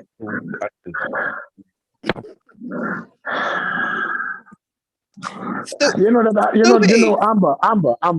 I'm a Christian, right? Huh? I'm a Christian. Okay. I believe in our Lord and Savior Jesus Christ. That in the beginning there was a word, and the word was with God, and the word was made flesh. You calling me a nut job? You cannot be serious. Then if I can have my fairy tale, and why you can't? That's why I allow you to have your fairy tale, because I have mine. That's why I apologize to you. Yeah, but I don't got can no have fairy tale. I don't got no fairy tale. I don't conform to anything. I'm on the search for knowledge, which all y'all should. You don't conform to anything you NOI. Like, come on. Stop trying Wikipedia stuff and talk about if it's on Wikipedia, it's right. Acting like the information that we've been getting is not infallible. It's very infallible. And not only that, we've had history and evidence of them purposely miseducating us, whitewashing it, giving us inferior education, and using education as a tool to put us in bad situations. So they did it for what's whitewashing? I mean, I'm not gonna lie. Like when we didn't have access to the internet, I could go with that. But the World Wide Web is open to everybody, and there are so many different sites that you can utilize to supplement a poor education or a lackluster education. So while I can agree that may have been a thing in the past, nowadays it's not. Okay. The gap doesn't have to be so wide. And what's whitewashing about Black Africans being the first? Hold on, because Google exists, we're going to act like all the other races come from African people. How is that whitewashing? All the other races come from African people. Because Google, to Amber's point, because Google exists, we're going to act like we don't give our children to these schools 10 hours a day, 5 days a week for 9-10 months out the year. We should care about what is being drilled into them. Now we're going to say, you should have went home and Googled it. Like, yeah. I'm not gonna lie. We should care, but here's the responsibility of a parent, right? Because I don't believe in all that. While I understand that the system is very corrupt, we do get less than a quality education in Black communities. I also feel like at the end of the day, if education is a value in your household to you, then you can either cry about it, you can move your children to a better system, or you can use the system that you have to provide whatever education they can have, and you can supplement at home. At the end of the day, I chose the way of supplementing at home. My kids also utilize the education system that they're in to the best of their ability. Ain't no fucking off. You're gonna do what you need to do. And I make education a value. So outside of school, when they're at home, they find value in knowing shit. Not just what the school requires them to know, but they find value in knowing things beyond what is expected of them to know. Amber, can I ask you a question, please? Can I speak, please? But real quick, and DJ, focus. real quick, that's commendable. But guess what? Give somebody that opportunity now, please. Once Please again, give somebody the opportunity now. Please. yo, look, please, once again, please that's focus. an individual mindset, Amber. You talking about what you do with kids, what you do at home. I understand Amber, this. Amber, can I say something, Amber? If you focus, hold on, focus. If you listen, it is an individual mindset. Just like it's an individual mindset. If you put kids in a great education system, it's up to the individual whether or not they maximize that opportunity or if they fuck it off. It all comes down to individual choice at the end of the day. But what I'm saying is, we are not trapped in a less than quality education system where we do not have access to the information. There was a point in time where we didn't even have access to the quality, to the truth. That's not the same. It's at our fingertips. The same way kids can get on their phone and TikTok, they can get on their phone and look up shit. That's what I'm saying. Damn near every child in the hood don't have a quality education, but they have a cell phone. Okay, that's fine. Internet. Amber, can I say something, please? But I'm discussing is quality of education. Focus. But what I'm saying is, instead of getting kids cell phones for TikTok and fucking Instagram, also teach them that it is a resource to further knowledge and information. That's what I'm saying. I agree. Focus. Listen to this. Focus. Individual. Give me a chance, no? About society. Society.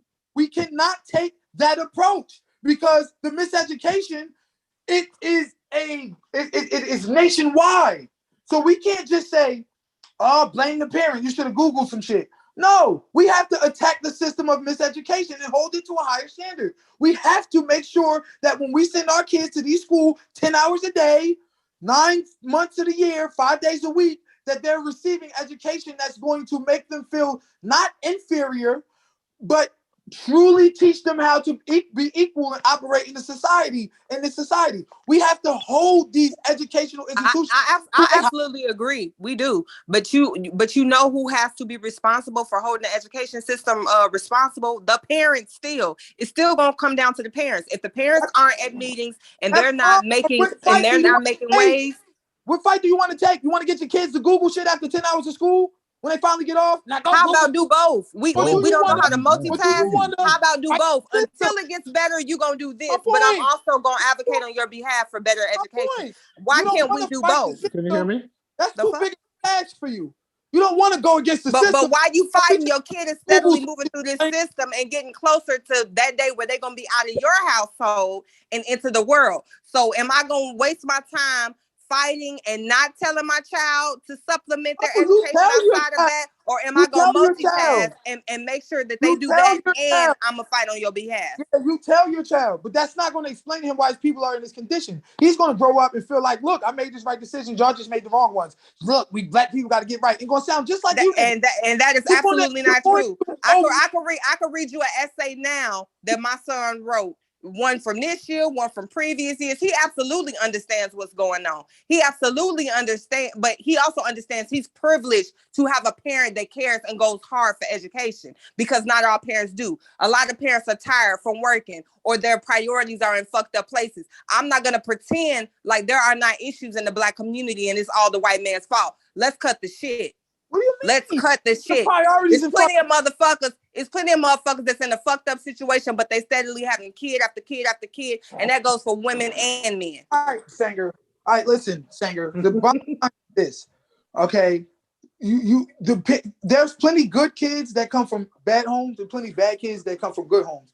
The parents that you're talking about too were miseducated. So you're talking about them doing such a good job, but who taught them? First of all, second of all, they too are in a system where they got to work predominantly to ensure that there's food on the table, just to get food and shelter. Then on top of that, they send their children to these institutions the majority of their fucking childhood to be educated. You can't now, once I sent them there, come back to me and say, oh, it's still your fault that you didn't educate them. Yes, you can hold some culpability, but how much educating are you going to do comparable to the 10 hours a day, 9 months and 5 days a week? They got them all the time. They teaching them all the time. We have to hold them to the higher standard. We don't even have enough time in the day. Again. I have friends that are educators, so I understand both sides of the coin. I understand that my friend is never off fucking work. She's always working, grading papers and doing shit. She's worked in inner city schools in Baltimore and Baltimore County, in DC. She's worked with vulnerable Black population youth. She's worked with those. She's also now working at a private school, not only because the parents couldn't commit, but the school district couldn't commit to raising the standards for of education for the kids. She's dealing with kids that are seniors in an English class, but cannot write a complete sentence. They're still going through elements of what makes a paragraph. Like the fact that they shouldn't even be classified as 12th graders at this level. But our kids are steadily being pushed through. And the parents have the audacity to know the type of work that the kids are submitting and performing and doing, and they have a problem when their child gets anything less than an A. They would rather their child be passed through the system versus get a quality education. Okay. Like at the end of the day, like, let's cut the shit. There is a burden to carry on all sides. Everybody. We're talking about society as a whole, the miseducation of the people as a whole, the educational condition of the educational system as a whole. That's what we're talking about. We're talking about poverty as a whole. We're talking about crime as it affects us as a whole. Stop with this, but I made the right decision by doing this, so therefore crime, poverty, See, that's being condescending. Yeah, it is being condescending because, again, I just said, many children aren't privileged enough to have parents that have the time in the day. I have been very intentional in where my kids went to school, how their education was handled. I don't play about that because I know how important it is. A lot of people don't. They feel like, oh, well, I work here, so my kid just gonna go to school here. I live here, so my kid just gonna go to school here. Like, they don't consider that, no, this shit plays a part. Even when you have your inner city schools, there's a difference between inner city schools where the staff really cares about the students and the staff just don't give a fucking kids just showing up. Like, there's a difference. They're actually trying something new here in Minneapolis, where I live, Minnesota, where they're actually doing it in reverse segregation. So they're forcing white kids from the suburbs to attend urban schools. Many of the parents hate the shit. They all in the newspapers. They don't understand why they have to travel so far for their kids to get this, and the third. But it's the same way in reverse when we have to travel for our kids to get a quality education. But they're like, why do I have to go out my way? Why do my kid have to go to an inner city school? But you know, the gag is a lot of their children are performing better in these schools than they are at the schools that they were previously because of the sense of community at the particular school that my son goes to.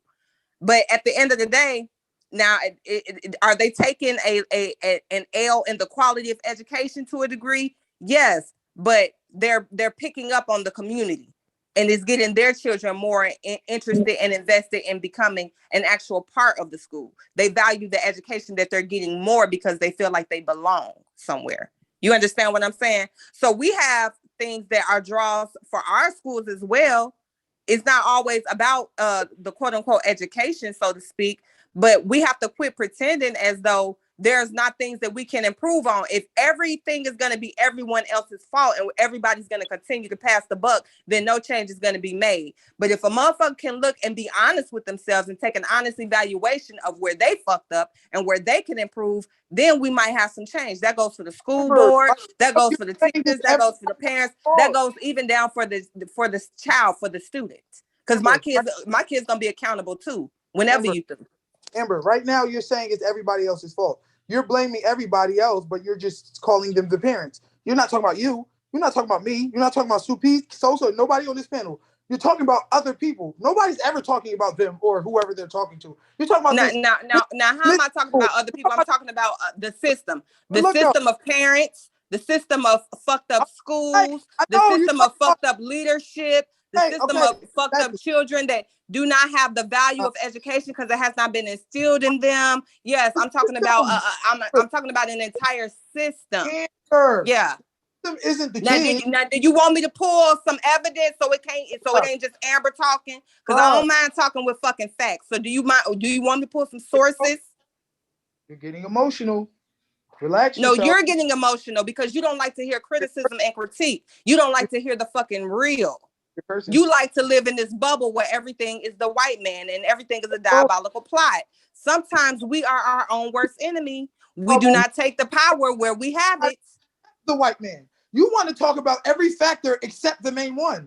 That's your problem. You want to talk about surface factors, and you want to talk about, well, my sister sent her kid to private school, and there's a system of parents. I'm not talking about you guys, but you know who they are. I haven't said anything about a sister or a private school. You made that shit up. You're not listening at all. But we don't really have no evidence. Hold on. We don't really have no evidence of the parents anything because, as I said, A, the parents were miseducated. B, the parents give them over to the system for education. So we should hold the educational system, therefore, to a higher standard, not just the parents because we give it to them. C, good kids come from bad homes and bad kids come from good homes. So you just can't blame the parents. D, the parents are forced into poverty and having to work, having to strive to make ends meet so they don't have the time. I just explained all of these factors why you just can't blame the parents. You got to hold the system of education to a higher standard, or you will keep creating criminals in droves. You will keep the conditions for poverty alive because you're not creating scholarships. Okay, so how many school board meetings have you attended? How many school board meetings have you attended? How many school board meetings have you attended? Are you a regular attendee at school board meetings? Individual. Stop. I'm not talking about individual. Are you? Well, you're talking about what we have to do, but we know change starts on the individual level. It takes a lot of individuals to make up the we. So how many school board meetings have you attended? We haven't decided. Or you ain't did that yet? You're not going to make this. Okay. You can't talk to me about my school board meetings. Yes, I've attended plenty. I'm on the goddamn parent teacher board. What are you talking about? Now, at the end of the day, that's not neither here nor there. And I don't like answering questions like that because it's individual. We're not talking about me and what I did. And we're not talking about your Aunt Bernice who sent such and such to a private school. What we're talking about is the system of miseducation that has lasted for centuries, straight up to where they wouldn't allow us to have an education for the majority of us time here. Not even the rudimentary read and write. It was illegal. You'll get killed. Miseducation is necessary when you're keeping the people subjugated. So DJ Focus, I mean, you're now a part of the system of miseducation because you on here miseducating people. I'm curious. So should African Americans pull their children out of school? Woman, huh? Say it again. Should African Americans pull their children out of school? You say should they? Yes. In my opinion, absolutely. In fact, about it, there have been examples of schools of parents bringing them kids. Of course, I'm saying, and do what now? Now we pull them out en masse, and then do what? Well, hold on now. We've had schools like Under the Nation. My father graduated from the University of Islam. Hold on, let me finish. I went to the University of Islam.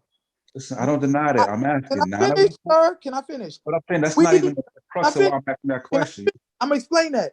We pulled ourselves out of school.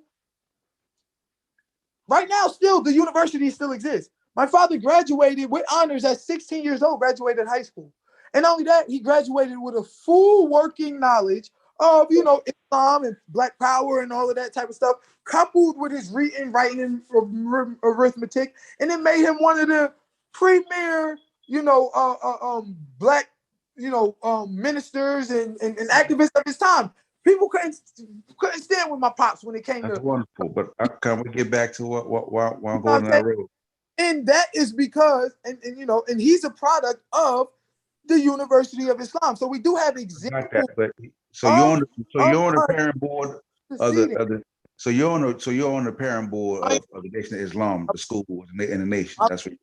on the parent board. Huh? I was just BSing. Yeah, you're. Oh man, see you go. I mean, of course, I'm just saying.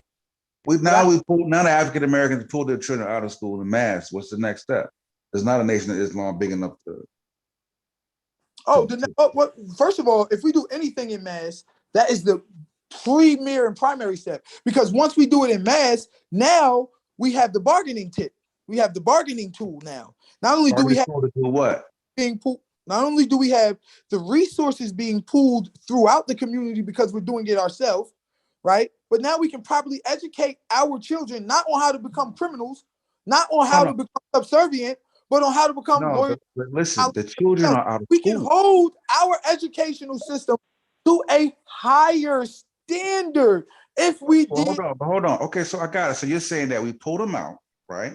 Because even when we pull them out, the parents can't work, right? Because a lot of parents work when the children are in school. So we pull them out, right? And you're saying we pull them out and then we negotiate with the schools to find a solution. Then we put them back into the schools. No, that's not what I'm saying.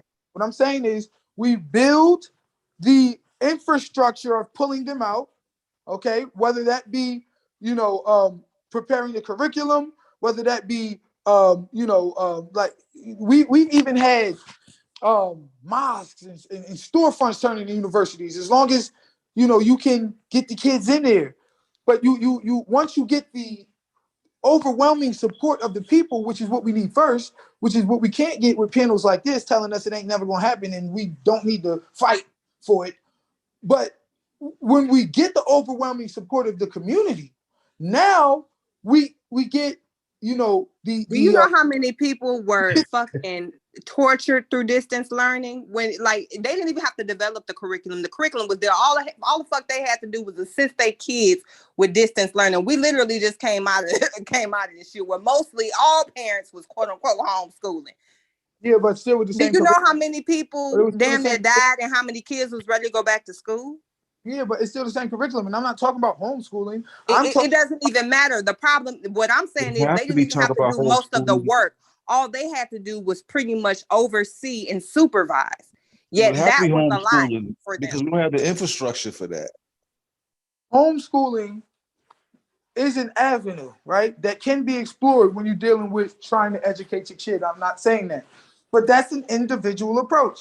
I'm talking about the societal approach. I'm talking about what we need, the fight we need to take on as a people, because as a people, we taking on the wrong fights. We say black people. But listen, so I just want to get you, because I'm trying to follow your logic. So we pulled them out, right? And then we set up a curriculum, right? But within that curriculum, you're not going, evolution is out the window because you don't agree with evolution. So in your curriculum, you're not going to have evolution as a means of natural selection taught in your schools. No, I will teach it with a grain of salt, and I teach it as a theory, not as fact. I will teach it with a grain of salt. Hold on, I will teach it so that the children know it and understand it, and then I will also teach the holes that can be poked in it, and I will also teach what will you teach them? But forget about the holes. What will you teach them about the origins? So that the children make an informed decision of knowing all facts, not being bundled into only. No, I'm saying, but what would you teach them about the origins of life then? Like you're gonna teach them that with a grain of salt, poke holes in that, and then what are you gonna give them as an understanding of the origin of life and the origin of these different races of people? I'm told you, I'm going to give them all the theories that exist. The religious theories I'm going to religious theories that exist. I'm going to give them the proponents of divine design, as well as I'm going to give them the Darwinism and the widely acceptable theory of it. Okay, and then we can go from there. But I will teach it with a grain of salt, and as I did with y'all just now, I will poke the necessary holes in it. In all of them, What are you talking about? All of them, religious, all of them, Islam, all of them. That it came from racism. But saying you're gonna poke holes in all of them, right? Galton was a damn eugenicist. You're gonna poke holes in all of them, right? Even Islam, even Yaqub.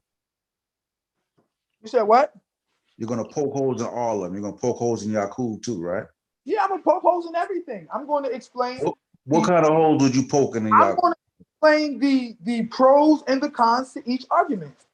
That's what I'm. Kind of holes would you poke in Yakub's though? Well, there's things that I have a quote unquote have a problem with, and there's things Like that what? Like one what? thing.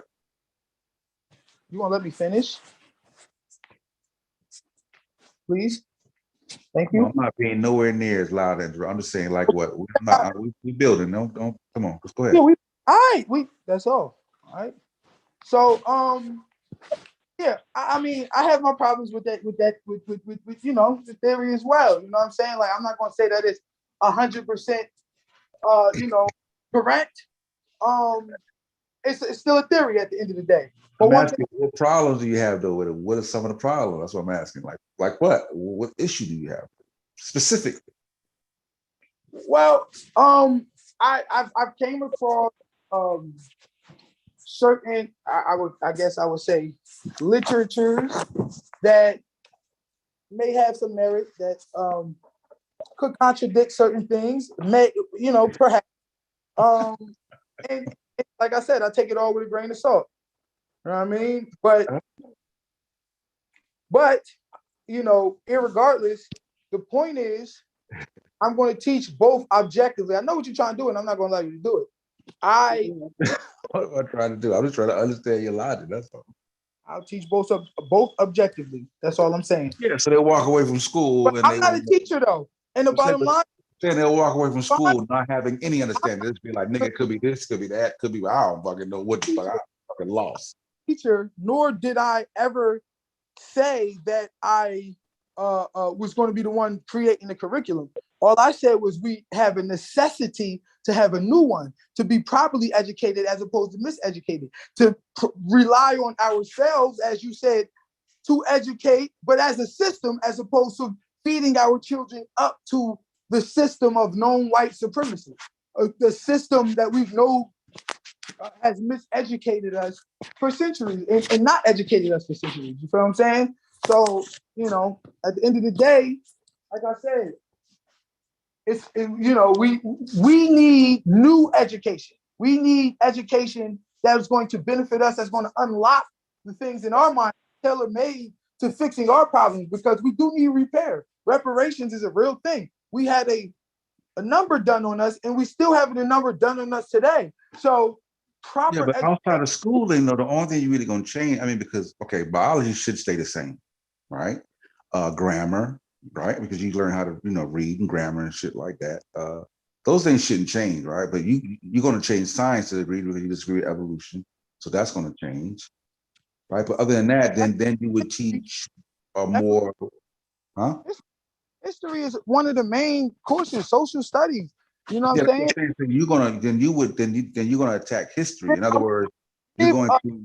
I would give us proper to educate. We need. I was trying to get an understanding of when you said proper, like in terms of history, you mean like you were more. Science. We need to learn is,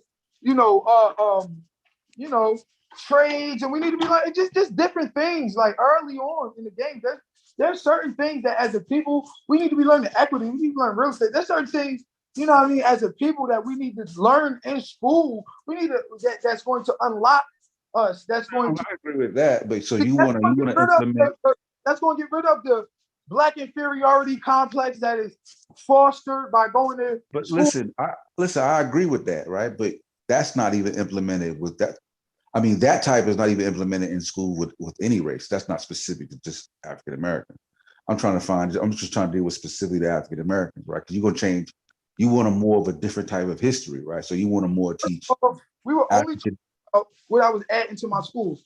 Don't sit there and say, but you're switching the argument. You said what needs to be taught in Black schools, and what needs to be taught for us is something that can. I'm not switching. I'm just saying, like, that's why I'm just trying to.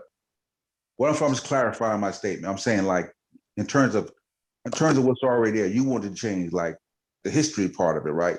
And just more teach. You're saying more teach a more of a African where we were in Africa up until the time we got into America, that type of history more. No, it's that. No, I'm trying to figure out. I'm just trying to get an understanding. Like, I You don't, got black people what the enemy is doing against them. How it's been plotting against us. You got to see, we can't raise a bunch of people that's gonna be running around like y'all, acting like white folks can do no wrong. See, that's a product of this. While we talking, you always take shots. I Now, don't care. You always take So shots. we also have to properly educate people to our plight. Don't need her. Don't You he always always take say shots. And then be like, y'all just be condescending to me and call people names that he just take shots. I'm not trying to be funny, but We need- like unless you got a whole society for these children to assimilate into, like just teaching them this African-centered education where we gonna pretend like no other race or culture exists, like that's unrealistic. making Know stuff the up. enemy. Know the enemy. One-on-one is gonna be the. You know what I'm Nobody saying? never said that. You making stuff up. But black people do need to understand. Look, when we go to school, we learn about, the Holocaust, the Jewish Holocaust, what we went through. We don't properly learn about the Black Holocaust. There's a national amnesia with regards to what black people went through, and as a result, it's a national amnesia to where black people at. And as a result, there's no clear path to where black people are going. All these things need to be taught and need to be a part of regular black education, as well as the real estate, as well as the military components, as well as the moral and spiritual refinement and reform that this system is working against us. Everything is straight derogatory. The music is 100% weaponized. Everything is just at the lowest form right now. So You definitely put religion back in. You definitely put religion back in. I said spirituality, but I mean, all of spiritual reform, because at the end of the day, having explain that. Explain spiritual reform if I can get it. There's spiritual reform. We're not in the proper spirit as a people. We Like, don't have the proper spirit. So remember, explain it like you still just like you just saying spirit. Like what do you mean? Like what do you mean by spirit? Like And the proper, like what? you fucking me up. I was trying to follow. Like you're saying just spirit. Like what do you mean? The proper What spirit. there is a spiritual degradation that exists within black people to where we are not in tune with our inner selves. The spirit exists, not independent of the body, but it exists. And we are not in tune with our inner selves. We are not in tune with the nature in which we are created. We have been taken other than self. We have been purposely miseducated and turned into this person. So we need moral reform, and right along with that, we need spiritual reform, along with educational reform, along with economic reform. These things need to be core and taught to every young black child every single day.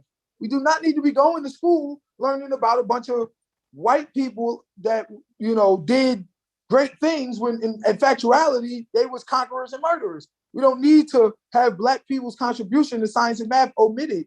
We don't need to not properly address black people and how we got in this condition, why we're here. We all of that needs to be properly addressed. Yeah, I think that's done though. But that's at a certain grade though. A young black man. But focus, you do realize that in order to teach those things effectively, you are going to have to go outside of, the African American experience, the African experience, the Black experience to teach these things effectively and efficiently. To teach economics effectively and efficiently, you have to go outside of the Black experience. To teach, you don't. But the misconception is that the Black experience is not integral to every experience. There is no experience that isn't the Black experience. The Black experience has affected every corner of the earth. That's that is true. When you went to New Zealand and New Guinea, you found Black people. When you went to Australia, you found Black people. Africa, Black people. Even parts of Asia, Black people. The Indians just as dark as us. You came over to North America, you found dark Black people. So the Black experience is a global experience that needs to be taught. We need to understand that Africa isn't just our home, it's the throne from which we ruled our home. Our home is the whole 196,940,000 square miles of the planet Earth. You found us everywhere you went. That's a fact. Everywhere they went, through every continent, you found us. That's a fact. So at the end of the day, that needs to be taught. This is that the black experience is integral to every experience. That's why I said it can't be omitted. And that is true. I don't believe in omitting it, but I'm just saying, like, in order to teach these things effectively and efficiently, you still have to go outside of that experience. So I thought you were just trying to center on, the Black experience and really trying to teach it from that perspective. And I was saying that you would put your students at a disadvantage if you don't go outside that and beyond that. But if the plan is to go beyond that, then I can go beyond it. Is to show that all of it's connected too. I just said there is no experience that is the Black experience. So we're going to start straight up from the beginning, and we're going to properly tell our contributions to society and tell the right story, because we know the story that has been told is not the correct one. And a lot of the various institutions have been affected by white supremacy. Even if you want to say it's just omitting our contributions to the sciences and maths and philosophy, all of those things need to be rectified. We need proper study and understanding on these. All right. And all of that needs to be taught. I take offense to this Blackology stuff y'all talk. Like, whiteology don't exist. Like, we don't have pure history of them whitewashing. It's some Blackology going on outside of my window right now. Yeah, I saying low-key that black guy. that y'all hear the foolishness. Yeah, but calling something Blackology is not saying that whiteology doesn't exist. That doesn't even say that. Just acknowledge the Blackology. You know what I'm saying? Infallible. And there's no way that it can be. Well, if it was in Wikipedia, then that's it. They must have said it. Like, that's the problem. Nobody says that. That miseducation is an integral part of this society on every facet. Even in the media, they purposely miseducate you. Just like they miseducate you in the schools, in the churches, and everywhere. Your school will be kind of hard, because you're gonna, like I said, your school is coming from a more like your. I taught school already. I was a teacher. Your school is coming from a bias from your biased position, though, because you're gonna be anti-vax. You're gonna be anti-vax, right? You're gonna be anti-Darwin. Like, there's a lot of things that's gonna that's gonna be. You're jumping around. What I'm going to be is pro-choice. I'm going to be do your due diligence and your research, but I will explain to you the system that we live in. I will explain to you that these same people who are trying to save these lives with vax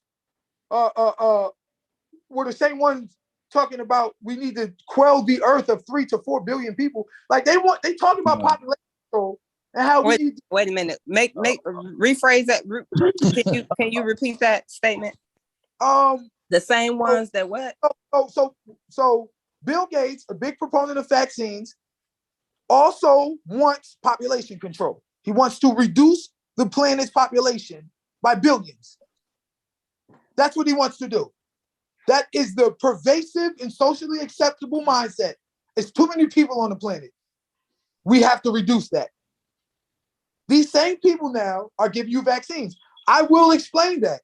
I will explain that they are giving you vaccines for this COVID after a year of trials, when most vaccines take 12 years of trials before they're approved.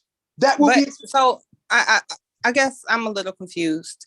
So you don't feel as though economics is, the study of, how to disperse resources, fix resources, right? Limited resources. Mm-hmm. So for a person like Bill Gates, or really any person in power, when the resources are limited,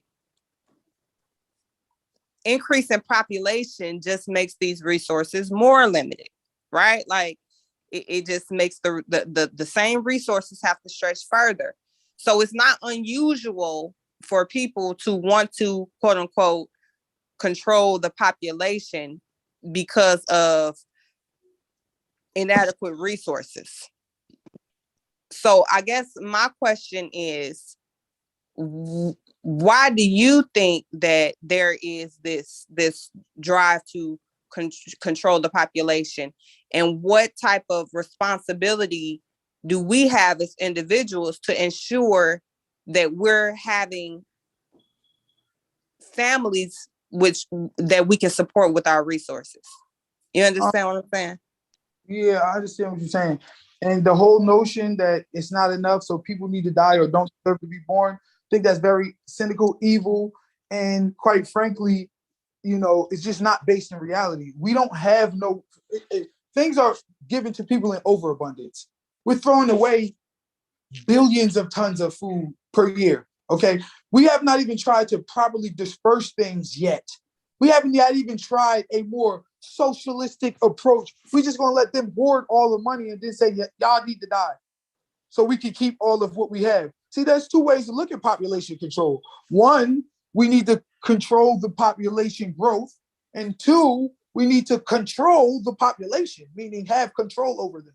It's easier to control 5 billion people than it is to control 10 billion people. Revolution is imminent. The power's in the people. You look around and it's too many people for them to keep their quote unquote 1% of resources, then we're going to have problems. But there are myriad other ways that we could try to find solutions towards the resource issues and all of that type of stuff. In fact about it, I really don't even believe I don't disagree with you. I don't disagree with you that there's not enough being done for resources to be dispersed equally, or there's a lot of waste, right? With the resources that we have, there's a lot of waste.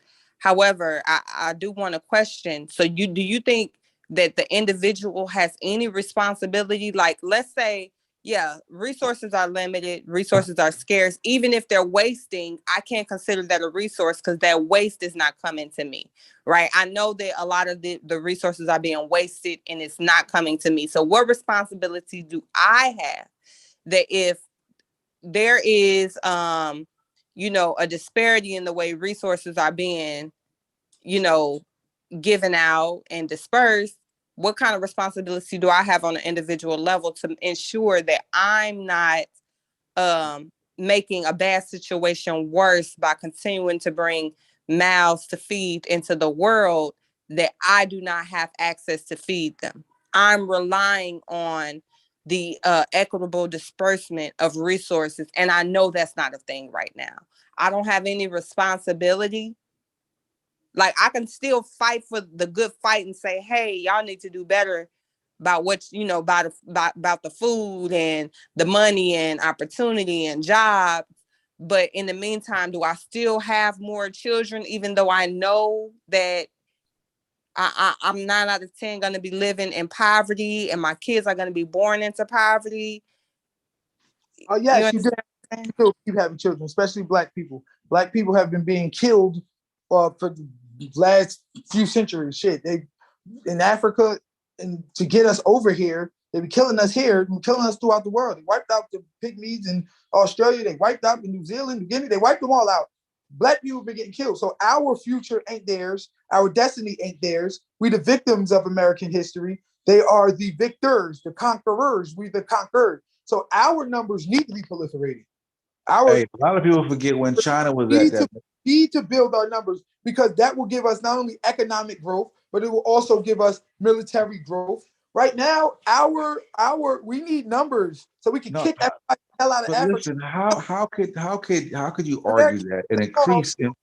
But listen, how can you dividing up the resources? But listen, how can you argue and increasing numbers, but a weaker people? Yeah, you are. If you arguing that we're disenfranchised, then how can you argue with the more of us would then make a stronger economy? Like us? Well, because it's simple. Do you understand how economics work? You can't teach economics if you don't understand how it works. You're talking about increase the numbers with the same amount of resources. You're just going to further compromise the pool. That's all you're going to do. You're just going to further compromise the population. you're going to have a larger population of weaker individuals That's because the bullshit. resources are spread so thin. Bro, it's BS. We're living in the most wasteful country on the planet. You're not going to tell me you don't need to have more kids. You're not going to tell me you're not going to be able to feed them. You will. Regardless as to whether we're living in the most wasteful country, regardless if we're living in the most wasteful country, the people that exist in poverty now have not found ways to get access to the waste. So it does not matter if they have more kids if they do not have access to the waste. Do you understand what I'm saying? Yeah, like you're arguing that more kids you give have them to more access find to a the way waste. to get access to the waste first before you can have more kids. Yeah, but no, I think he's arguing. I think he's arguing that the food is being wasted due to the fact that the population What the hell is do you big. look like waiting around to get access to waste before you build your nation back that they've destroyed through centuries, your continent back that they divided up?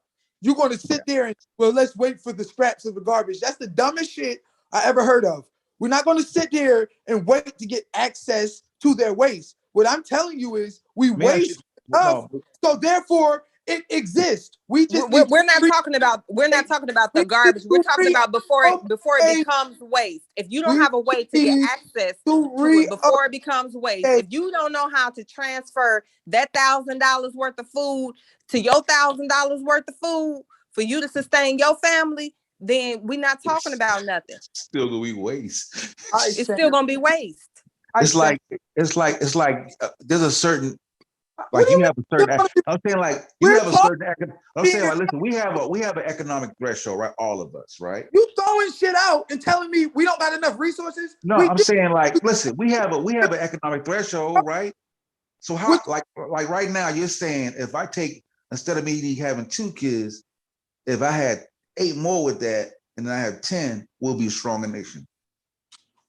Absolutely. My household would be stronger.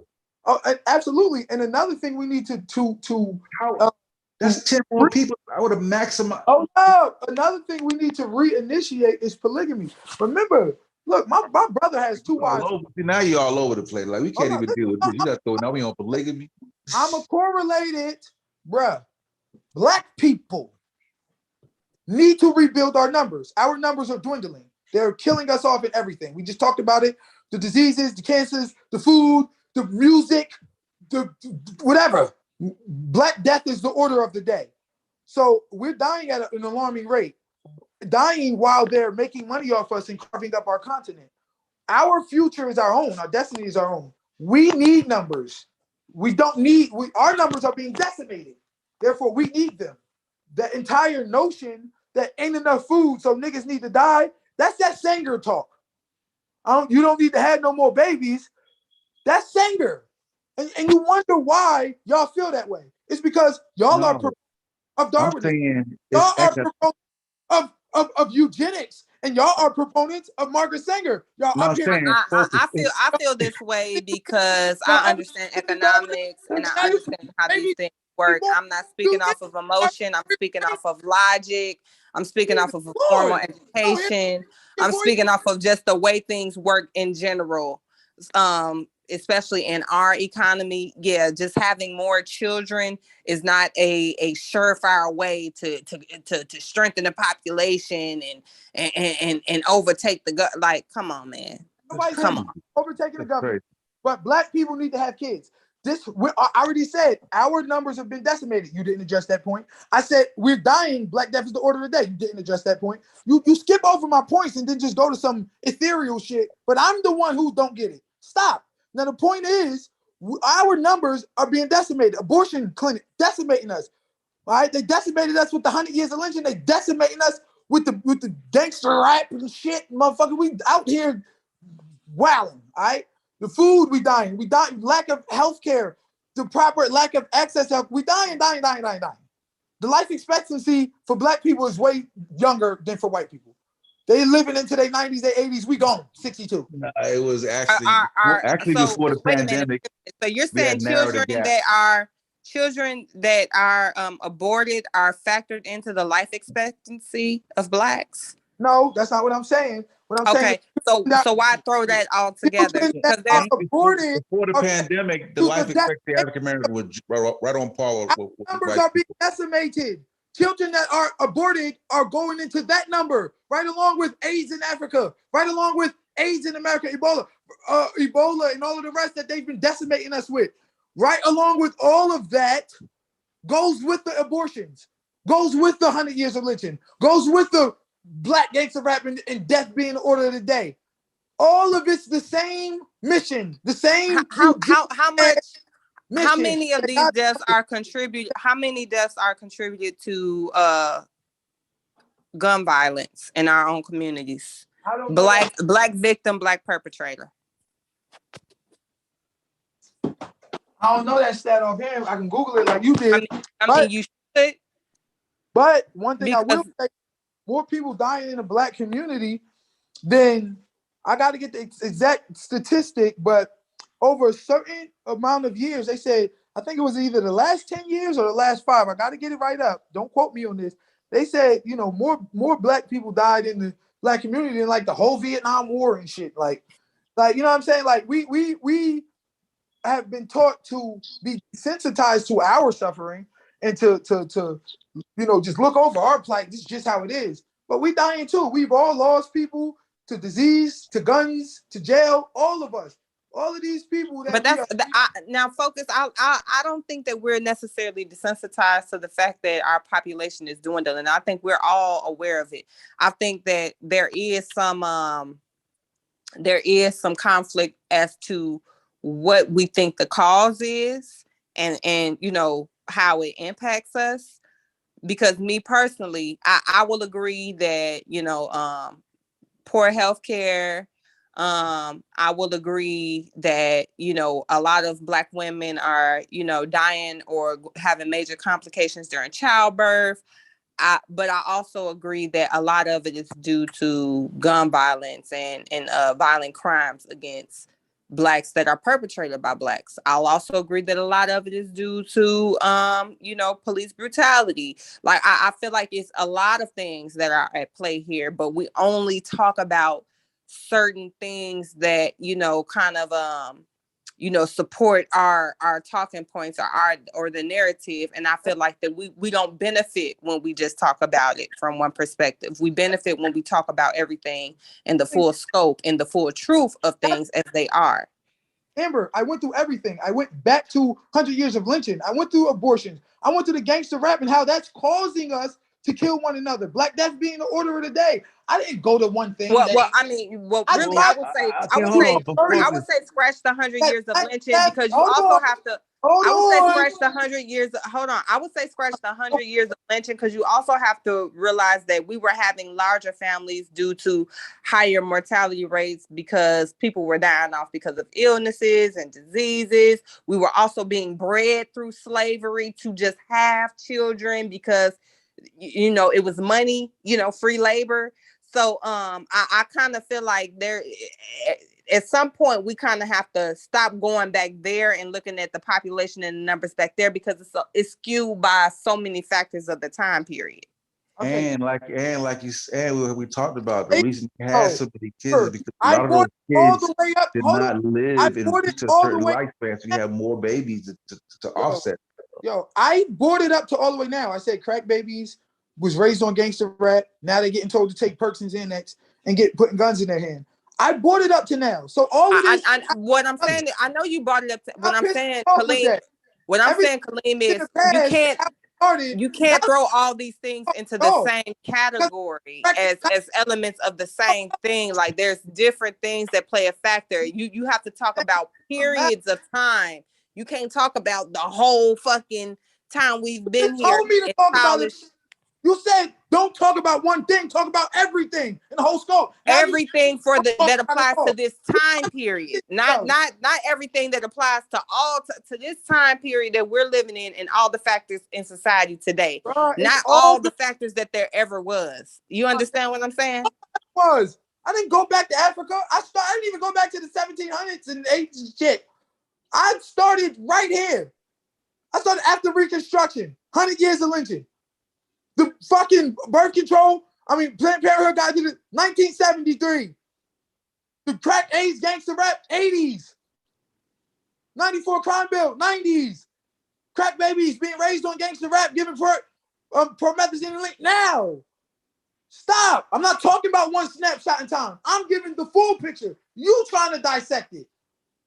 Well, you can't talk about back then. Well, the 94 crime bill really was, well, you dissecting. I'm giving you the whole picture. Nobody brought up the 94 And crime I'm letting bill. you know that Black Death is But the I'm order of finna hop off the panel too, cause I gotta go to sleep too. But we listening. We listening from the chat.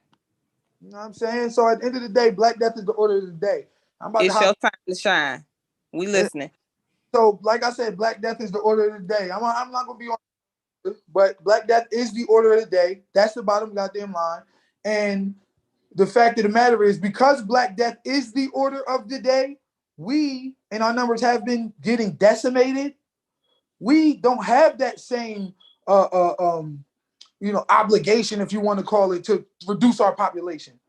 No, we actually have the opposite destiny. We need to proliferate our numbers. That's what we need. And because at the end of the day, quite frankly, what y'all don't understand, which y'all want to keep on, denying or not facing, is that we have to somehow face this insurmountable task. We can't just keep on trying to operate within the confines of the system. At a certain point, we're going to have to take on the system and either hold it to a higher standard or disconnect ourselves. We cannot continue to just fall victim to it by acting like it doesn't exist. Y'all talk about a victim mentality, but Black people truly are victims. Victim mentality is not a bad thing when you're talking about the society as a whole. Yeah, individually, you don't want to take that on and say, oh yeah, I'm a victim and I can't be better. Yes, you can be better. But when you're talking about the society as a whole, when you're talking about the people as a whole, yes, we are victims. We're victims of a whole lot. Not just American slavery, torture, suffering, death, but we've been getting plotted on against straight up to this day. Now, that's all I got to say. Good night.